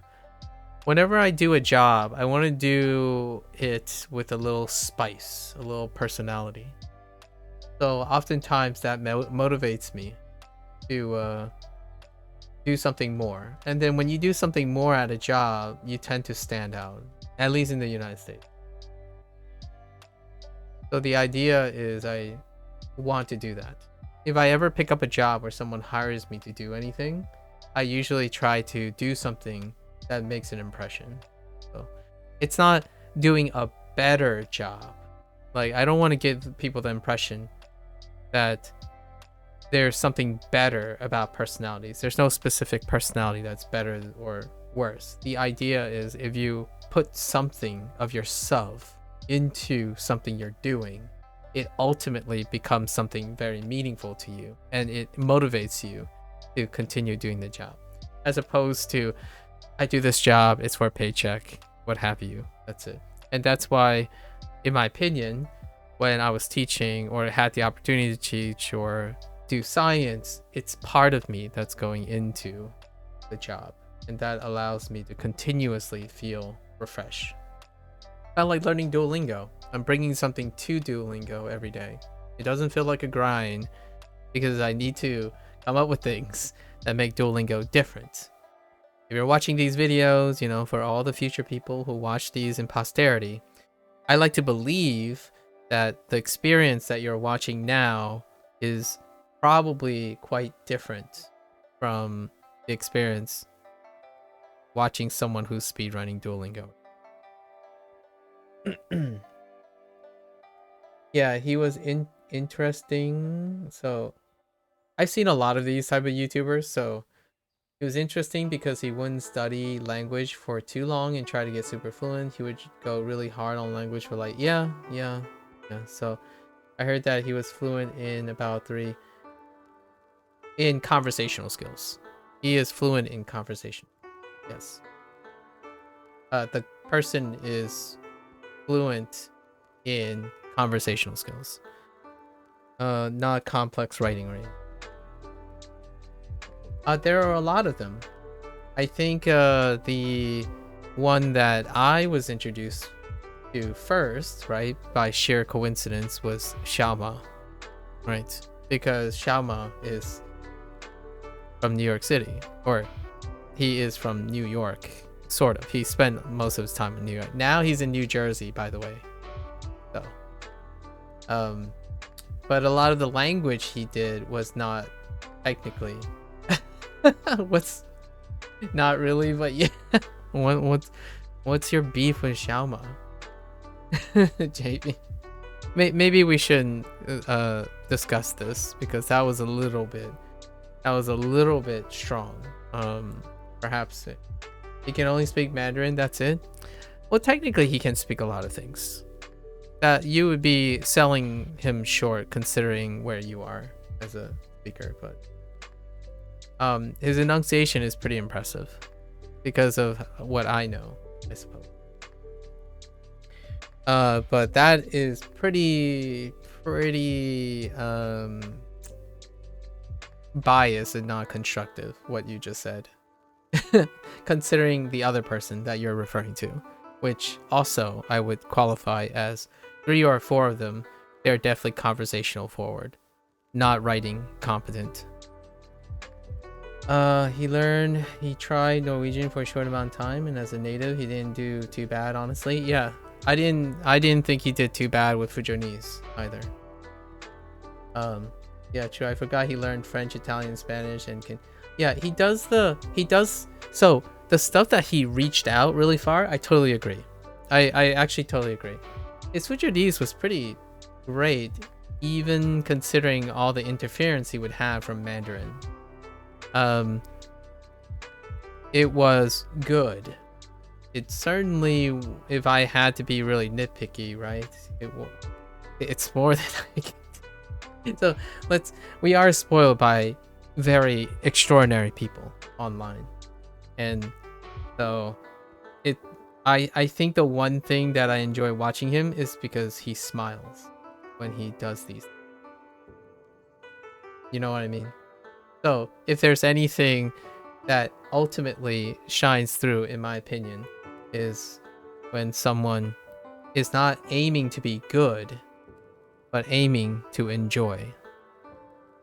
I know this romance language aren't good as I have lots of experience with those, but I can't really say anything about his others. Yeah.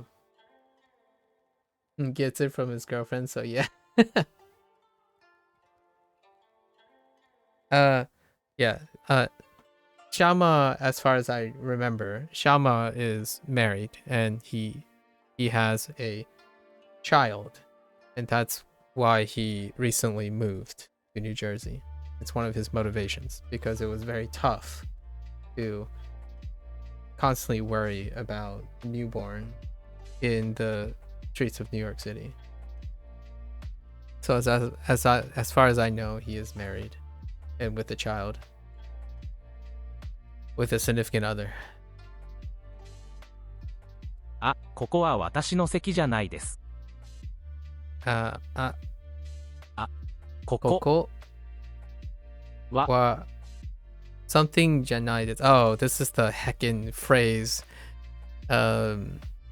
私の席じゃないです。じゃないです。ここは私の席じゃないです。あ、ここは私の席じゃないです。ケンさん、醤油はありますか？ When it comes to the people that I watch over time, like consistently, is other than that he's a stupid polyglot like the rest of them. How do you what does that even mean? I don't understand what that has. Do you have you're gonna have to be a little bit more specific. Are you talking about because they don't have communication skills? You're talking about what their influence are? How are they stupid? That's kind of an interesting word that is a little bit nebulous to me. People's definition of stupid is pretty wildly varied. Ken-san, Ken-san, Ken-san, shoyu wa arimasu ka? Do you have soy sauce? No. Sorry. Ie, shoyu wa arimasen. Let's go buy some. We should buy some. Kaimashou. 月曜日。旅行。 Not insult stupid, my bad. Like, I don't understand. like they're stupidly good, or like you have some disagreements. I don't, yeah. It would be interesting to hear your thoughts. I have a lot of deep cuts about sensationalizing language learning, which does result from polyglot, the whole polyglot trend. So much like a lot of things that I talk about, learning skills can be very romantic and cut short by the shorter format, and it can warp people's perception of time when it comes to skill development. I think cozy means all the polyglots saying I speak X amount of language, shocking natives in real time. Yeah, that's pretty much what I'm referring to as well. So that's why I kind of wanted to know we're on the same page. Contextually, you're talking about the influence, their portrayal. So I was gonna refer to that as well. So I wanted to hear how you express it, how you express that type of feeling. This is where, you know, you remember earlier, Cozy, when you said that if you could do it, you prefer to let someone give you the chance to do it before stepping in and speaking for you or doing something for you. For me, that's kind of my attempt to, you know, if you're having trouble with it, I'm here to give you as much time until you want me to like try to bridge it, right? I didn't want to assume. But yes, that is also the impressions that I get. And oftentimes when it's something close to your heart, right? Something that's important to you, YouTube has this way of, how you say, sensationalizing is the word I would use. Sensationalizing one's aptitude, as in like, oh, look at me, I can do all this stuff, that's what matters. Like, look, I am so, the edits, right? Yeah, like the edits are what creates that. Obviously I'm not going to be impressive 80 to 90% of the time, if I'm ever going to be impressive at all. I think the most impressive thing to me is someone that demonstrates they have a great smile on their face and they're glimmering with shine and rainbows, much like their edited counterparts. When what I mean by that is their frame. And I get it. You can't be happy all the time. However, you can also not edit all the time. Right? Yeah, unfortunately that's common because genuine language proficiency is really cool to see, but the YouTubers who BS, it gets on my nerves, and I know that they're doing their jobs, but it annoys me. And I've seen Shama, he speaks 50 languages unironically once. Yeah. So, and you know, the whole like they're doing their jobs, it pains me, in my opinion, to say that what they're doing is largely a symptom and a reinforce. Like, there's so many angles, but it's being driven by this constant trend to put out volume and speed. And the characteristics that promote this isn't necessarily meaning that those people are incapable of it, right? Like, I probably think it'd be incredibly impressive to see them do like a 4-hour long session improving certain things. However, for their job and their sustainability and the pragmatism of their scalability of their lives, that is diminished return. They are not incentivized to do that as well. So much like if you ask yourself, would someone, if someone asks you to work like, you know, so long to get diminished returns, would you do it with your skills? And that kind of is a hard compromise. So that's the way I can offset my rather disagreement with the sensationalism that is required. And yes, if you want to know what that gets you, right? If you want to know what spending many hours talking about random things, and then once in a moment you have a good shine in your life where you don't even bother editing it out to show people, this is what it's like. So if you're wondering what it's like to be that person, I don't even know what it's like to be that person. In fact, I think it's incredibly overwhelming. And the stuff that I like to have is not scalable. It cannot be scaled to that level. There's no possible way I could ever scale whatever I'm doing to that level. The only genuine polyglot I have seen is Richard Simcott, who doesn't have an interview. Sure, fair enough. I'm not gonna agree with, I find using words genuine is very disagreeable. So yes, I am familiar with Simcott with a good range of expression each one. That's fair enough. That's fair enough. I think using the word genuine or serious, authentic, sometimes I have my reservations, because what stops the person I'm talking to using that language to classify what I am? So I find it very uncomfortable if people overuse that word, those types of categorizations around me, because I have always told people that I'm more of a poser than I am a genuine anything, because I like to learn from people. So if I'm learning from people, there's really no genuine in imitating and trying to be inspired by people. Genuineness would imply a lot of times that word is they're pioneers, as in they're trailblazers. But realistically, it's very rare for you to ever be a trailblazer. So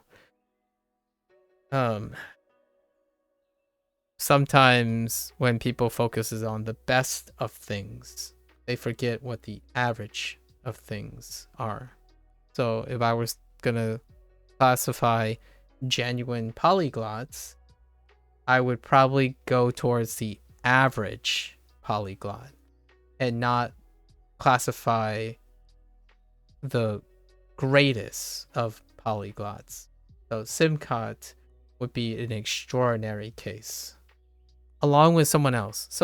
I think it was you, maybe Jamie. Someone came in and said someone else is truly that because they passed they're the true native Japanese speaker or something because they passed the exam, whatever the exam they said 4 times. Was that you, Jamie? I'm not sure. So I don't know what that classification is. However, that is statistically an outlier for someone. So using cases like that, it's kind of like saying the only genuine Chinese food comes from China. Yeah, someone else did. I don't remember, but they said like there's only one true Japanese native speaker who acquired Japanese as a second language. No, not Matt versus Japan. It was some guy. He's a professional person. He's not necessarily a content creator. He's like Matt, like Simcott, where they do interviews and stuff of this person. I don't know who it is anymore. The name sounded familiar. It might be Kaufman. That might be Steve Kaufman. Yeah, it might be. That kind of sounds like it. Like someone like Steve Kaufman. Not so much like your YouTube. Yeah, the 80-year-old guy. Yes, the 80-year-old guy. Yeah. Yeah, like Steve Kaufman. Yeah, kind of like that. So those who are boomers, boomers. Not the influencers. Yeah, and it's tough. I just want to make sure that they're being genuine also means saying you're not a polyglot. So like, for example, for me, the most genuine thing I can say is that I have no aspirations to be fluent in Japanese. If it does happen and someone thinks I'm pretty good at Japanese, I will still remind them that I have no aspirations to be considered Japanese or even native-like in Japanese. That's also genuineness. It doesn't necessarily mean that I have to be skilled at something to be genuine. So oftentimes when you excel at something, it can be tough to say, oh, what's the average on YouTube? Most people put out content to show that they're extraordinary. And that type of attitude is what creates the whole polyglot sensational thing. How do you like get views and be relevant in the polyglot space? You are motivated to be genuinely impressive, right? So people will go into great lengths of trying to be extraordinary. Meanwhile, I'm doing the opposite naturally, or it would seem like I'm doing the opposite, but I'm doing my best. And even though I'm doing my best, if everyone's looking for the best, well, it's not good enough, right? So it can be really tough, but one of the perspectives of being the best, or wanting the best and always talking about who is the best, it actually led to all the sensationalism. All the content creators are pressured to be the best. They are racing against each other all the time. So it leads to, in my opinion, it's a contributor to motivations of people going through great lengths to make them sound more impressive. I don't have a social pressure for that anymore because I guess I'm an old fart who has no requirements for self-affirmation anymore. However, it does feel good to be good at something. You probably won't see it from me anytime soon. Sometimes when someone asks me what I'm good at, I can try to volunteer something, but it's very hesitant. Saying I'm good at something means I have to own up to it.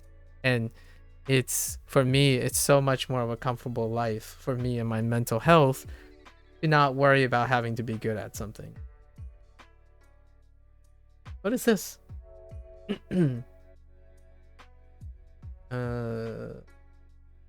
Hold. I need to open the window first. Oh,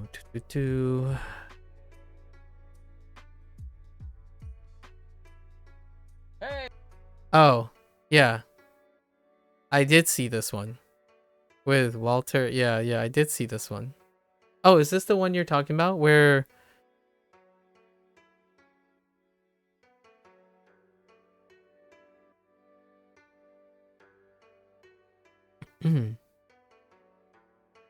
Is this the one you were making a comment about Xiaoma and the other person? I will rewatch this when I have this evening. I'll try to rewatch this. Just to remind myself what was in this content. Hey! Alright.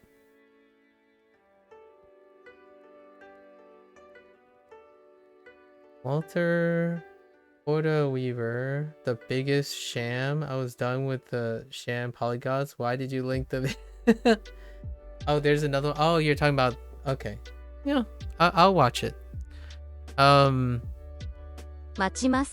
Obviously, we're gonna differ machimasu, we're gonna differ on this comment because rarely do I find it comfortable for me to encourage or discourage extreme vocabulary, and that's probably one of them. The biggest sham that's characterizes the 80 to 90% of people I have to talk to about communication, right? When you mention things like biggest sham in all caps, that tells me a lot about your personality regarding how to qualify people. So mostly that also tells me that I have to be careful of what I do around you. And you might be thinking, well, that's a little overreaction. It's like, well, that really isn't to a person who focuses on behavioral psychology. He's just hated the language community. That's unfortunate. I'm sorry to hear that this person received so much hate. Much like if you were hated in the language community, I would try to find all the redeeming qualities of what you do. I'm not trying to defend whatever he did to receive all the hate, but generally speaking, spreading and encouraging hate and using extreme language doesn't help me grow as a human being, in my opinion. It makes you hateful and it drives people away.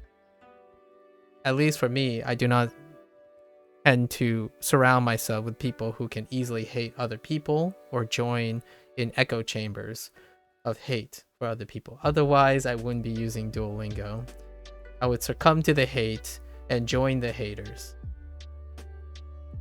Right. So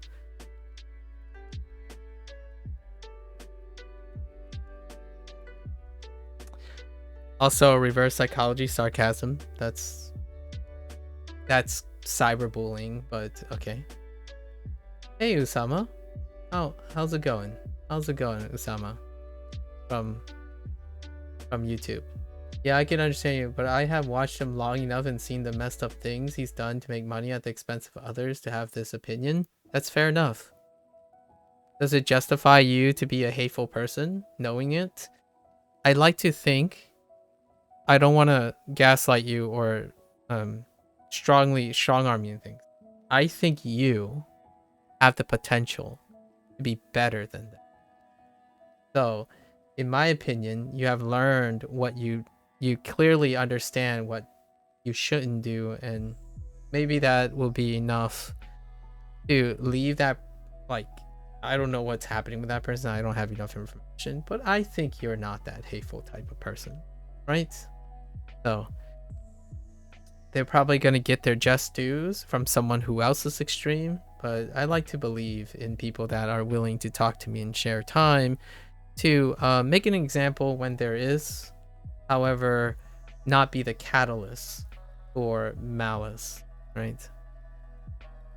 I'm a sap, so if you don't like bear hugs and rainbows and nurturing language, then you're probably going to find me cringy, sappy, and probably not overly sensitive, but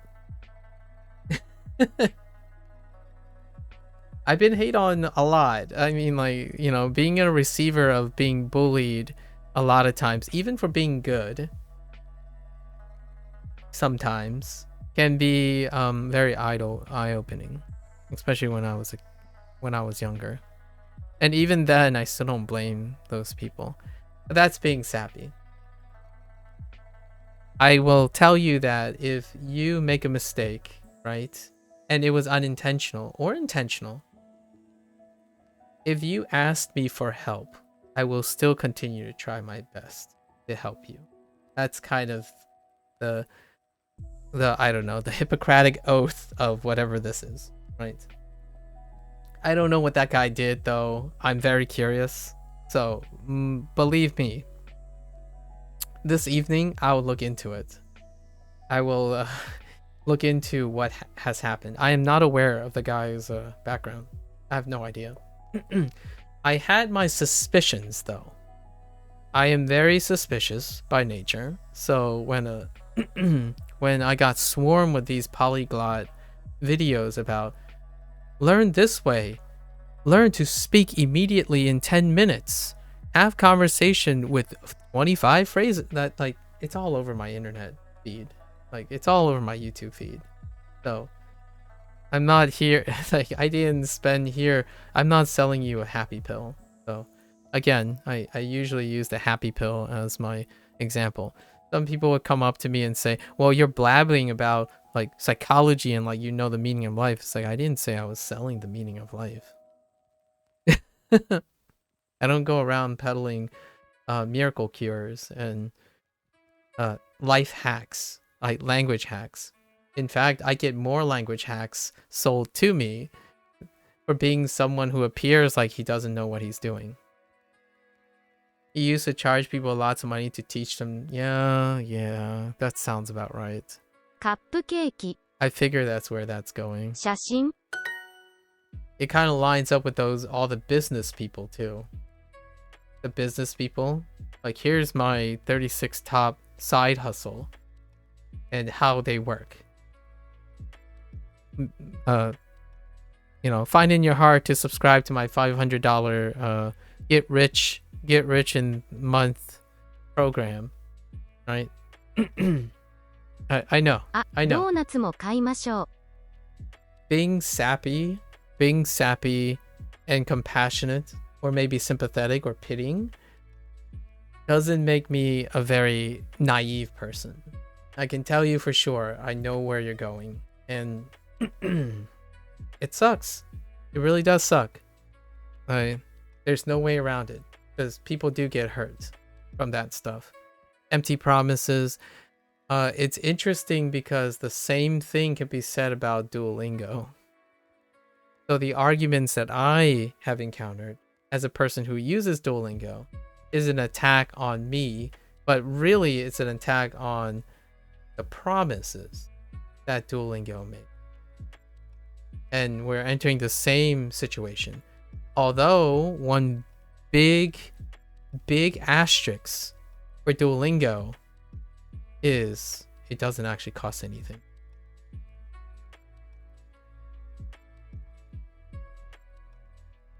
You voluntarily are made to think you need to pay for the service. So that in itself can be a question of intent. And I totally understand that frustration too. Like FOMO, FUD. However, the people who challenge Duolingo uses the same techniques. So the question is, if you are someone who understands the better of things and you critique someone else, are you also participating in the same things that encourages the same behavior? That's a better question. For me, I talked about this quite a long time now, a couple of times. In order to encourage people to get with the program and wake up to Duolingo's perceived empty promises, they use fear. It's the same fear they criticize when Duolingo is trying to get you to use their products. So what am I doing here? Am I exchanging Duolingo for another Duolingo? If that's what if their logic is that. If their logic is, oh, I got scared, so I wanted to use the best tool, and then now they're trying to scare me, who's selling me a new best tool. That's not that far away from showing that you're really good at something and you're really not, and you're selling something because you're missing out. If you don't spend this money now and get taught by the best polyglot in the world, that's FOMO. That's fear. You're gonna miss out. Pay the money. Instead, for me, the thing that I encounter most is you're never going to be fluent. You're never going to be happy with the Japanese you learn. Japanese people are never going to be happy with you and find that your Japanese is good enough. Though that's the type of fear that other people are selling me. And it really doesn't have anything to do with knowing what I learned in Japanese. It only has to do with, in my opinion, they see me using Duolingo and assume everything deals with Duolingo. People only use Duolingo, etc., and they are low efforts. They spend very little time. It's the irony here is Duolingo people have to work harder because it's less efficient. Like, I actually agree with the most critics. Duolingo is less efficient. Because it's less efficient, you have to work harder and longer. So when someone says, oh yeah, you're just lazy, you need Duolingo to help you be lazy about language learning, it's like, that's counterintuitive. You're asking me to be more lazy. As in, you're selling a better product. It's more efficient. It's doing more things for me. So yes, I agree with you that Duolingo is less efficient. I don't agree with you that I'm working less. So that's kind of one of those things that you have to talk about, and I like talking about these things. Maybe in the future we'll digress a little bit more. I do have to keep on task here. Thank you for the share. I have a lot of thoughts about that. I don't know if this will ever affect either of you. You don't have to, right? You don't have to. I do get scared. I am a little bit much more conservative around individual who use strong language. So if you ever wonder if you ask yourself and you look around your friends or family and they're very timid around you, if the people around you are very timid and they're not willing to be direct with you, it's largely, in my opinion, probably because you're very assertive with your language. I digress. What's that from? Oh, I don't know. I watch a lot of things for I digress. I don't know. What is it, Cozy? Which one are you referring to? I digress is a very common phrase for lots of content that I watch. I digress.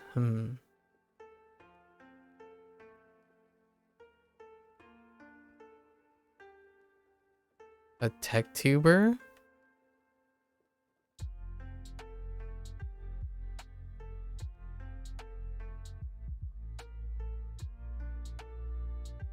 Probably not some. There is a high chance it's not someone that I watch, in a while. Lots of people say that it could be a coined phrase by the YouTuber. Yeah.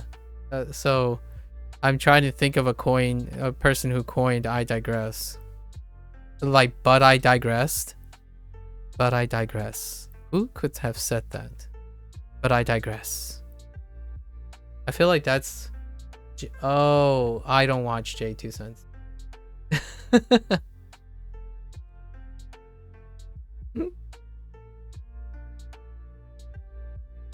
I saw some of his I saw some of J2 Cents' content.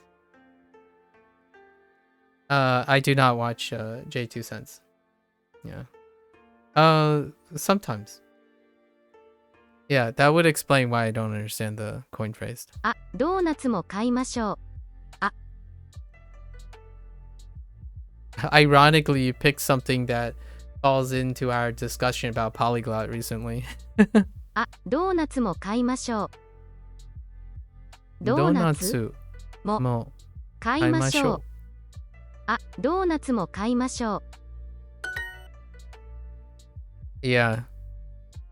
I try to moderate. MAKU is actually AI, so you can hear weird phrases all the time. Whoa! Fictitious. Well, technically, yes. Like using the word robust. I think I've used it a couple times. Robust.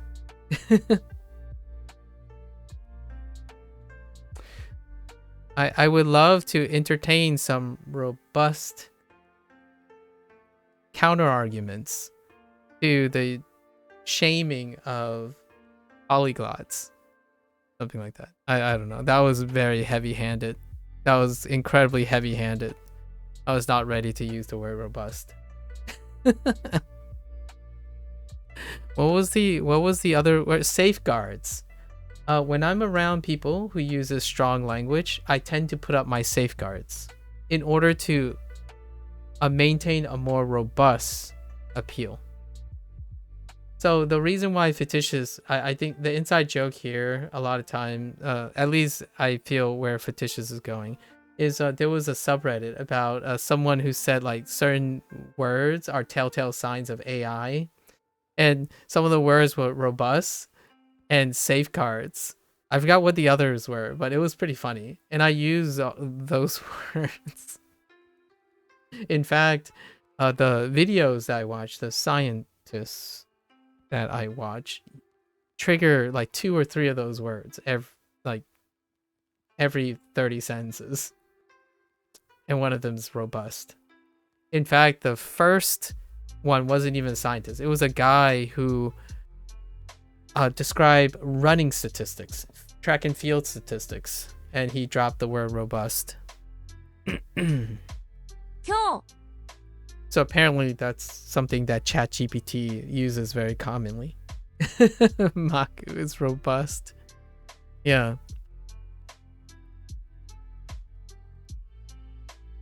So if I AI generate my homework answer, takes the word robust out, check. I don't know about that. Someone, what you call it? I think someone in private challenged me on like, what would I look for if I was still teaching to demonstrate how I know something is ChatGPT and it isn't. And the answer is interesting. I've asked other people, what would you look for in like a homework essay? How would you check if someone's using ChatGPT as a prompt? A very quick check. And I would take the behavioral approach.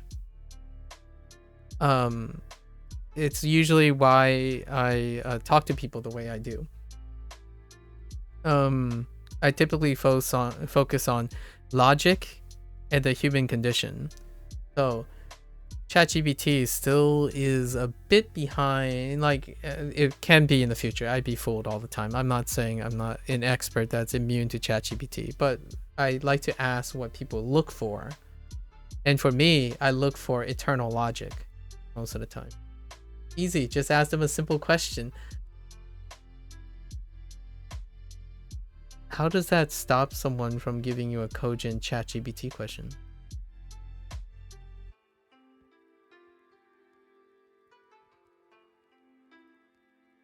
Like what type of question would you ask your I need more details.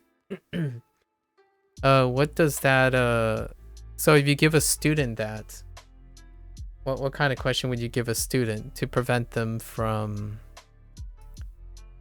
using a ChatGPT generated question? And I guess we're talking about essays here. So an essay,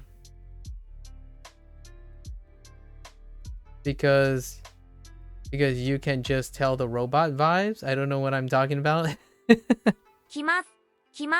Think about it like a language approach, right? Jamie, think about it like from a language approach. What are your telltale signs? What would you be your approach? I'm curious. I'm very curious. From my perspective, I wouldn't be too confident. However, I have a idea in mind that I would go about it. And I can tell sometimes. I don't think I've ever really had someone like, oh, try to stop me challenge. I don't like doing that. I know someone's going to be able to stop me. I don't. Usually it's just to safeguard myself. Like, am I talking to a ChatGPT user? Like that. Right. 今日、クライアントと会います。Okay. バスの運転手の仕事はどうですか？バスの運転手のWhat is up with this phrase? 仕事のはどうですか？ Overuse of certain words, maybe in a language context, but for AI generated things, interesting. Advanced words when simple ones can be used in their place, maybe?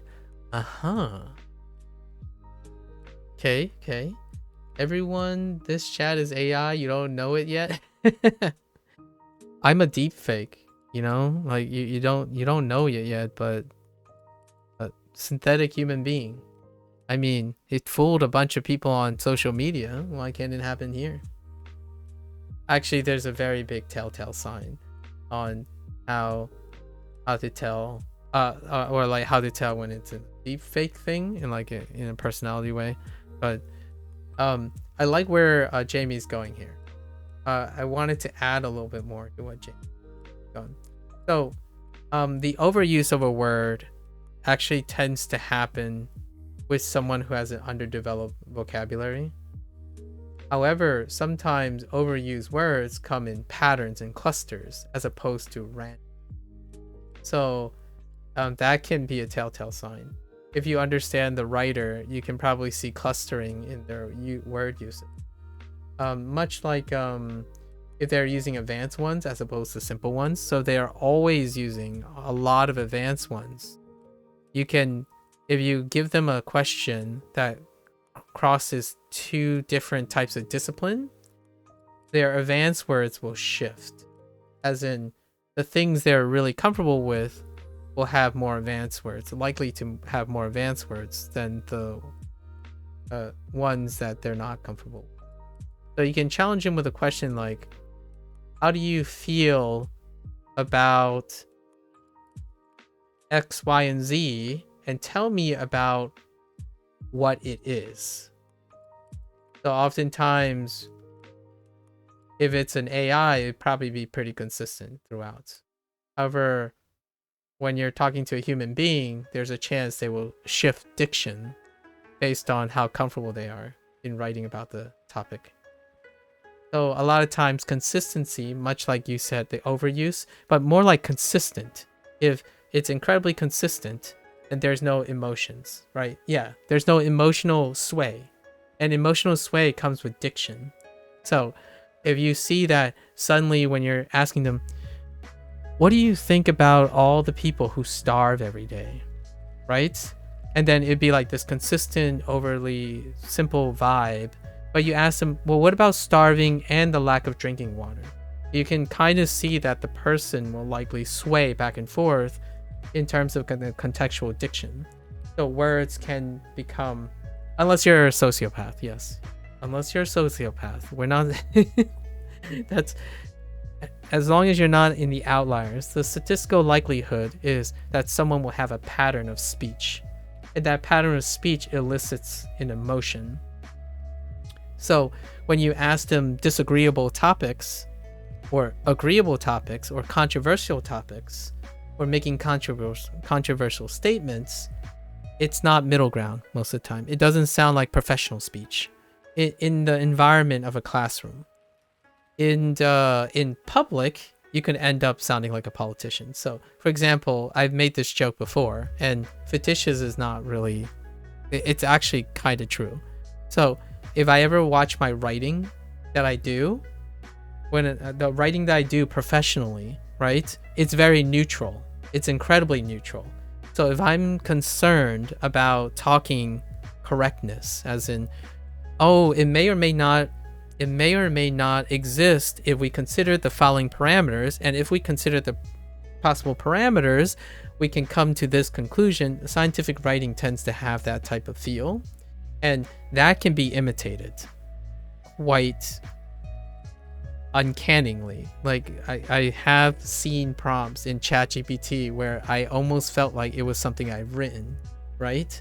So outside of that, if you wanted to challenge someone to see if they're writing their prompts, you play against that. As in, hey, first describe to me,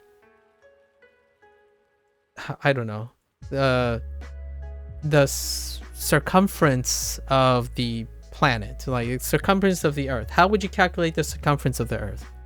And then how do you feel about its respective size to the sun? And then watch how they react to that.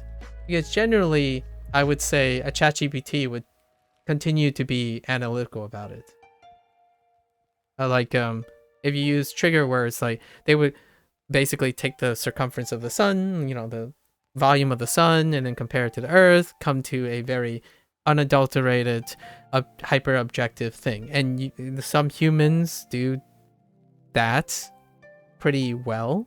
However, there's gonna be some language shifting back and forth, and then challenging them then to talk about like philosophically about things that can really throw in a little wrench. So that's usually what my approach would be. And I would throw in a wrench, like say I'm teaching chemistry. I would, or like I'm doing an essay, I would ask them something else in the whole prompt. Like if their whole essay was, what's the lab results? What are the technology, like what are the methods? What are the results, etc. And then ChatGPT pumped it out. And then I would say something like, what do you think you did wrong? What could possibly be a human error here? And how do you feel you're going to fix it? In all of those things. So what happens is, yeah, they can still pump out the ChatGPT essay, and no matter what, they're gonna have to go back and read whatever ChatGPT pumped out and then add their own thing. So in the long run, I don't care if they use ChatGPT. As a teacher, they're still reading whatever ChatGPT is doing, and they're doing work. So it's not about punishing the people or relying on crutches like ChatGPT. It's taking advantage of what I know ChatGPT can do and getting the students to indirectly do things with it. So then the student, whether they know it or not, they might end up working harder than just writing the thing themselves. So you're going back and you're checking all the things you don't naturally do. That takes a really long time. That's like taking someone's work with no foundational understanding of what that person's work was like, and then immediately trying to imitate it and then make it feel like it's your own. I honestly think that takes longer to not get caught by experienced people than doing the thing yourself, right? In your own words and stuff. It's kind of like, would you rather try to memorize someone's essay or put it into your own words? And oftentimes, I would give a student a better grade. If it was in my control, I would give a student a better grade for attempting to put something in their own words, but maybe slightly erroneous, versus they were able to memorize a text and basically wrote it back out. That's on one case, learning, right? And failures equal success kind of thing. And that's nothing, in my opinion. That's not the goal, the purpose of a teacher, right? The student has learned how to use a tool. Now, you still can use tools. So my example was trying to get ChatGPT to be a useful tool for the students. And that's where I was kind of leading you guys with certain questions. But the setup was like a plug on, if I had a classroom and I know my students are using ChatGPT, instead of working against them and telling them what they can't do, I will teach them how to take advantage of that tool and be even better than that. Humans made those tools, in my opinion. So instead of letting the tools define the human, they can use the tool and continue to grow from the tool. So beyond the tool, right? So that's kind of my thoughts on the whole. Someone already asked me about this stuff because I don't work in academia anymore, and then there's like this rampant use of AI to get pass and grades and good grades and all that stuff, and replacing me with an AI and stuff. It's kind of a real thing. Honestly, most of the stuff I say when someone asks me about statistics and opinions, I can be replaced with ChatGPT. I honestly believe that is true. So when you ask me, oh, Maku, what is the most efficient way to learn Japanese? ChatGPT. And what I mean by that is ask ChatGPT. It'll list you all the stuff that everyone has threw at my face, because that's what they gather from the internet too. If you ask me, what's the best way to learn Japanese? I will ask you 50 more questions, and I'll do my best to integrate all that information of 50 questions to at least get something that is about you, not some hyper objective formula that your favorite influencer is peddling, right? So not the top 10 lists or statistical average of 20 top tier lists stuff. If you're gonna use your time and you ask me, you're gonna have to answer. We're gonna have to take some time and sit down for like 4 or 5 hours and at least give me some context. That is something ChatGPT still cannot offer for now. I don't know about machine learning. I don't know what the limits are, but for now, I can tell you it's a great place to start. Much like every other tool, it's a great place to start. So if you want to start your essay with ChatGPT, by all means do. And if you grow from that and use that, I can smile and say, you deserve to graduate, and I am not concerned about you anymore. If you give me something that is none of your work, I am so worried I can't even barely communicate. So then I would like try to do things to offset my. When someone clearly finds it okay to not want to show how cool they are or how great they are, that's when I start getting concerned about the person. If you feel like you have no measurable value at all, and you're getting by with not even interested in what you can create, that's where I'm more worried about the person than I am with whatever they can do. Because that's a person that doesn't strive to express anything, right? Like, and it's very deep cut, because that could also be a person who's depressed and have low self-esteem, low self-value, feel like it's not worth doing anything because the internet tells you suck at everything, that kind of thing. Just a little digression. I digress. How would you punish the person when they only used AI and none of their brain? I wouldn't punish the person. I would ask them, I would have them evaluate what they're gaining from using AI, and then offer them other alternatives that might be interesting to them. So, for example, if I propose that it's like, what did you find valuable about using AI? They'll make a list. I don't know what it is. It'll be dependent on that list. Then I will counter with more desirable things. More desirable things. And I will try to convince them that something on this list is pretty goated.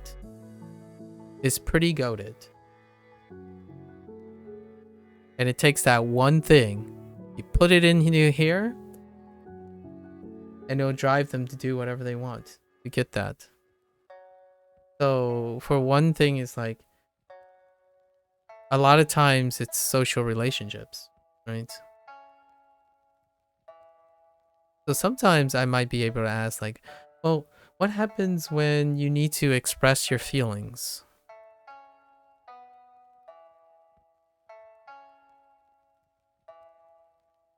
Right? I focus on psychology, so expressing your feelings. How can you express, like, are you able to express to me how much how much you hate something and how much you love something. It could be a video game, it could be something. So if you can do that, wouldn't it be nice if you could use whatever you have to express it in your essay? Would it be faster? Does it feel more honest to yourself? Ask them if ChatGPT captures their emotions. Will you remember what ChatGPT wrote versus what you've wrote with your own words? Think about when you become 20 years old. 2 years of writing.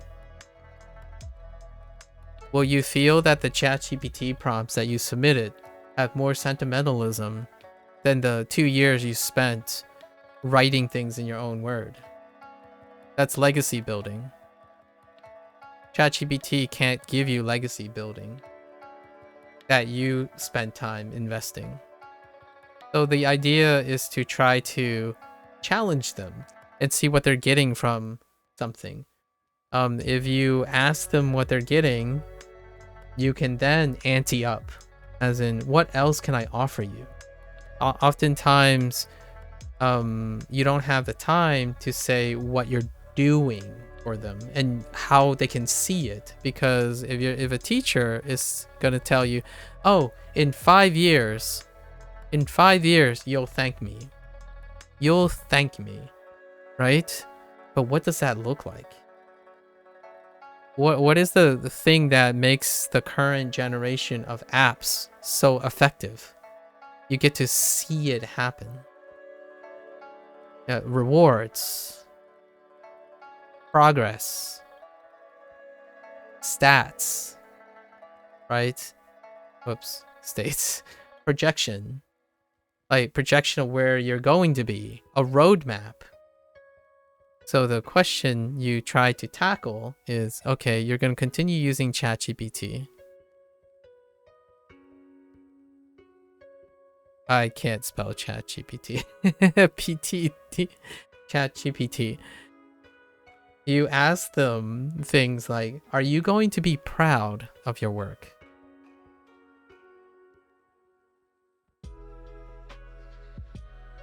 Do one day you want to speak without relying on something? Right? Maybe you want to grow up to be a role model. Well, are they going to see ChatGPT? Or you? There, it goes on, but there are very encouraging ways where, like, it basically challenges me to figure out how much I can understand them and how much they want something. If you know what they want, it's going to be helpful. So you ask them what they want first, or what they're getting from something, and then you can beat that, right? Instead of doing what other people do, we'll turn this into a digression. I think that I've been on this topic long enough for a digression, right? For example, Duolingo. You could do the other way, which most people do, which is using the word punish. So, like, you punish people for using Duolingo in order to convert people to Anki or immersion, right? The fear of punishment is FUD. It's using fear. Well, for me, if I am someone who uses Anki and immersion, and my job is to persuade someone to using Anki and immersion, my first inclination is to demonstrate that this thing offers more than Duolingo. That's not what the majority of people do to convince me. They tell me how bad Duolingo is. so you use these things. So as a teacher, instead of taking something away, which they clearly know how to use better than I do, I can tell you now, right? If I go up to a kid, that kid will know how to command ChatGPT way more than me. They've invested so much time to trying to get away, hide it, right? So already, you can already assume if they're good, like if they're getting away with it, right? If they're getting away with it, they're spending a lot of efforts. They're spending a lot of effort to making ChatGPT do something to trick you. So you know what? I want to know, what does ChatGPT do for them? If they say, oh, I can do this and do this and I can do this, I'm like, what if you can do all of that and more? I'll let you do all of that, since you've already told me you can do that. And add on to that, I'll teach you. What if I can teach you how to ask better questions? Make things with ChatGPT. And the real goal is be better than ChatGPT. Like if they think GPT is doing everything now, you offer them more. What if whatever you're doing, you can do more than that? If you think ChatGPT is so good now, you can be better than that. And that, in my opinion, is a more provocative position to be in. Oftentimes when you're thinking about products, right? You can go the lazy way and attack your opponents. In my opinion, this is a lazy way. This is called anti-competitive practice, just so you know. If people want to give it a specific name, it's called anti-competitive practice. You prevent your opponent from succeeding, so therefore you don't have to improve your product. You do not have to improve your product if your opponent fails. That's how Duolingo is being fought. Duolingo often is being fought by keeping it down, as opposed to suggesting it improve or fix, like improve it. Have people continue to use it and fix it, or like have competition to improve it. You improve by offering competitive offers. So kids resonate with that really well. Adults, maybe less so. On the adult side, sentimentalism can be overpowering. The younger you get, though, the more likely you're talking about raw output, visible rewards, things that are tangible. When you talk to adults, they might be thinking 20 years, 15 years, and some things like, oh, I like my movies the way they are from the 60s. So there are a lot more nuances that prevent this from happening. But generally speaking, they're not the ones that going straight to ChatGPT for everything, right? The ones that are adults now, like 30 plus, who made before ChatGPT. But in this case, you got to give them something more exciting, something more tantalizing, right? And unfortunately, there's a drawback to all of this, right? The kids could be asking so much that it could lead to the YouTube situation or the TikTok situation, where all the people who are providing stuff is so one-upping each other that it leads to what we were just talking about. The sensationalism, the bigger and better, and the constant. So there is a upper limit to this. My attempt is going to try to make it personal, as in like personal in a positive way. I think kids like the idea of being better than the things they use. They're constantly striving to be better. So as a teacher, in my opinion, you try to get them to feel that you are making them better, not tearing them down. Right? Tearing them down. Well, I can tell you, kids are really good at fighting the teardown. Like, they're probably far more tenacious than, or you get a kid that's really depressed, and they break down, and then that becomes your problem too. So, you're in a lose-lose situation if you continue to fight against something. So for me, if someone feels like they're obligated to fake something, right? And this is my sappy approach. I'm gonna try to convince them that they don't need to fake anything. Or not the things that matter. I'm gonna at least somehow get them to make something that isn't fake and work from there. Work on that. Although I'm not a formal teacher anymore, and I don't know how I would go about doing this. It'll be very difficult for like a classroom of 100 people. But as a tutor, or as a tutor or a mentor, where it's like one-on-one with 4 people, maybe 4 max, this would be the scale I would do.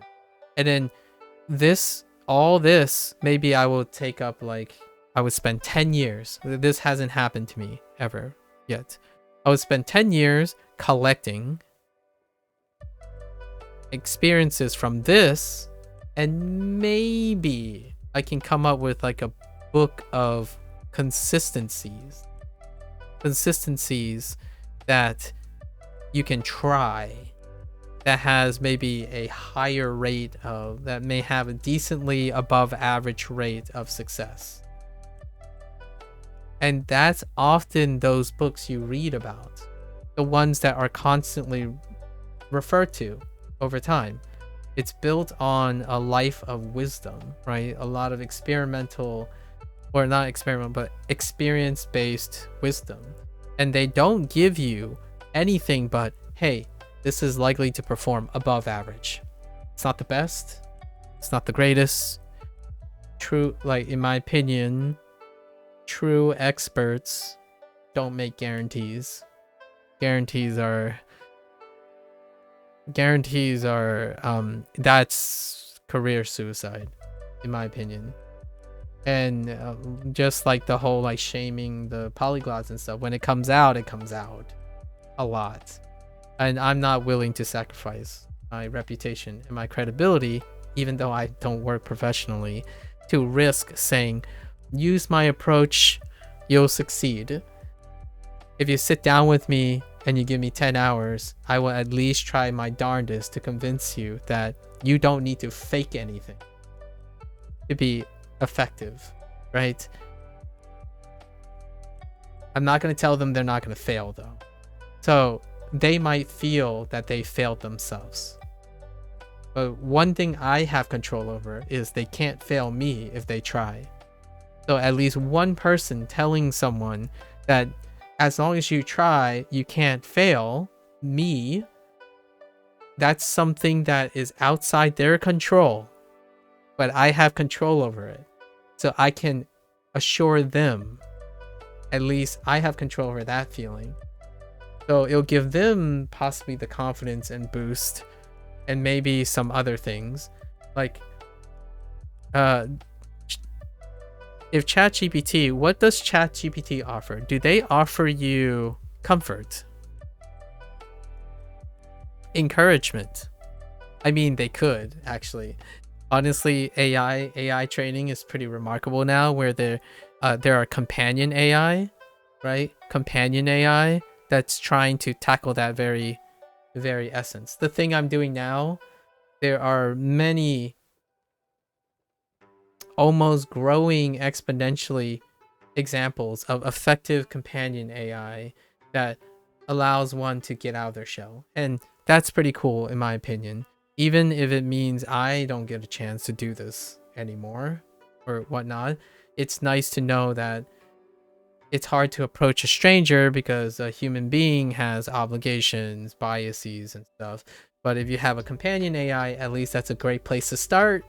You know, tools are a great place to start.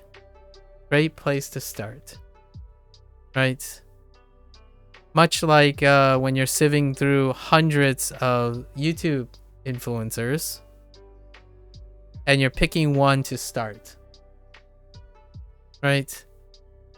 There's a downside to this. The deep cut here is because of the way this works, it dehumanizes the people behind the content.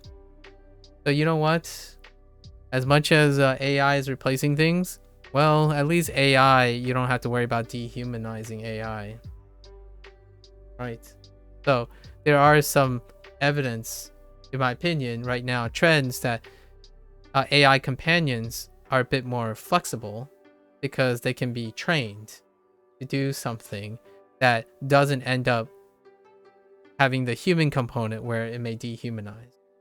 When you dehumanize someone, you'll know when you start dehumanizing someone. Like taking a dump, easily taking a dump on hundreds of people's work trivially. This is low-key my bootstrap back to making it related to Duolingo. The further you are in dehumanizing people, the more likely that you're able to dump on hundreds of people's lives' work easily. So I try not to sound like that a lot of times. I do think that though. I'm not painting myself as a saint. I have those thoughts sometimes. Like when I trip over something and I'm like, dude, why is this here? Like, and then there's thousands of people involved in maintaining all these things, but you know, emotions run high, right? So much like a lot of other things, AI has an interesting place, and I think it would be really cool. My social experiment, which someone mentioned, like it would be good research. I would love to use me and AI, use AI to check me and me to check AI while helping someone. Right? Because I don't have the luxury of sorry, this might be taken out of context. I don't have friends. I don't have friends who are experts in all relevant topics when it comes to helping people, right? Sometimes the person needs help with something I don't know, and I also don't have friends that are experts. I'm not an influencer, so I don't have a lot of influence. I can't pull someone off of their busy schedule and say, hey, you know, I have this guy who's having trouble with business and it's really hurting their mental state.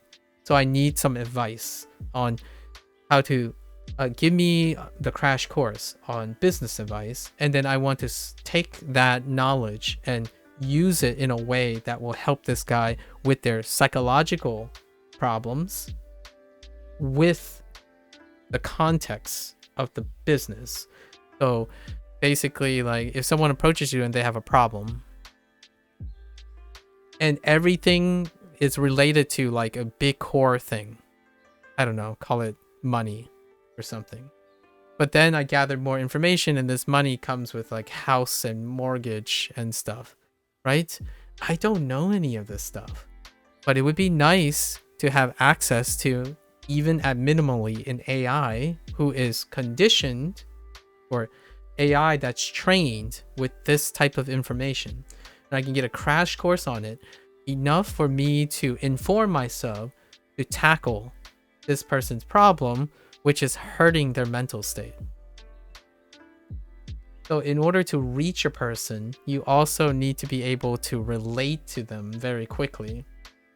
And it is very hard to be the expert of a lot of things.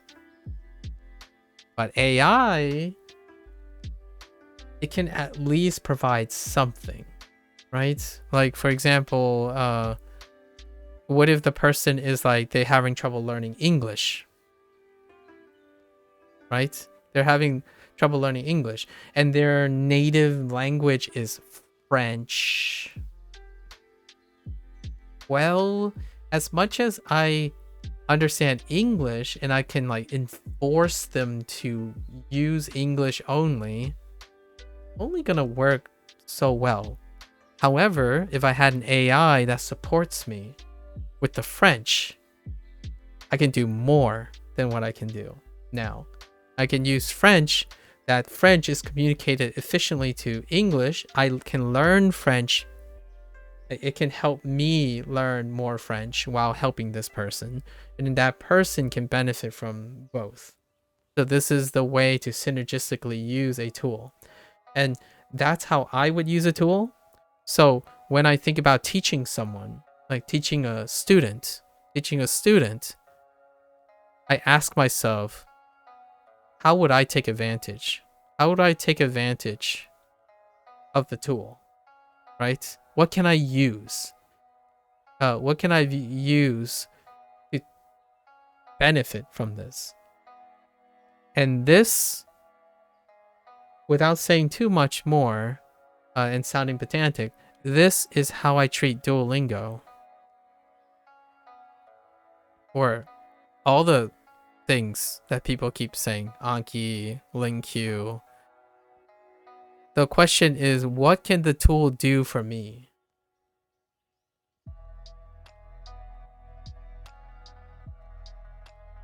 Like, what can I take from it?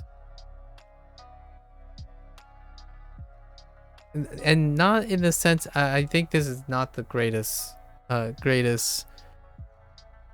like, how can I maximize what the tool can do for me and what it can't do for me? So then I don't focus on what it can't do. I focus on maximizing what it can do. And then I go find this somewhere else. Because the tool doesn't cap my skills. I cap my skills. So when you go around peddling like you can't be something without X, Y, and Z tools, that's the tool capping you. It's not the other way around. So oftentimes the argument is Duolingo can't do everything. Well, I mean, as far as I'm concerned, a lot of people say things like, oh, no single tool can do everything, right? And I usually agree, but not in the same manner. I don't think this is the same manner. No single tool can do everything because you, as a human being, desire more.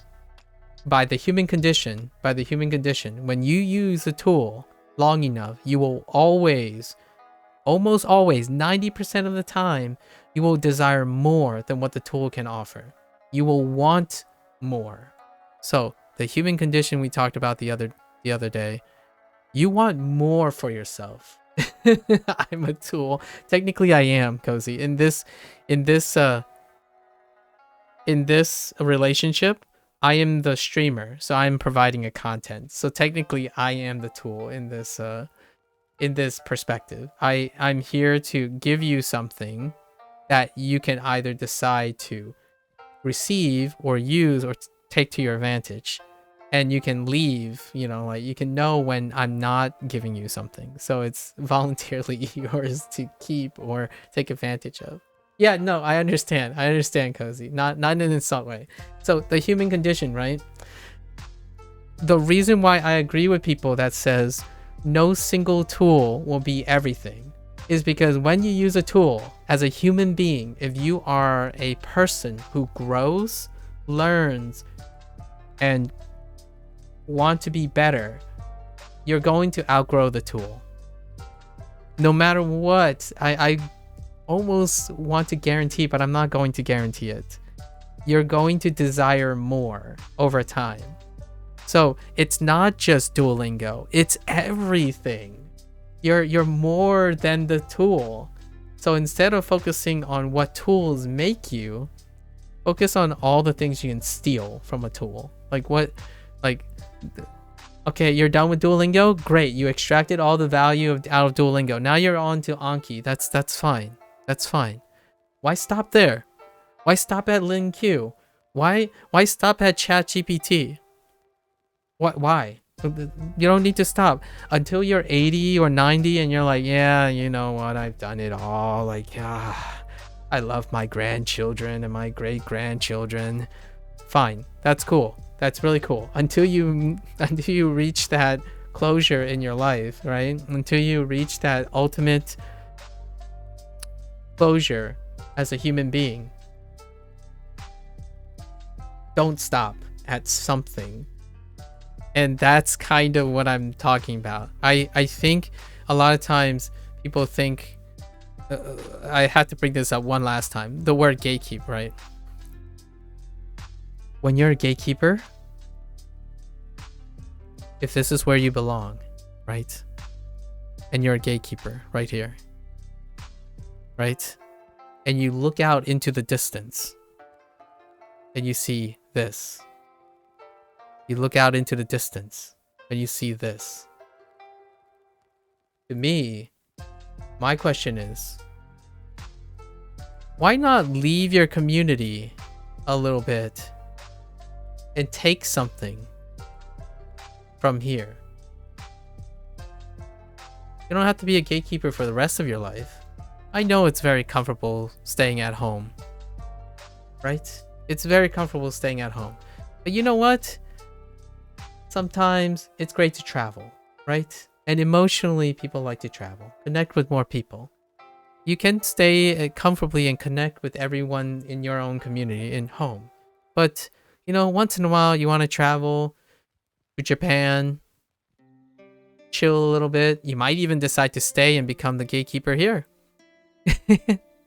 And then you look back on yourself, it's like, oh yeah, but I can visit my previous home.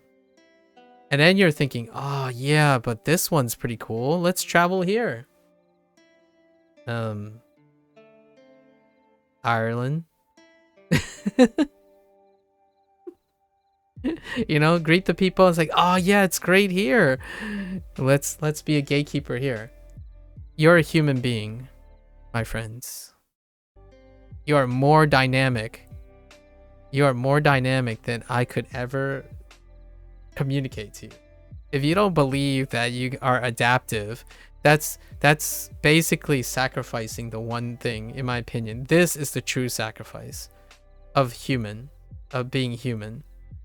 If you like to sit in one place, think of one thing, do the same thing for the rest of your life, have everything told to you, you know, always do everything that's prescribed to you without ever once flexing, exploring, and being inquisitive and stuff, without any of that, I honestly think you are sacrificing a part of your humanity, the human condition.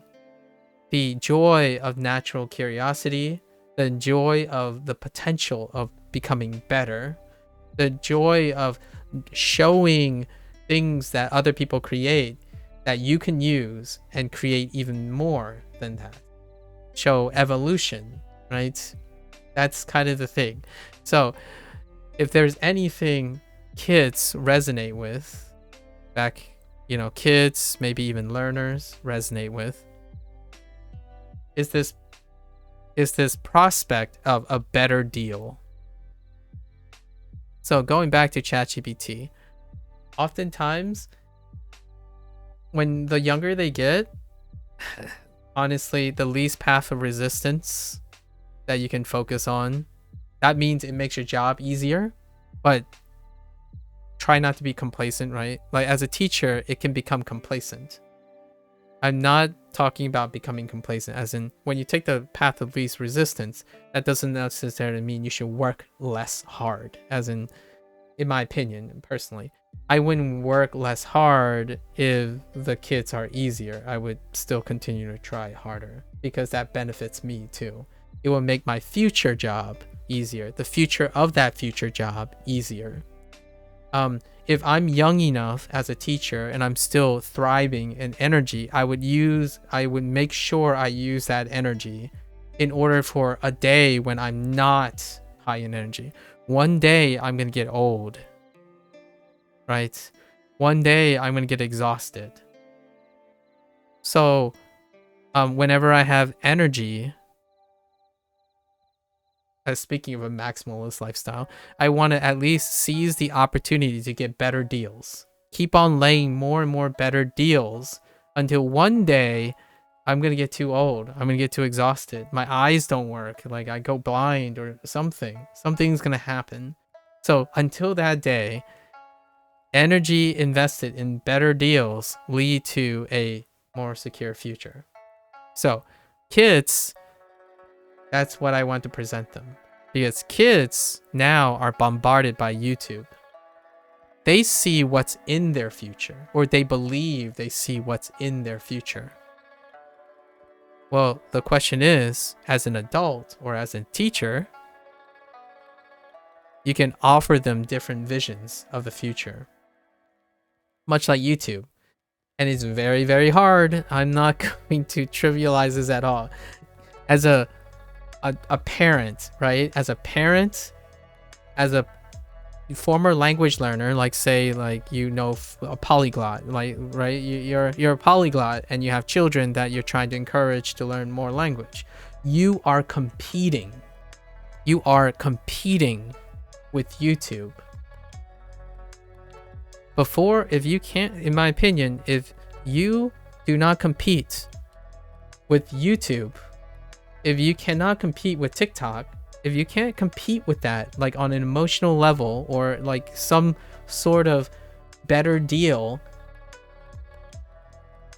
regardless of what you say or like the context or your expertise, if you cannot get them to listen to you, you are lost. So the idea now is, how do you encourage behavior that allows them to grow on their own? And for me, it's not about what, like, just taking it back to now the goal, right? Learning Japanese. If you tell them use Anki and you will get better,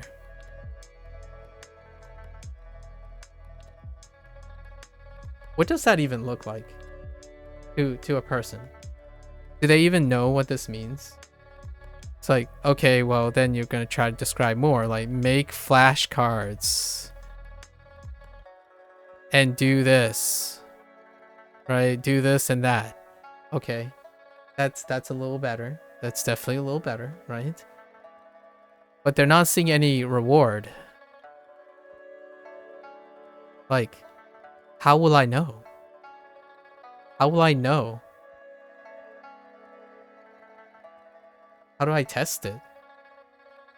How can I see results as I'm going? Well, you can do that. And I'm going to guarantee you that if I used Anki, my first things I would do is place these into place. Place these into place. I would establish these things. I would tell myself, okay, so this day, and the successful people who use Anki, people who are successful at using Anki, have already done this. They would say, I would accomplish 20 words a week. Then I would add 10 words into it every week, right? Etc. So they had all these so that they can see the results, test the results. When will they know, and what are the rewards? Okay? Now, does that work for everyone? Well, if I can imagine what Anki is, I will do all of these things and say the same things and perspectives that I say for Duolingo. I see what Duolingo doesn't do, and it does do. You know, things that it's great at, things that they're not great at. And I establish all the other things in it. So in Anki, it would be a different story. It would be I download a bunch of things and here's all the stuff. I'll just keep bootstrapping. Meanwhile, I remind myself, I would set schedules. So most of my conversation is going to be like, oh, today here's my list. If you want to think about it like a theoretical Anki stream, a theoretical Anki stream would be, I would BlueStack Anki, right? And it'll show my cards, flashcards, right? And it'll be in the center. I will have a to-do list on the right. I will monitor my own progress, write down all the, you know, this is the stuff that most people already do. Write down the things that I missed, right? Things I didn't. All this stuff, guess what? Guess what Duolingo does? Duolingo removes all of this stuff and make this stuff rigid, the flashcards. So since this stuff is rigid, I have to go and seek what Anki offers, which is like the community filled with content that isn't in Duolingo. But they removed all this stuff. All the emotional baggage, all the things that remind you, oh, you're doing something. Like, oh, here's your track. Here are all your things. And oh, while you're doing that, here's all the people that also enjoys Duolingo. You can chill with them. Have some TikTok animation clips. Because we're competing with TikTok. We're competing with YouTube. We want you to stay on our app that isn't TikTok or YouTube. It's the less, some might even, the people outside of Duolingo might say, it's the lesser of two evils. Like, I mean, rather than being on TikTok and you're on Duolingo, it is trading something for something else. But the reason it's the efficacy is it's establishing emotional sentimentalism. It's working on the idea that you can see your progress in action. Right? When you read a textbook, good luck. The best thing I can say about the textbook, in my opinion, right off the top of my head, is probably doing the tests. So like the tests or the quizzes, if the textbook have tests and quizzes. That's why they have tests and quizzes, by the way. One of the biggest psychological things is getting feedback from what you learn. So in textbooks, they have like end of problems at the end of a chapter, quizzes at the end of the chapter, but there isn't someone that tells you, good job, like you're doing well. Like, here's a fun clip of me congratulating you on doing well, right? Or here's me being like, giving you what you need, your feedback that you need to keep going. Well, most of, like a large majority of the effort, I would say even probably greater than 30%, might appear like they're focusing on that aspect. So that's Duolingo's strength. Why do people continue to use something that's so subpar? Well, a lot of people outside of Duolingo would say, I don't understand. Why is Duolingo still so popular? It's like garbage. It doesn't teach things. Like, it doesn't. And then meanwhile, that's because the thing they're focusing on is the flashcard stuff, like what the content is. They're not focusing on all the things they automatically do already. Priorities, motivation, process-oriented checklists, how to make sure that you're not declining, all those things. Those are the things that are harder for whoever is stuck. Like, this is harder, not this. So when I see, going back to the initial question, kids using ChatGPT, I need to figure out from these kids what is harder for them. If there is there a pattern to what is the harder thing, and what are they getting from it? What are their rewards for getting it done? If it's easy to tackle, like harder things tend to have sucky rewards, right? If I can identify this, I'll offer better rewards, better transparency, better rewards. And what happens, I genuinely find this to be more consistent. These kids are brilliant. They're incredibly hardworking, and they understand content very well. There's nothing really wrong with that. There's no deficiency oftentimes. There's far less deficiency than most people put it out. Like what they're putting out now when they're not motivated and not connected is light years lower than when they get better rewards and transparency. So first, find that out. And when I used to, tutor or try to mentor and stuff, that's what I capitalize on. Either they, it could end up being tough love. You have no idea. It's not necessarily, there's no consistent pattern. The idea is you need to find out how you beat what is holding their attention now. You are substituting a habit. So if the habit is to doom scroll TikTok, how do you give them something better than doom scrolling TikTok?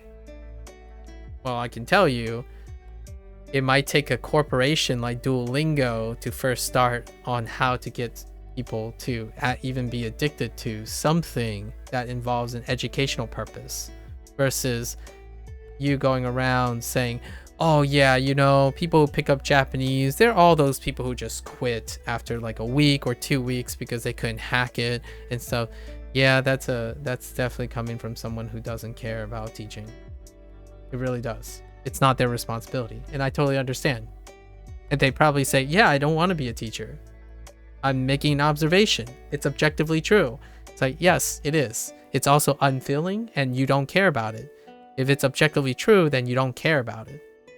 You can say objective things because they're not emotionally charged, or you don't want them to be emotionally charged, right? That makes sense. To me, I do care about it. So if you don't care about teaching, then stop providing teaching advice, right? It's fair. It's objective. If you say you don't care about kids and you're always complaining about how like anime people thought learning Japanese was easy and they quit after 3 days, and most of them just hit Duolingo up for like 3 weeks and they quit, like, okay, well, first of all, sometimes there's a thing that I started wondering. There's a point where people quit because of toxicity, not because of a product. Because the toxicity is targeting a product. Well, how's that much different than a teacher saying video games rot your brain?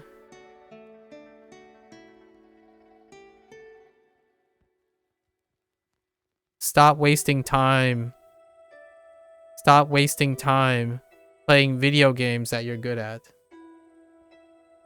That's the same, in my opinion, from a teacher and a psychological perspective. It's no different than an Anki user telling them that Duolingo doesn't teach them vocabulary. Instead of using what Duolingo does best and then getting them to use Anki with Duolingo. It's like, okay, what do I do a lot of times? I do this in real action. When a stranger comes to me and they say, oh yeah, I really love learning Mandarin and stuff, I give them another reason to want to learn Mandarin. Like, hey, if you're feeling demotivated today, can you learn something so you can share it with me? I would be very grateful. Like, it would be fun. Like, we'll go back and forth. I know Sub-Zero's, I don't even know if Sub-Zero's awake right now, but I'm sure Sub-Zero might find this a little bit personal, but I do this with everyone. I try to ask enough questions, and if they stay long enough, I have to get enough about the person so that I can offer them something. What can I offer? I can offer them my time, right? The thing that I can offer that's kind of free. Obviously, I have to eat and sleep and all that, and you can make an argument that that translates to a cost, but at least I can afford to do that. So when someone says their life is boring, I ask them, tell me about it. And then if they think their life is like 1 in excitement, right? I find out what they find is exciting, right? And come on, I can do better than a 1. Come on. Like, if they say their life is the most boring thing in the world and they don't even think it's interesting to a stranger, you're starting at level 1. So take the first thing that person is willing to share and you be excited about it. Right? You give them ideas, and this 1 could turn into a 2. Fast forward a semester. Fast forward like a semester, right? Maybe half a year. A semester is half a year, right? This 2 might turn into a 5. And then you don't need to do anything anymore. Like sit back and watch this person change the world, in my opinion. I know that sounds a little bit romantic, but we're talking about like someone who then becomes 30 years old at some point. It's a long process, obviously. But I truly believe when you get someone started, when they get going, yeah, you can largely sit back and hope that they don't hit a big... luck sucks, you know? Sometimes people get unlucky, for sure. You can get unlucky. But when you get them started, it's good to go. So in the future, I don't see kids being told, in my opinion, from I guess the MAKU school of unofficial educational advice, right? Unofficial educational advice. I see kids being able to use ChatGPT differently. So all of these kids in the future will be able to use a tool that I can't comprehend anymore. But one thing I can do is continue to encourage them outside my depth. How is that any different from trying to teach my parents how to use a smartphone? Right? How is that any different from my parents teaching their parents what is high definition television? Right? So one day I will be too old. I'll be too old and not hip enough or edgy enough to keep up to date with kids' capacity to use tools. But for now, instead of taking tools away from them, which is what I've been saying, and we'll go back to the original wrap-up message that I mentioned before, why take a tool away when you can learn from it? As in, learn about the tool. What works, what doesn't. Take that, throw in Anki. If you came from memorize, throw in memorize. Take it, like it removing resources is what I truly call counterproductive. That is, if there's anything that I feel like people would not disagree, like they would likely agree with me consistently, is if you remove options, you have less options. That's all. Right? When you move options, you reduce potential. That's inherent. So, no, I'm never going to tell. I can't. I literally can't, because that would be a lie. I literally, well, I technically I can. I guess I'm taking this too low. Figuratively, I can lie. If I was some person who want to deceive someone, but it would be a lie that I say I only use Duolingo. But that doesn't stop anyone from assuming I only use Duolingo. In fact, I didn't even use only Duolingo. Duolingo, I've been using something for Japanese before Duolingo. I said this so often. I listen to Japanese. Like, and many kids, many people don't even factor this in. They don't even count this as something that is a basis. Your interest in anime and your interest in anime is part of the process. So, did I learn anything interesting today? Oh my gosh, Lotus, don't you at me. Well, you old butthead. I'm busy digressing. Okay. That's it. That's all I'm going to say. I think this digression is going to be...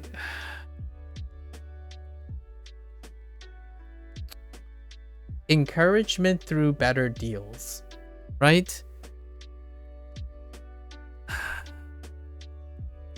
When you want to get someone to learn something, I suppose, offer them a better deal. And what I mean by a better deal is you also have to establish rapport. I always mess up how to spell rapport, but you get it. This is not how you spell rapport. Maybe it's this. You have to establish you have to establish the oh yeah, that's it. Yeah, thanks. Rapport. Is this a French word? I need a French person to help me out. Is this a French word? That's why it's pronounced rapport. Like, it's spelled this way. I swear if this is a French word. But rapport. I use this a lot spoken, but I rarely write it out. So, rapport. You establish.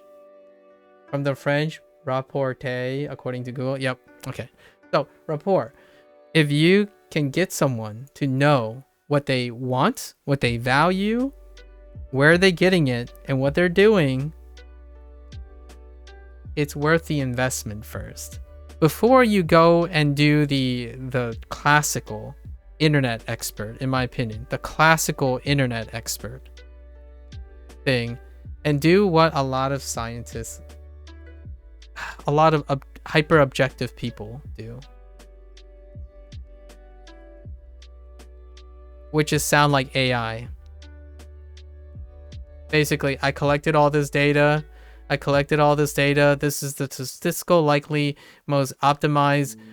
Here is a laundry list of all the most consistent things. I don't have time to deal with you as a human being, so here's the most efficient response, and here's the collective. Instead of, establish rapport, because your goal is, right, to care about the person, right? You're trying to show that you care about this person. If you don't, stop saying you do, which is so tough. I swear. Or like, those 90% of critics, they say, oh, but I care about language learning. What about all the other kids that might get the wrong impression? I'm so sick and tired of seeing people peddle the wrong idea. Like, no, you don't. Like, I'm sorry, but no, you don't. You're telling me that you care about people like me, like language learners, but instead you focus on calling someone out, not trying to establish rapport. And then you expect that stranger to listen to you. I humbly, respectfully tell you, you need a lesson in communication. And you are not a teacher. Because a teacher, in my opinion, first want to know what that person wants, what that person needs, or what they want to get out of it. Then you offer advice. Right? And because you're such an expert, you have lots of things. You know a lot of things. So you pick the appropriate thing to say to them. You're the expert. You have all the information, presumably, right? You think you have all the information. Even for the arrogant people, all the information. I wouldn't even think about this. I have some information. And my goal is to determine if I have information that's useful. So information that's appropriate. You can't, by trying to sound like a expert that knows AI objective language and say, I know all the statistics. Here it is. Yep. You need Anki, immersion, Anki, immersion. Go find some native scripts. Oh, what was that? Oh, yeah. Oh, I didn't know you were a human being. Oh no. I didn't know you already did that. Oh, yeah. Yeah, that's kind of awkward, isn't it? I didn't know you were doing all these things. I'm just telling the facts. This is the conversation I have so often. I'm just telling the facts about what other people are trying. So these are facts. And I'm like, I'm sorry if I made the assumptions. Like, no, it's not. It doesn't change anything. You establish all the wonderful things that I know are true. They are facts. But you treated me like a dumpster. You treated me like an object. You didn't even ask me what I'm doing already. You didn't know or even bother knowing what I did already. You have no idea. Zero compassion, because you thought being an expert makes you better at teaching a human being. So, yes, you can offer advice. No, you do not care about teaching people. Because if you did, you would ask first. How much time have I spent with Duolingo? So in this 64 days, I average about 6 hours with Duolingo in context. So let's do 6 times 64, about 400 hours. Do I use Duolingo in that time? Probably half of the time I'm literally using Duolingo. The other half is me droning on about someone asking a really wonderful question, and I try to make it as relevant to Duolingo as I can. But ultimately, it comes with a very, very humble encouragement that I want to tell people, don't sell yourself short. I'll end this section with, don't sell yourself short. If I had to discourage something, right? Try not to sell yourself short, right? And tools try not to let tools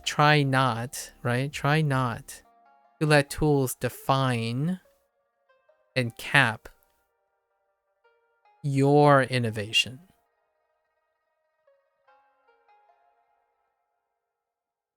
And if you want one last thing is, or two last things. Strive to be better. Strive to be better than the tools. It's a little different between trying not the tools to cap you, because that's a different perspective, and then striving to be better than tools, right? You're as a human being, you have a higher capacity, in my opinion, right? A higher capacity. That's what one of the themes of the question about ChatGPT and stuff. And then last one is teaching and advice starts with rapport. If you're someone that goes up to a stranger online and you dehumanize them,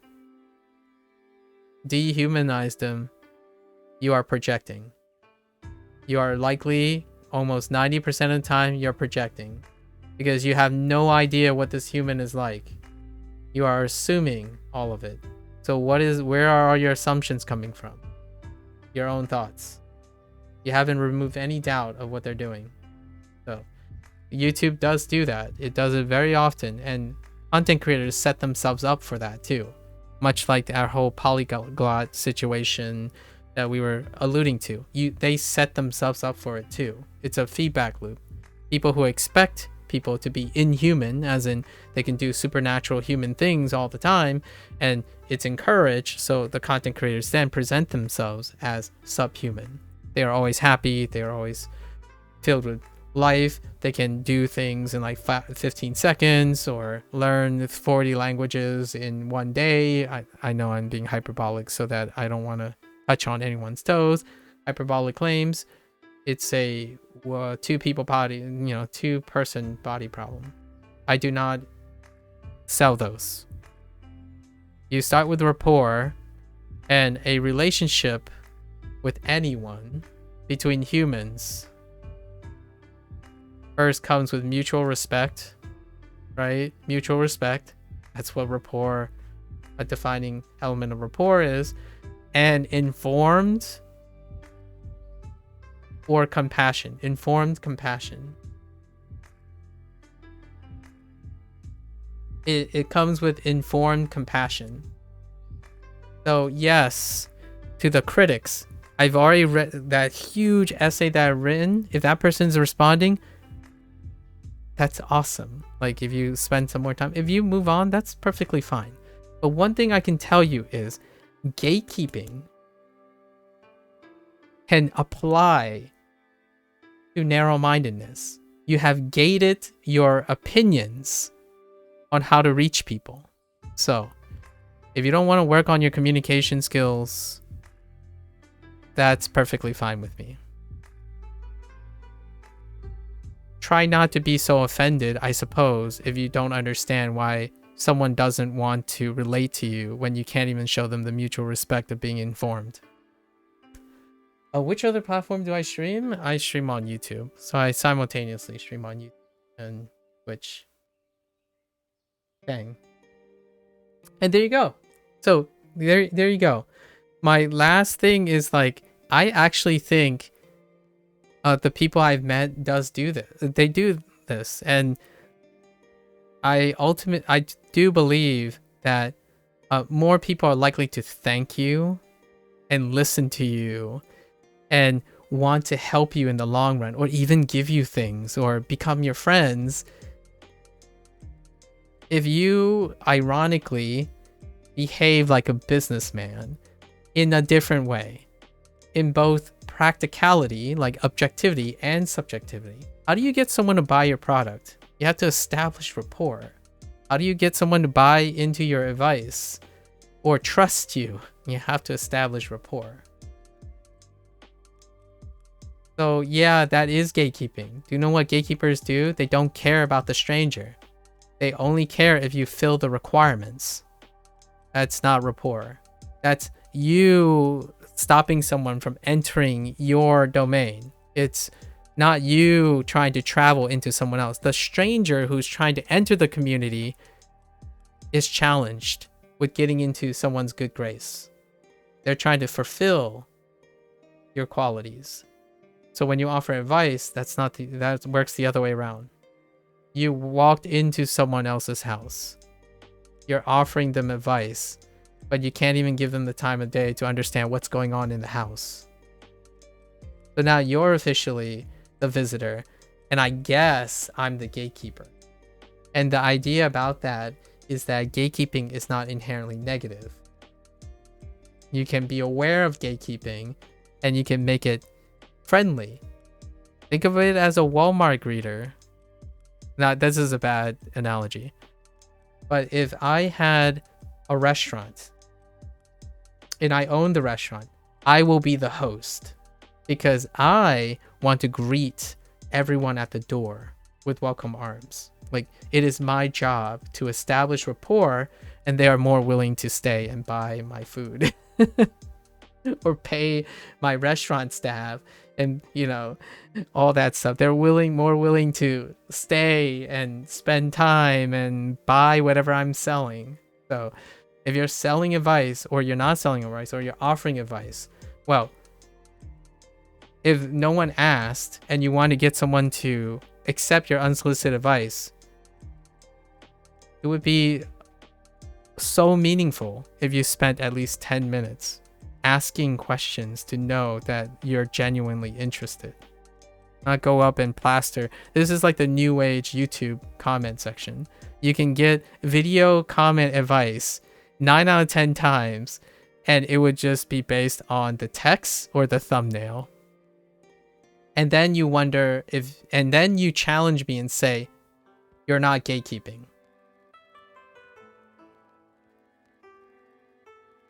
Gatekeeping is a prejudice. It's make things inaccessible. What is it? So if you say my content is garbage, that's gatekeeping. You're making my content inaccessible to other people. You're reducing the accessibility of someone else's things because it's not relevant to you. It's crazy, but hey. So, encourage other human beings. I love the challenge. In the future, maybe I want to tutor people. Like I want to tutor like kids in writing, or maybe even teach English as a second language in a tutor way, right? Because I truly am curious if I could get my methods or the things that I think about to get someone to use ChatGPT, but like blast past me. Like make beautiful essays by taking advantage of how fast ChatGPT can collect ideas, and then how they can like work their workflow around it. I can't think like that anymore. So when I go in ChatGPT and I say, can you summarize the first 4 points? I spend more time trying to deconstruct and say, yeah, but I wouldn't write it this way. Like I can't do it this way. Like this is not even right. Like I actually spend more time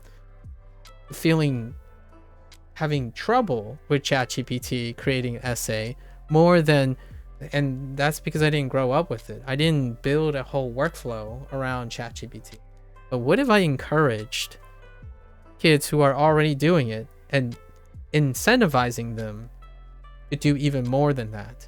What would that product look like? And I think that is working with someone. Like if the kids are already going to use ChatGPT and it's like their primary source and it's the thing that lowers the barrier, if you strip that away from them and not even get the opportunity to understand what it offers to them, like for example, saying Duolingo sucks, and then and then someone asks you, when was the last time you used Duolingo? Oh, 2019. Oh, so 6 years ago. Okay. Do you know what people use Duolingo for now? Because the year is 2024. And it's ironic because it goes back, and throw one more, that YouTuber that said, wake up, it's 2024, stop using Duolingo for Japanese.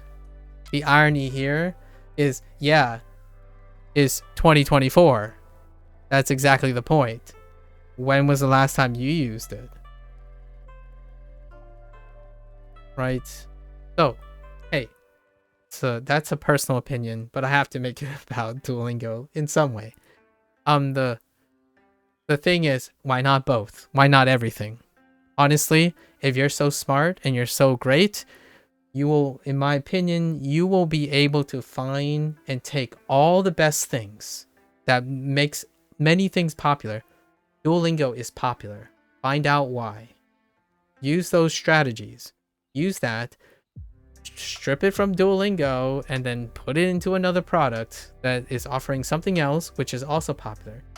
Statistically, if you are so objective about this and say, oh yeah, Duolingo is worthless, it's useless, why is it popular?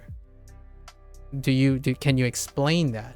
And the first comment I always hear from emotionally charged people a lot of times is, I don't understand why people keep using Duolingo. It's like, well, yeah, there's your first mark.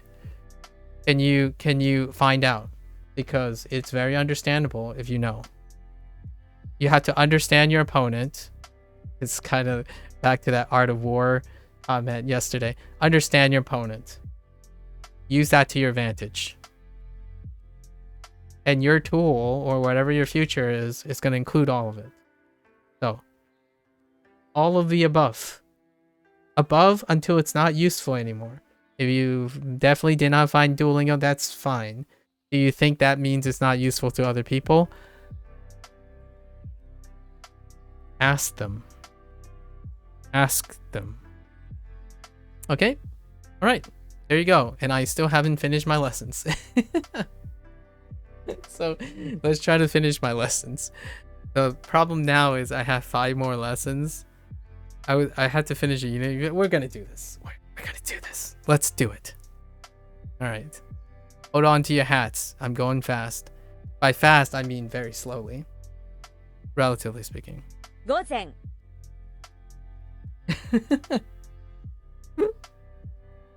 It's okay. I have no goals in mind, so I prefer that I have inspirations to encourage other people. That's what makes the day very rewarding.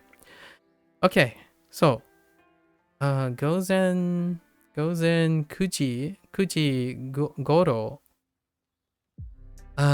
ろ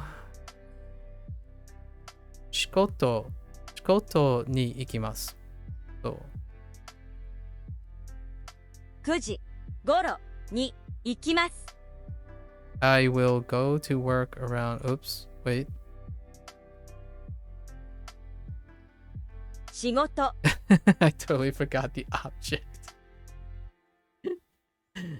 Okay. 午前9時頃仕事に行きます。Okay. 金曜日にご両親とどこに行きますか？ Okay, sure. Where are you going with your ご両親 on 金曜日。お手洗いも2階ですか？お手洗い。Ooh. Yeah, I forgot the part where I was going. I was like, yep. And I'm like, where's the object? I see the knee. I do this thing.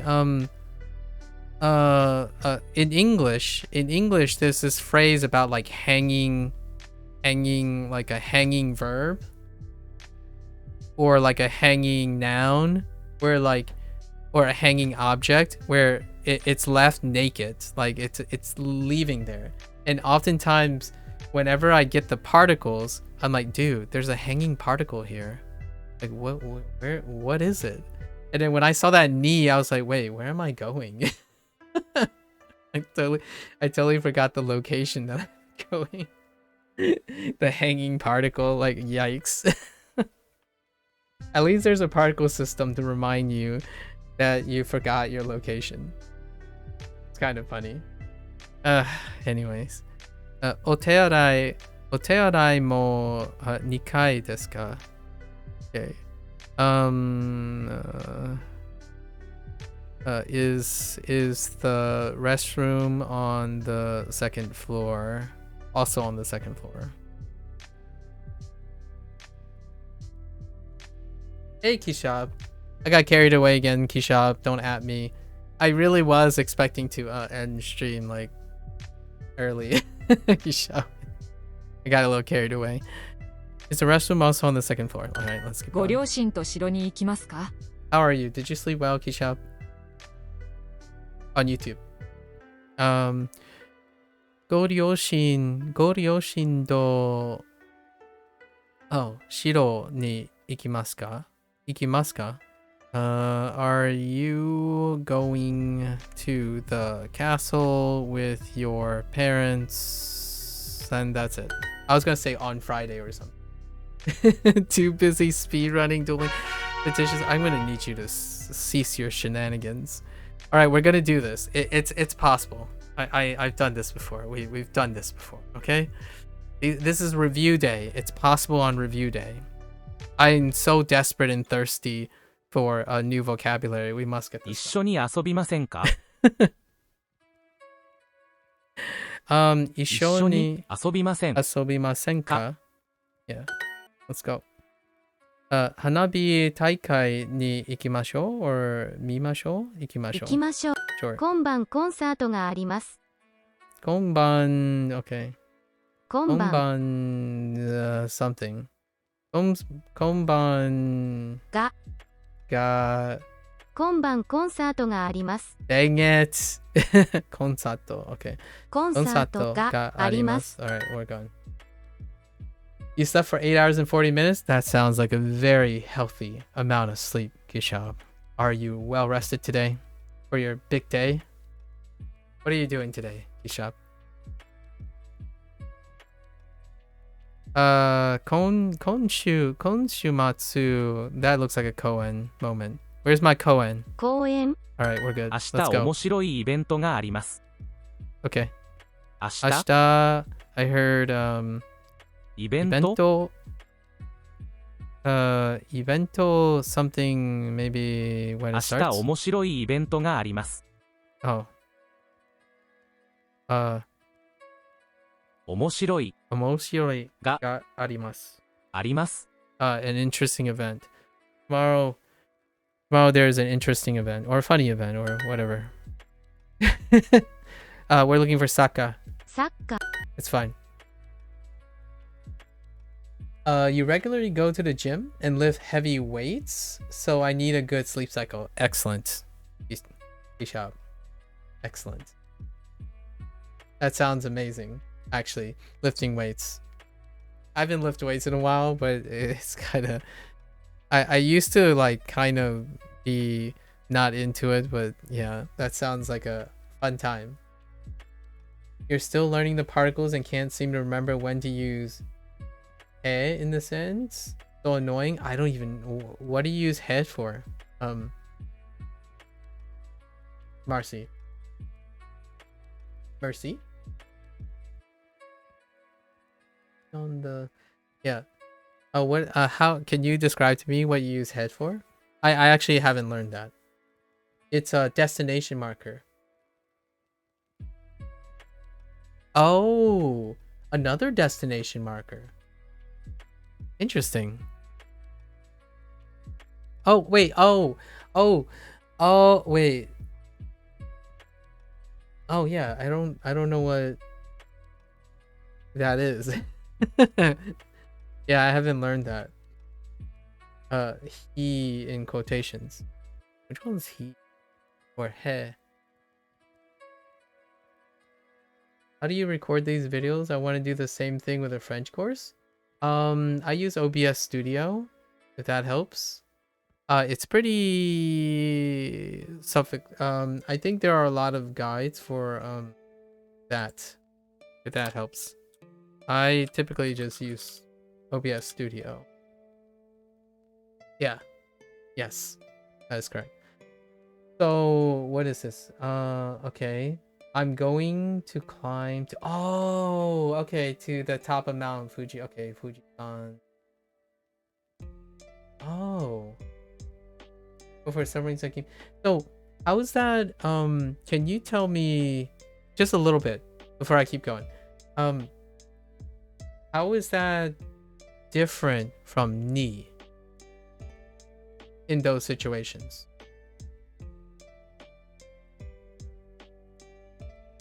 Also, how many other languages do I know? If you want to qualify knowing, I know 4 languages. To varying degrees. Very, very varying degrees. I know 4 languages to varying degrees. Technically, 2 are related. And I don't know if I count Japanese right now. I'm still in the early stages of Japanese, but... if we count Japanese, it would be 5. However, they're in varying degrees. Fujonese, I know how to speak. I'm illiterate. Mandarin, I know how to process conversation, but I don't really speak it, nor do I read it. Spanish, I was formerly schooled in, so I still can read it. I don't speak it very often, so I'm quite terrible, but reading it is fine. Even vocalizing it is fine. And then Japanese, that's fine too. And then there's one other, or like English, right? We're not counting English, but it's technically. So those are what I have. They're all to varying degrees. So English is my primary language. Yep. So how does he change in use case from ni? So could I not say Hanako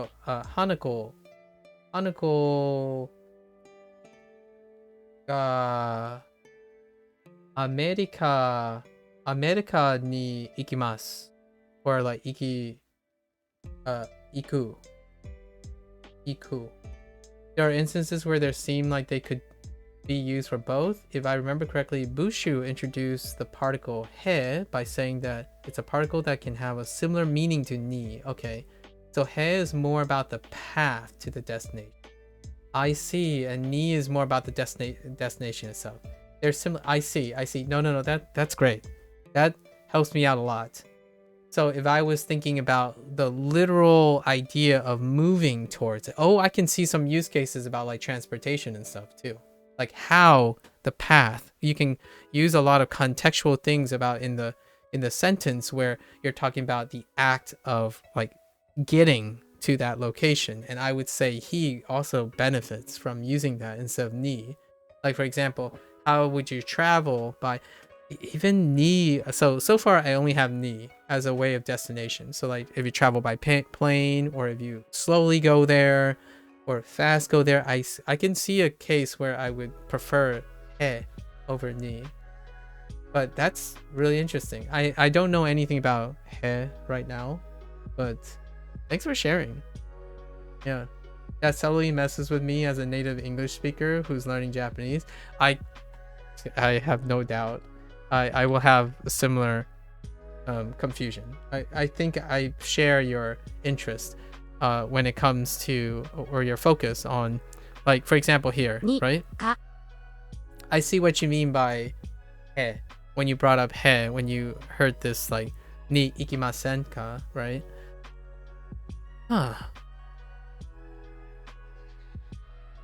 Is this strictly wrong or right in certain specific use cases? Like, are you getting negative feedback from the he and ni in situations when you're speaking with someone or conversing with someone? Like, can you be sort of like be told not to say something? It's kind of like I'm saying more of like an adu versus idu kind of thing. If you use adu on a animate object, that would be like, that's a problem. But if you like swap this up, if I swap this up for he, right? He instead of ni, is it a subtlety of your personality, or is someone gonna say, I don't understand what you're trying to say? That would be an interesting question. As an English speaker, I'm very curious what the reaction would be from a Japanese speaker, right? It's a great point. I will have more to talk about that if I get he in the future. I have no idea when he shows up. Yes, I believe so. Well, not speaking, I mute. So all this learning is just to read and write, but I'll get the lesson wrong when practicing if I choose the wrong particle. Oh, I will hold on to that thought and remember this discussion when I get he in the future, right? I will see all the specific use cases. They're not right. I think I don't know what you use to learn. However, in Duolingo, one thing they definitely do in their strength is to focus on the exceptions. So they will, if he is a particle that is still used, there will be a time where they deliberately give you the case where it is wrong, and they will offer you ni and he at the same time. It happens all the time with this type of prompt. So thank you for sharing. I will get back to you on that, maybe a little bit down the line when they introduce a new particle. They haven't introduced a new particle in in like all of section 2. I don't think there's been a new particle yet. And I'm still waiting for, I guess I'm waiting for he. Is there any particle left other than more rules? Like each particle still have more rules to be used, but I think I've seen every particle, mostly every particle, except for he. That'll be interesting. Thank you for the share. Oh wait, let's just go. We gotta go. Speed running time, engage. Osaka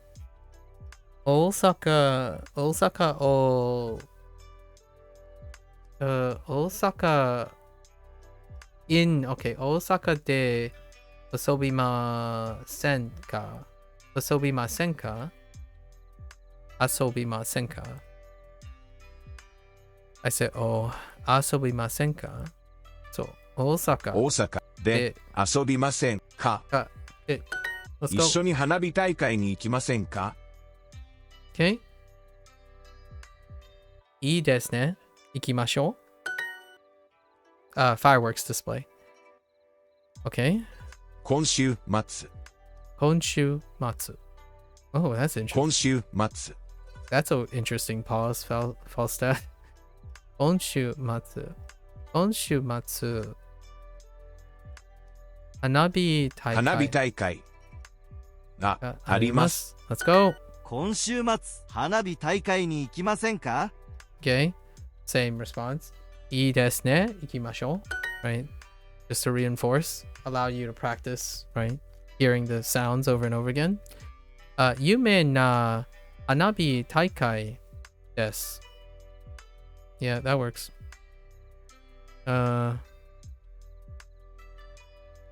有名な花火大会です。花火大会。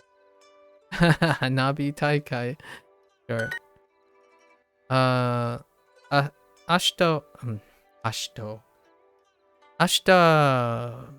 日、一緒に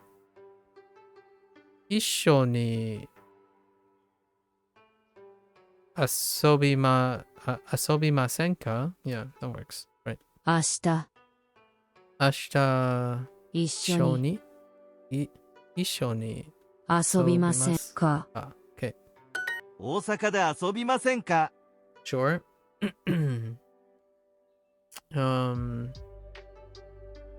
Would you like to hang out in Osaka? Okay. Okay. 今週末 Owen. 公園に遊びませんか？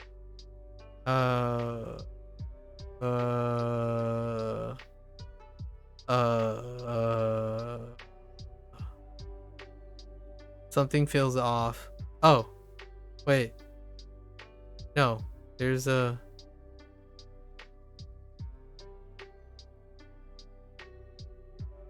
Hold? Would you like to go to the park this weekend? Oh. 行きません。Go to the park? Not hang out, sorry. I'm like, that doesn't sound right. Okay, this was yeah. Okay. 遊びません。 Oops. 今週末 Just kidding. 遊びますか？ Alright. It's fine.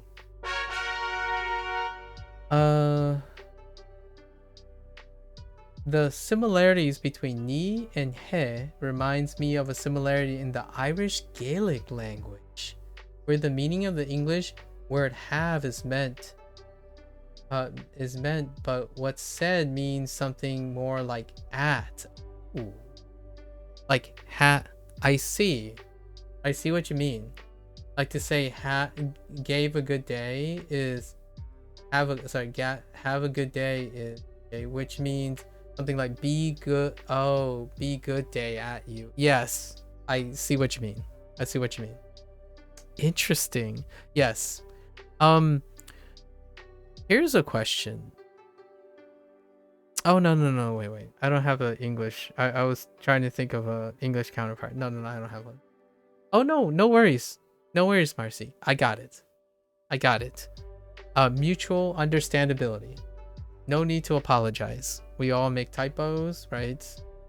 The message is clear, and I'm pretty sure you have excellent English. So absolutely no need to be worried about that. I feel like sometimes I can kind of feel someone's face flush up a little. It's like, oh no, but I made a typo. It's like, I don't want anyone to feel that way. Please. I accept, I accept your intent, but you're fine. You're definitely fine. 食べ物 Tabemono. Okay. 食べ物 All right, let's go. Let's go. 8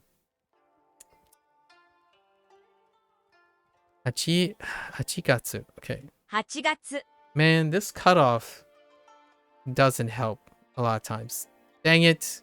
I might need to shrink it again because having 2 lines, I'm not that great. フライドポテトを食べませんか？ By the way, the name is Marcy. I know it looks like, but it's, oh, Marson. I use a 0. Oh, because you think you make a new username. Okay, Marson. Okay, fair enough. Do you like Marcy as a nickname?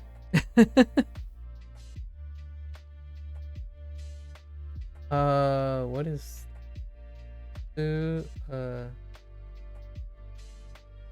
no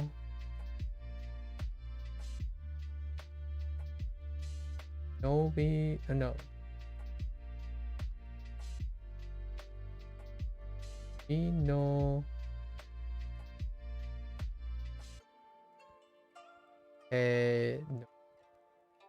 Nope no. Oh Shinope no. Oh, you're saying your name. Shinope no Marushio. Oh, Marushio. Okay. I got it. Nope. Yeah. Nope no Marushion. Okay. Marushion. Okay, Marushion.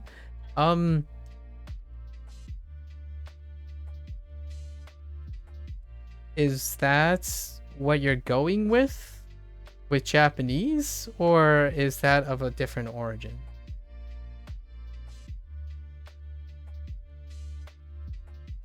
So instead of Marson of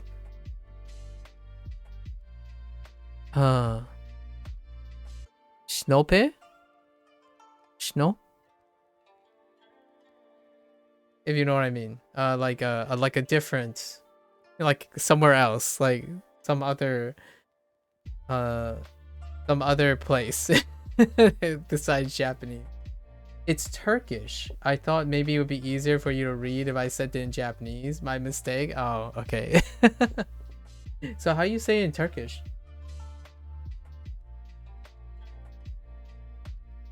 Or is it I don't know any other pronunciation stuff, so it's probably a great choice for using katakana for expressing it. How close is Marushion?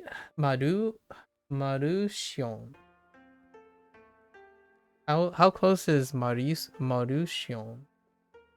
Probably not that close, right? It's perfectly all right. Whatever you want. I'm just really curious. So I like the idea that you revealed that it was of Turkish origin. It makes it very personable. フライドポテトを食べませんか？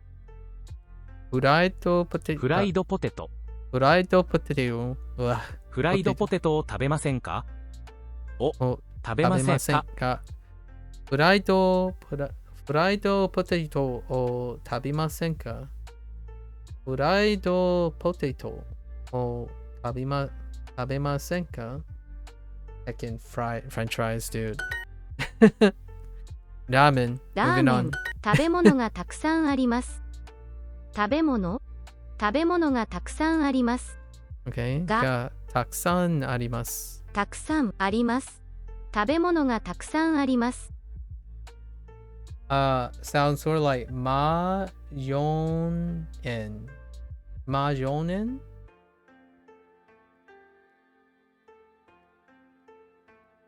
Ma yonen. Okay, ma yonen. Ooh. You know what that reminds me of? Your name.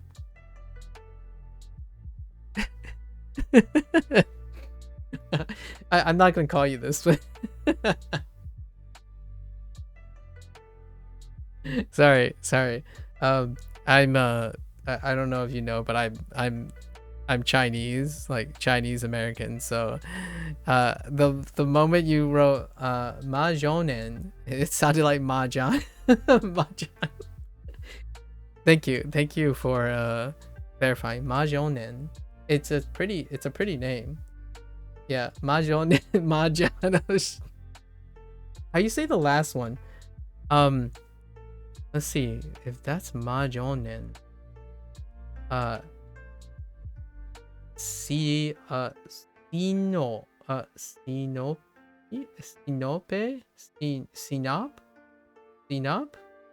I don't know. I'm making up like different vowel sounds just to differentiate from my English tendencies. Maybe it's senop. It could be se. So there is n. Oh, it could be n. So then or sen. And oh, okay. So you got on, right? On. So on, and then I have no evidence of p. So op. Senop. Sinop. Those are my guesses. It's like Sinop. Okay, Sinop. Sinop, where both of those English words are pronounced normally. Oh, Sinop. It's spelled like Sinopin. Okay. But the English we add an E. Yeah. Yep. Sinop. Okay. So, Mayonen of Sinop. Sinop. I like it. That's great. I thank you. Thank you for taking the time. This is we are learning languages after all. Cool. Massion. Majonen.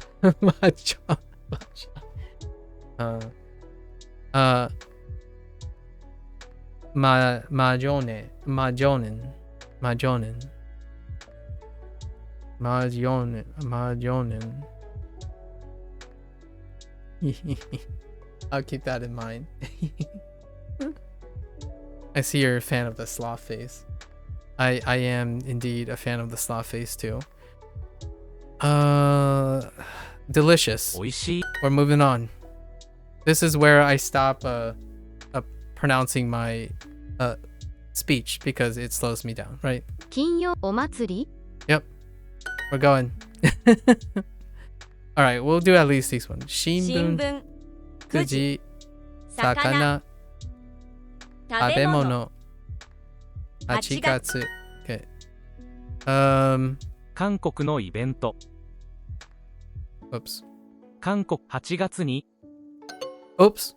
Oh, I did do them reversed. Okay, I'm rushing a little too much. 9月。8月。Okay, hold up. 9時間。食べ物。1つ。山田。Okay. Let's try. 8月。Oh, was it really 2? Oh. 2コンサートがあります。Okay. 週末にお祭りがあります。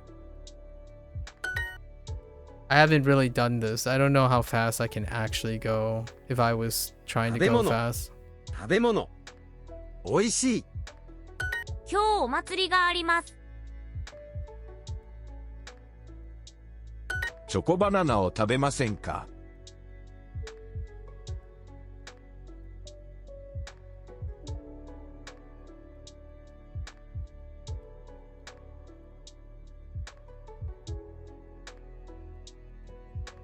チョコバナナは300円です。Okay.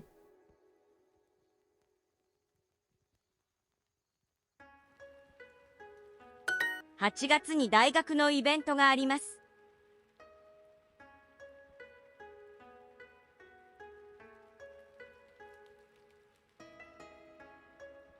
Wait a minute. 8月に大学のイベントがあります。Okay. Oh. No.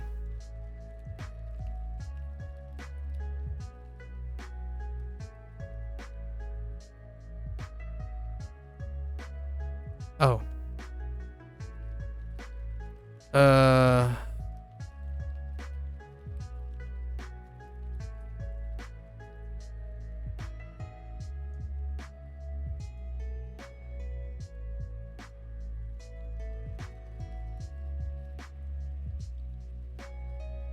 Okay.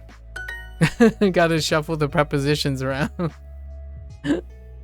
And the articles. 韓国のイベント。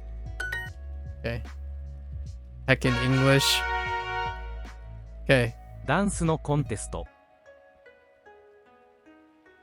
ダンスのコンテスト。Owen. 公園、近くの町でイベントがあります。 She's meeting her boyfriend at the park.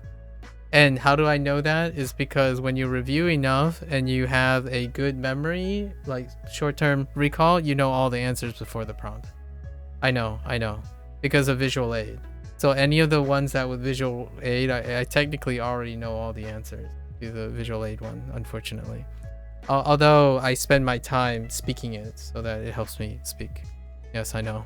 It's one of the downsides of having a small pool and a high repetition in these type of apps. 近くの町でイベントがあります。 This one maybe not so much. 近くのイベント。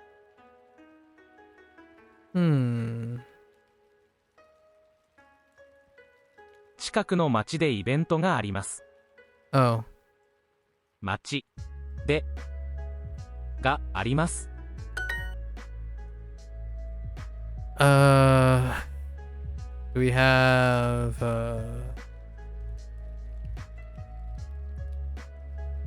レッスン、 that works? Dance lesson? 近くの駅でパフォーマンスがあります。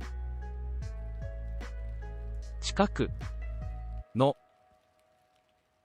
駅で。 Wait, I thought I heard 近くの駅でパフォーマンスがあります。 oh, performance. があります。 行きます? No. Yes. 行きます。Come. I do want to pronounce this though.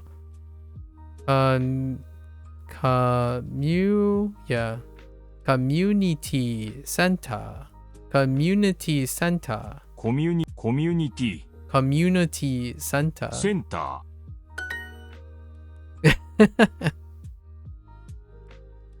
京都で京都で Wait. Hold up. 太鼓のイベント、太鼓のイベント京都で京都で Wait.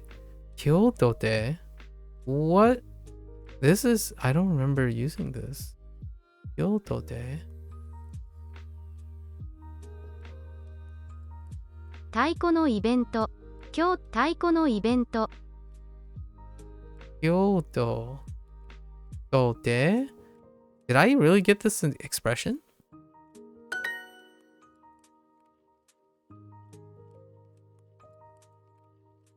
I don't think I got this expression before. According to this is supposed to be Kyoto, but oh no, Kyoto. Oh, I don't want to talk about it. It's because this is not in kanji anymore. Oh my gosh. I've officially lost my I lost my kana. This looks so weird.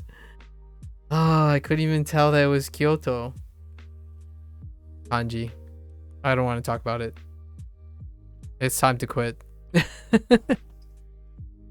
I'm like, Kyoto de? What is going on? This is not a it's the kanji. They just decided not to use the kanji. That's kind of, I wonder if that's intentional. Okay. Okay. 大学で太鼓のパフォーマンスがあります。どこですか？太鼓のパフォーマンスがあります。太鼓のコンテスト。名古屋で太鼓のコンテスト。名古屋で太鼓のコンテストがあります。Sure. What kind of contest is it? Okay, so what is... Okay. どんなコンテストですか？公園でダンスのショーがあります。ダンスのショー？週末コミュニティセンターでパフォーマンスがあります。Okay.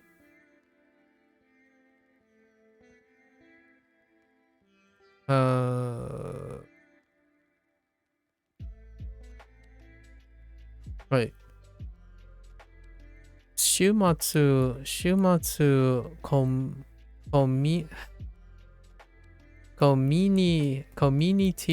コミュニティセンターパフォーマンス。Wait, is there no in there? Or day? Oh, there's day. Day performance があります。And then probably just asking a question. Performance は Okay, 何時からですか？ That works.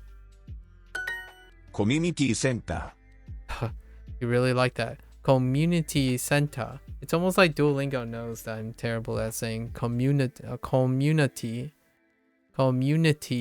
center. 今日は公園で太鼓のコンテストがあります。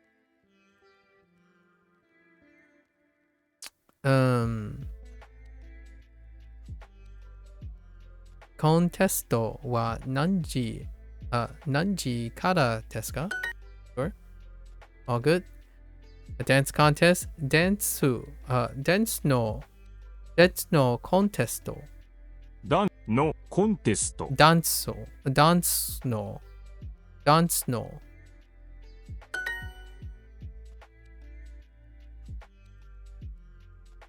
There's a dance perform. Okay. 四角。Why does it sound like you're saying 四角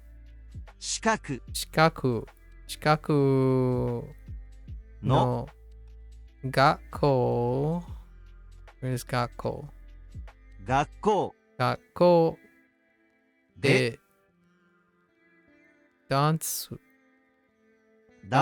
のパフォーマンスがあります。It's fine. We're getting there. 10月。Yes. 有名なパレードです。有名なパレードです。有名なパレードです。明日 works. 明日は31日です。晩ご飯の後、パーティーに行きませんか？晩ご飯の後。I heard party. パーティーに行きませんか？晩ご飯の後、パーティーに行きませんか？ Harajuku on the 30th. Okay. 31日31日に原宿。Where's 原宿？どこですか？原宿でパレードがあります。パレードに行きませんか？パレードに行きませんか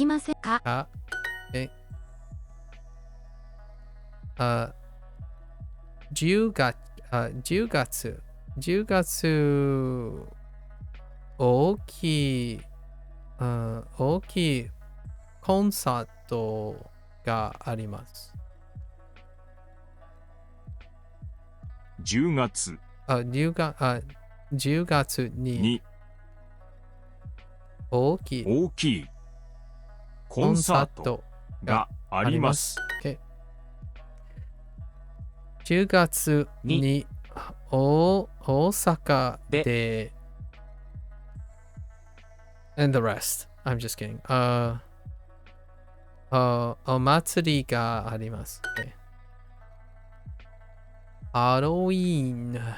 Ooh, hey, the looking forward phrase. ハロウィンが楽しみです。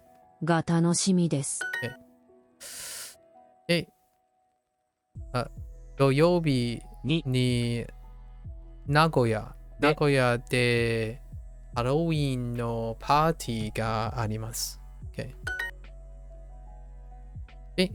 10月3000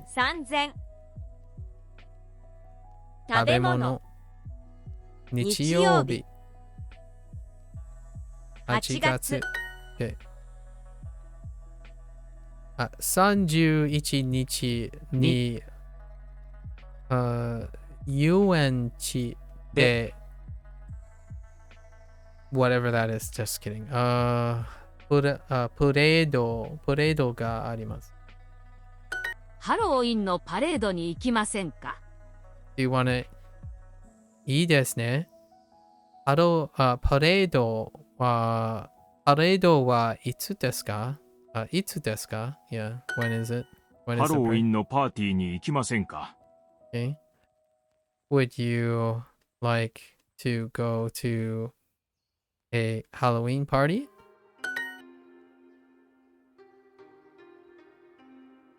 31日に渋谷でパーティーがあります。10月に Interesting. Okay, パーティーがたくさんあります。Okay. I like that little a lot of parties thrown in there. Okay? 12月12月 12月 Okay. 12月大晦日のパーティーに行きませんか？ Yes, that. 大晦日のパパーティーに行きませんか？大晦日のパーティーに行きませんか？ Okay, cool. 大晦日のパーティーに行きませんか？ Okay. クリスマスがWhat else? 楽しみ No. 好きです No. I'm not looking. Okay. 宿題 No. Right? The heck? しょっぱい Oh. Salty. しょっぱい。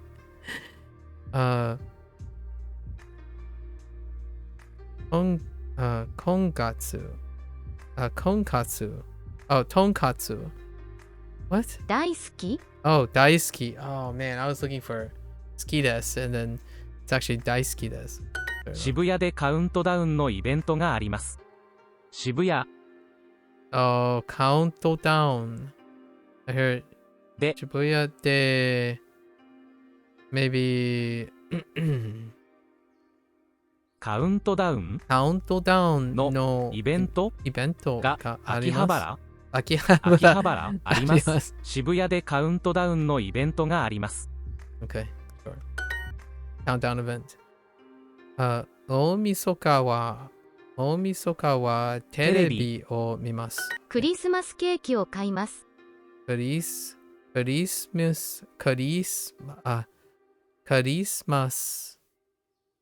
マスケーキ No, huh? クリスマスケーキを買います。クリスマスケーキを買います。Interesting. No there. No particle. What the heck? Oh. Community center. Oh, and illumination. Illumination. Let's see. 12月に東京でイルミネーションがあります。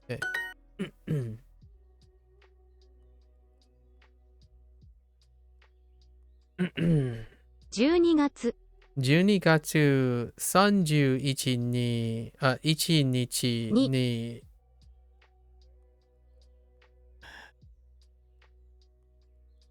クリスマスのイルミネーションがあります。イルミネーション。イルミネーションは綺麗です。イルミネーションは綺麗です。12月に Alright, moving along. 卵 I said 卵12月12月食べ物8月10月週末どんなイベントがありますか？ Okay. What kind? Illumination のイベントがあります。Okay. What type of event they have? 12月にコミュニティセンターでパフォーマンスがあります。Okay. There's a performance at the community center in December. 大晦日にどんなイベントがありますか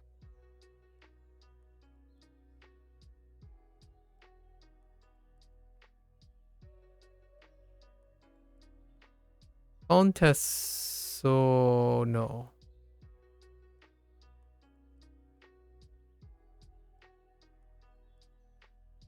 Oh, countdown. Countdown があります。Countdown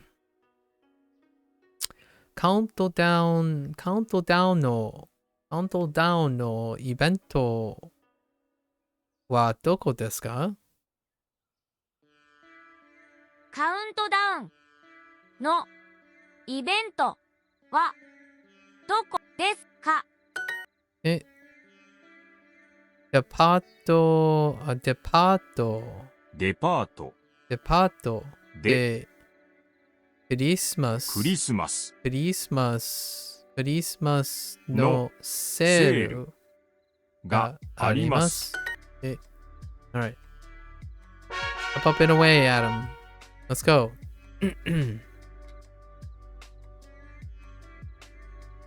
韓国のイベント。韓国のイベントがあります。8月に韓国の韓国のイベントがあります。明日一緒に遊びませんか？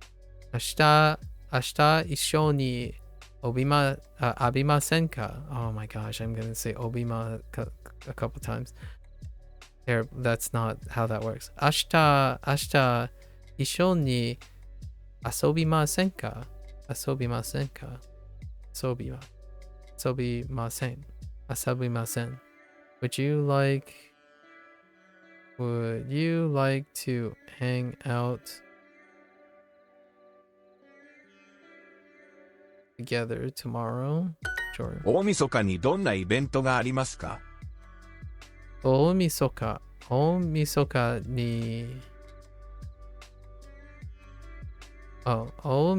にどんなイベントがありますか？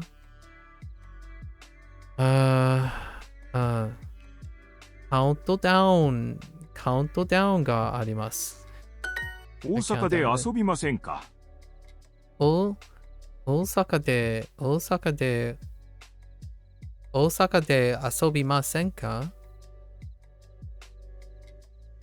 Would you?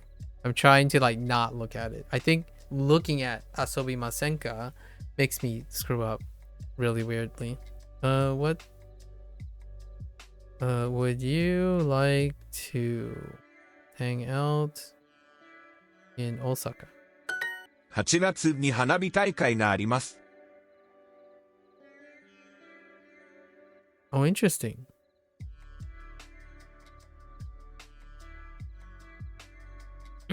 一緒に行きませんか?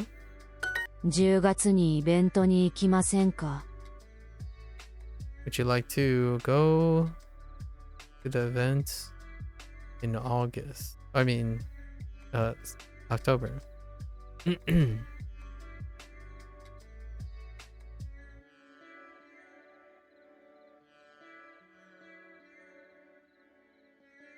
In event. Sure. 週末どんなイベントがありますか？ Oh, what kind of event?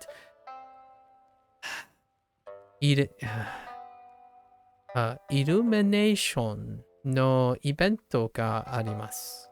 かわいいキャラクターのパレード。Oh, かわいいキャラクターのパレード。A cute parade mascot? Wait. Mascot parade. ハロウィンのパレードに行きませんか？ハロウィンのパレードに行きませんか? いいですね。パレードはいつですか? 大晦日のカウントダウン。大晦日のカウントダウン。カウントダウン。12月に渋谷でパーティーがあります。12月に渋谷でパーティーがあります。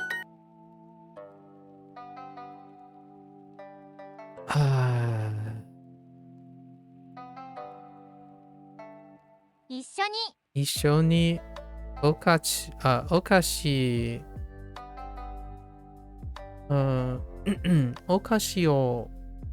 を食べませんか? 食べませんか? OK。お菓子を食べませんか? Okay.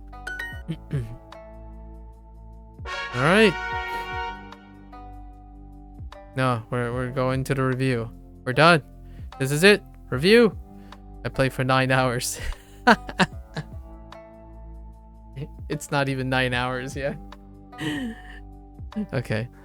9時間。9時間します。So I played for 9 hours? Wait. Oh, are they doing hikimas? 引きます。 It could be either, technically. It could be either. To some extent, but it wouldn't make sense it wouldn't make as much sense specifically. But this is for playing a string instrument. So I played a string instrument for 9 hours. More specifically. It's too nondescript. Guitar no lesson wa 6時頃始まります。そして1時間ぐらいギターを弾きます。ぐらい Okay, just a little practice of those things, I suppose.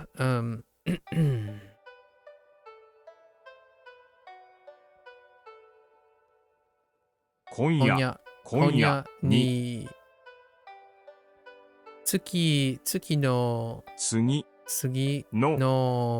次の記事を書きます。Okay. Oh.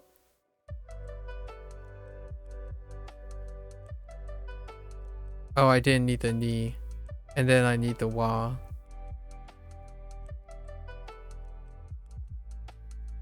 Wait.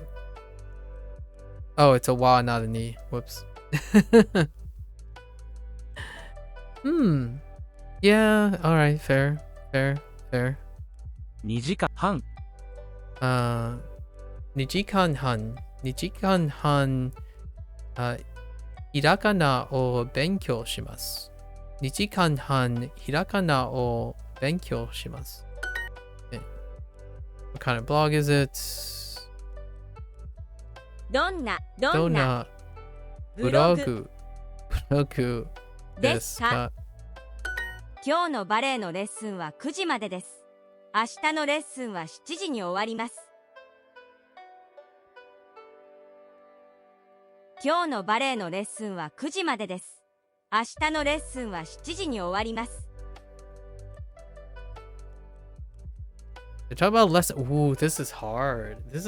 Hold up. 今日のバレエのレッスンは9時までです。明日のレッスンは7時に終わります。Yeah, they're just talking about lesson times. But next week's lesson, they didn't really talk about next week's lesson, did they? 今日のバレエのレッスンは9時までです。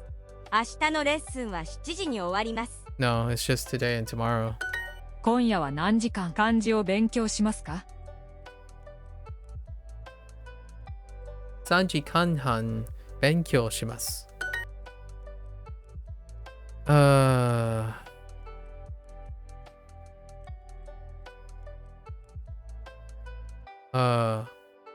ィクション。ミーティング。パズル。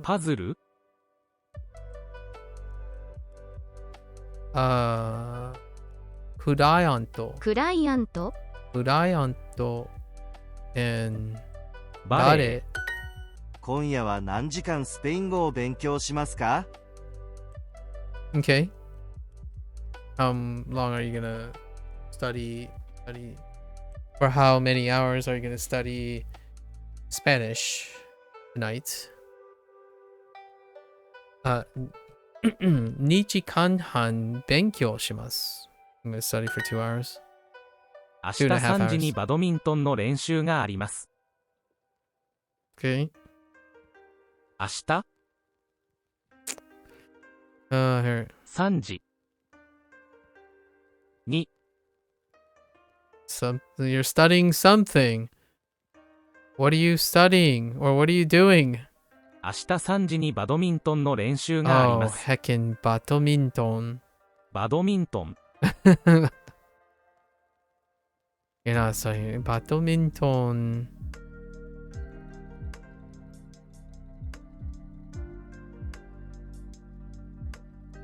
明日3時にバドミントンの練習があります。の練習。練習 practice があります。Ooh, I forgot 練習 again. 練習 today.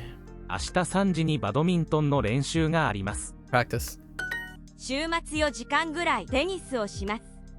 Okay. I'm going to play tennis for about 4 hours. 週末 on the week. 明日も9時間ピアノを弾きますか？明日も9時 Wait. 9時間9時間ピアノを弾きますか？毎日5時間半韓国語を勉強します。毎日5時間半韓国語を勉強します。Okay. はい。No. I study. どこ? Okay. Okay, sorry. I study Korean for 5.5 hours every day.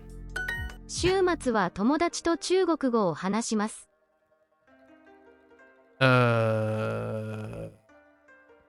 週末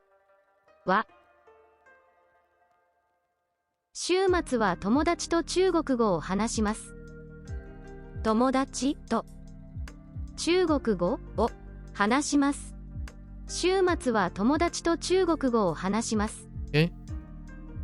This one's a bit worth practicing right now. 週末は友達と中国語を話します。今日は1時間半ぐらい踊ります。今日は1時間半ぐらい踊ります。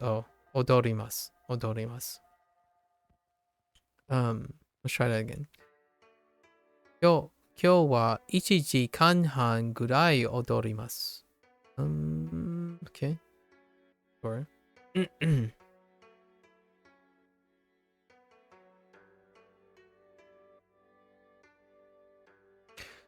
Wait, can I say it this way? Today I'm going to dance for an hour and a half.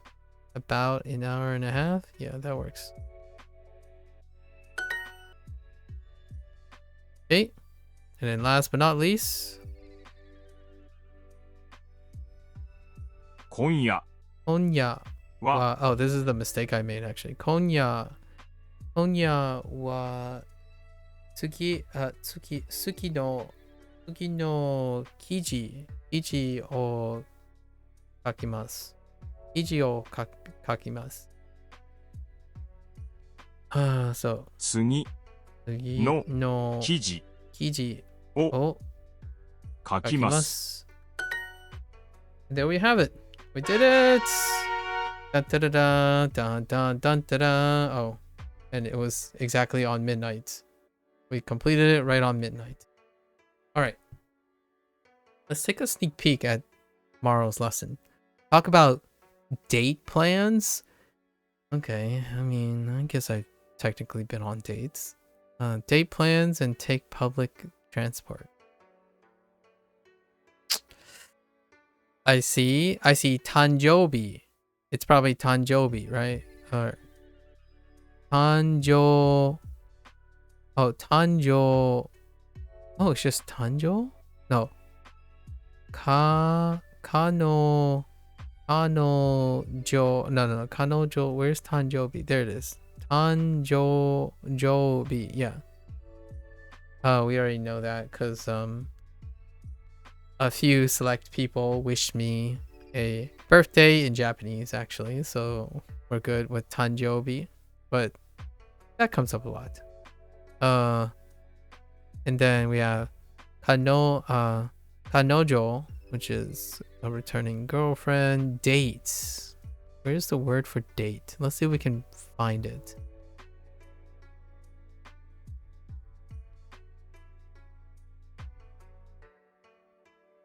Jito? Wait, no. Dato. Oh my gosh, it's freaking Dato. Okay. Alright. Oh, heckin'. I thought that might have been gonna be in Hirakana. I was looking for a Hirakana, but then... Okay, a stylish store, nothing new there. Present. Oh, don't you dare do what I think you're gonna do. Present. Are you serious? Are you serious? The Present. Isn't that the same as present? And it's the same katakana? Hold the phone. Wait. No. I need G show. I need a G show now.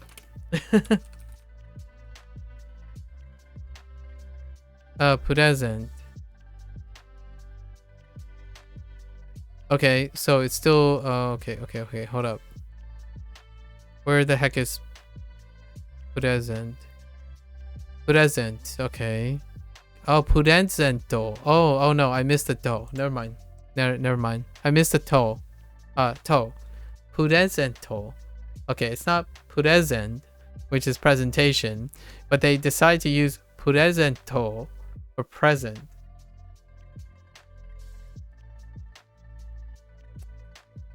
Japanese, please. Ooh, where?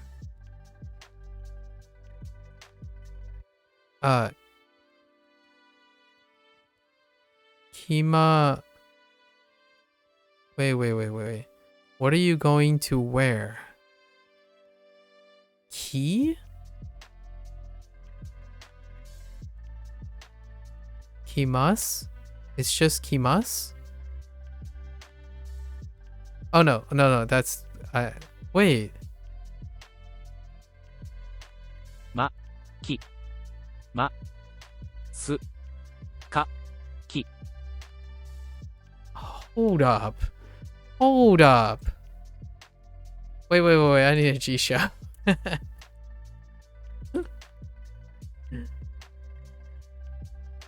Iru? Huh.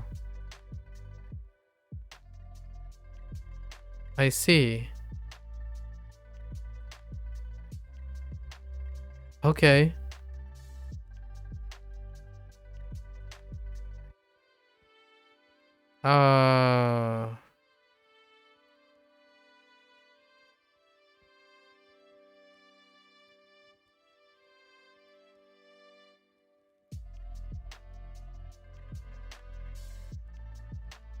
Man, that is confusing. Oh my gosh. Okay. Wait. How's this different? Kimaska. Man, oh my gosh. There can be a confusion with kuru and kiru, right?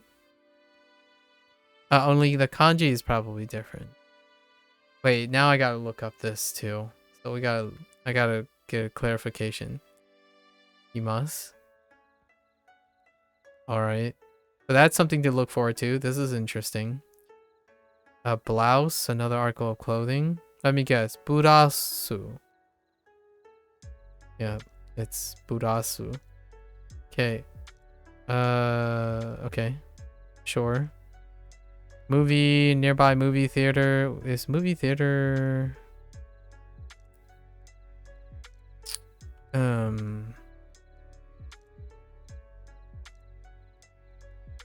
Movie theater is right here.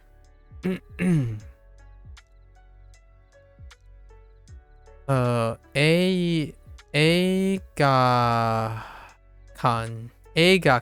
Oh, yeah, okay, makes sense. Kan, Eiga. Okay, movie theater. I got it. Eiga-kan. Sure. Birthday song. I guess we learn uta. Yeah, here it is. Uta. For song. So that's new. We already know how to say sing. And tanjobi. That's tanjobi is the new thing.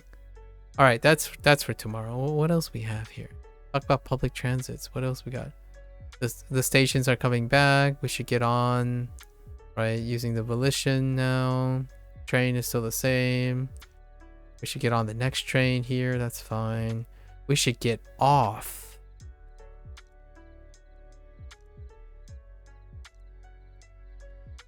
Doko de orimashou. Orimashou. Interesting. Okay, orimashou. Okay. And then platforms and sub, reinforcing tour bus. Where's tour from? Oh, I found it. Wait a minute. I don't understand what I'm looking at. Asoko de... What?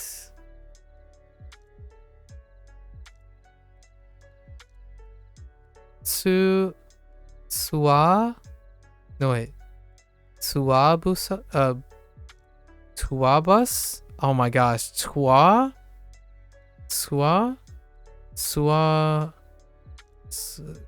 Wait. Tuabus. Busu. Ain't no way. Hold up. あそこでツアーバスに乗りましょう。 Tsua bus. Okay. It is. Okay. Alright. That's fine. North exit. We know exit. North. で、た。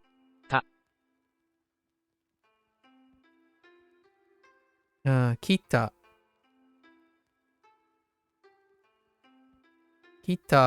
Kitaku. Wait. Kitakuchi. Kitakuchi de. Okay, so Kitakuchi. Wait. I thought exit was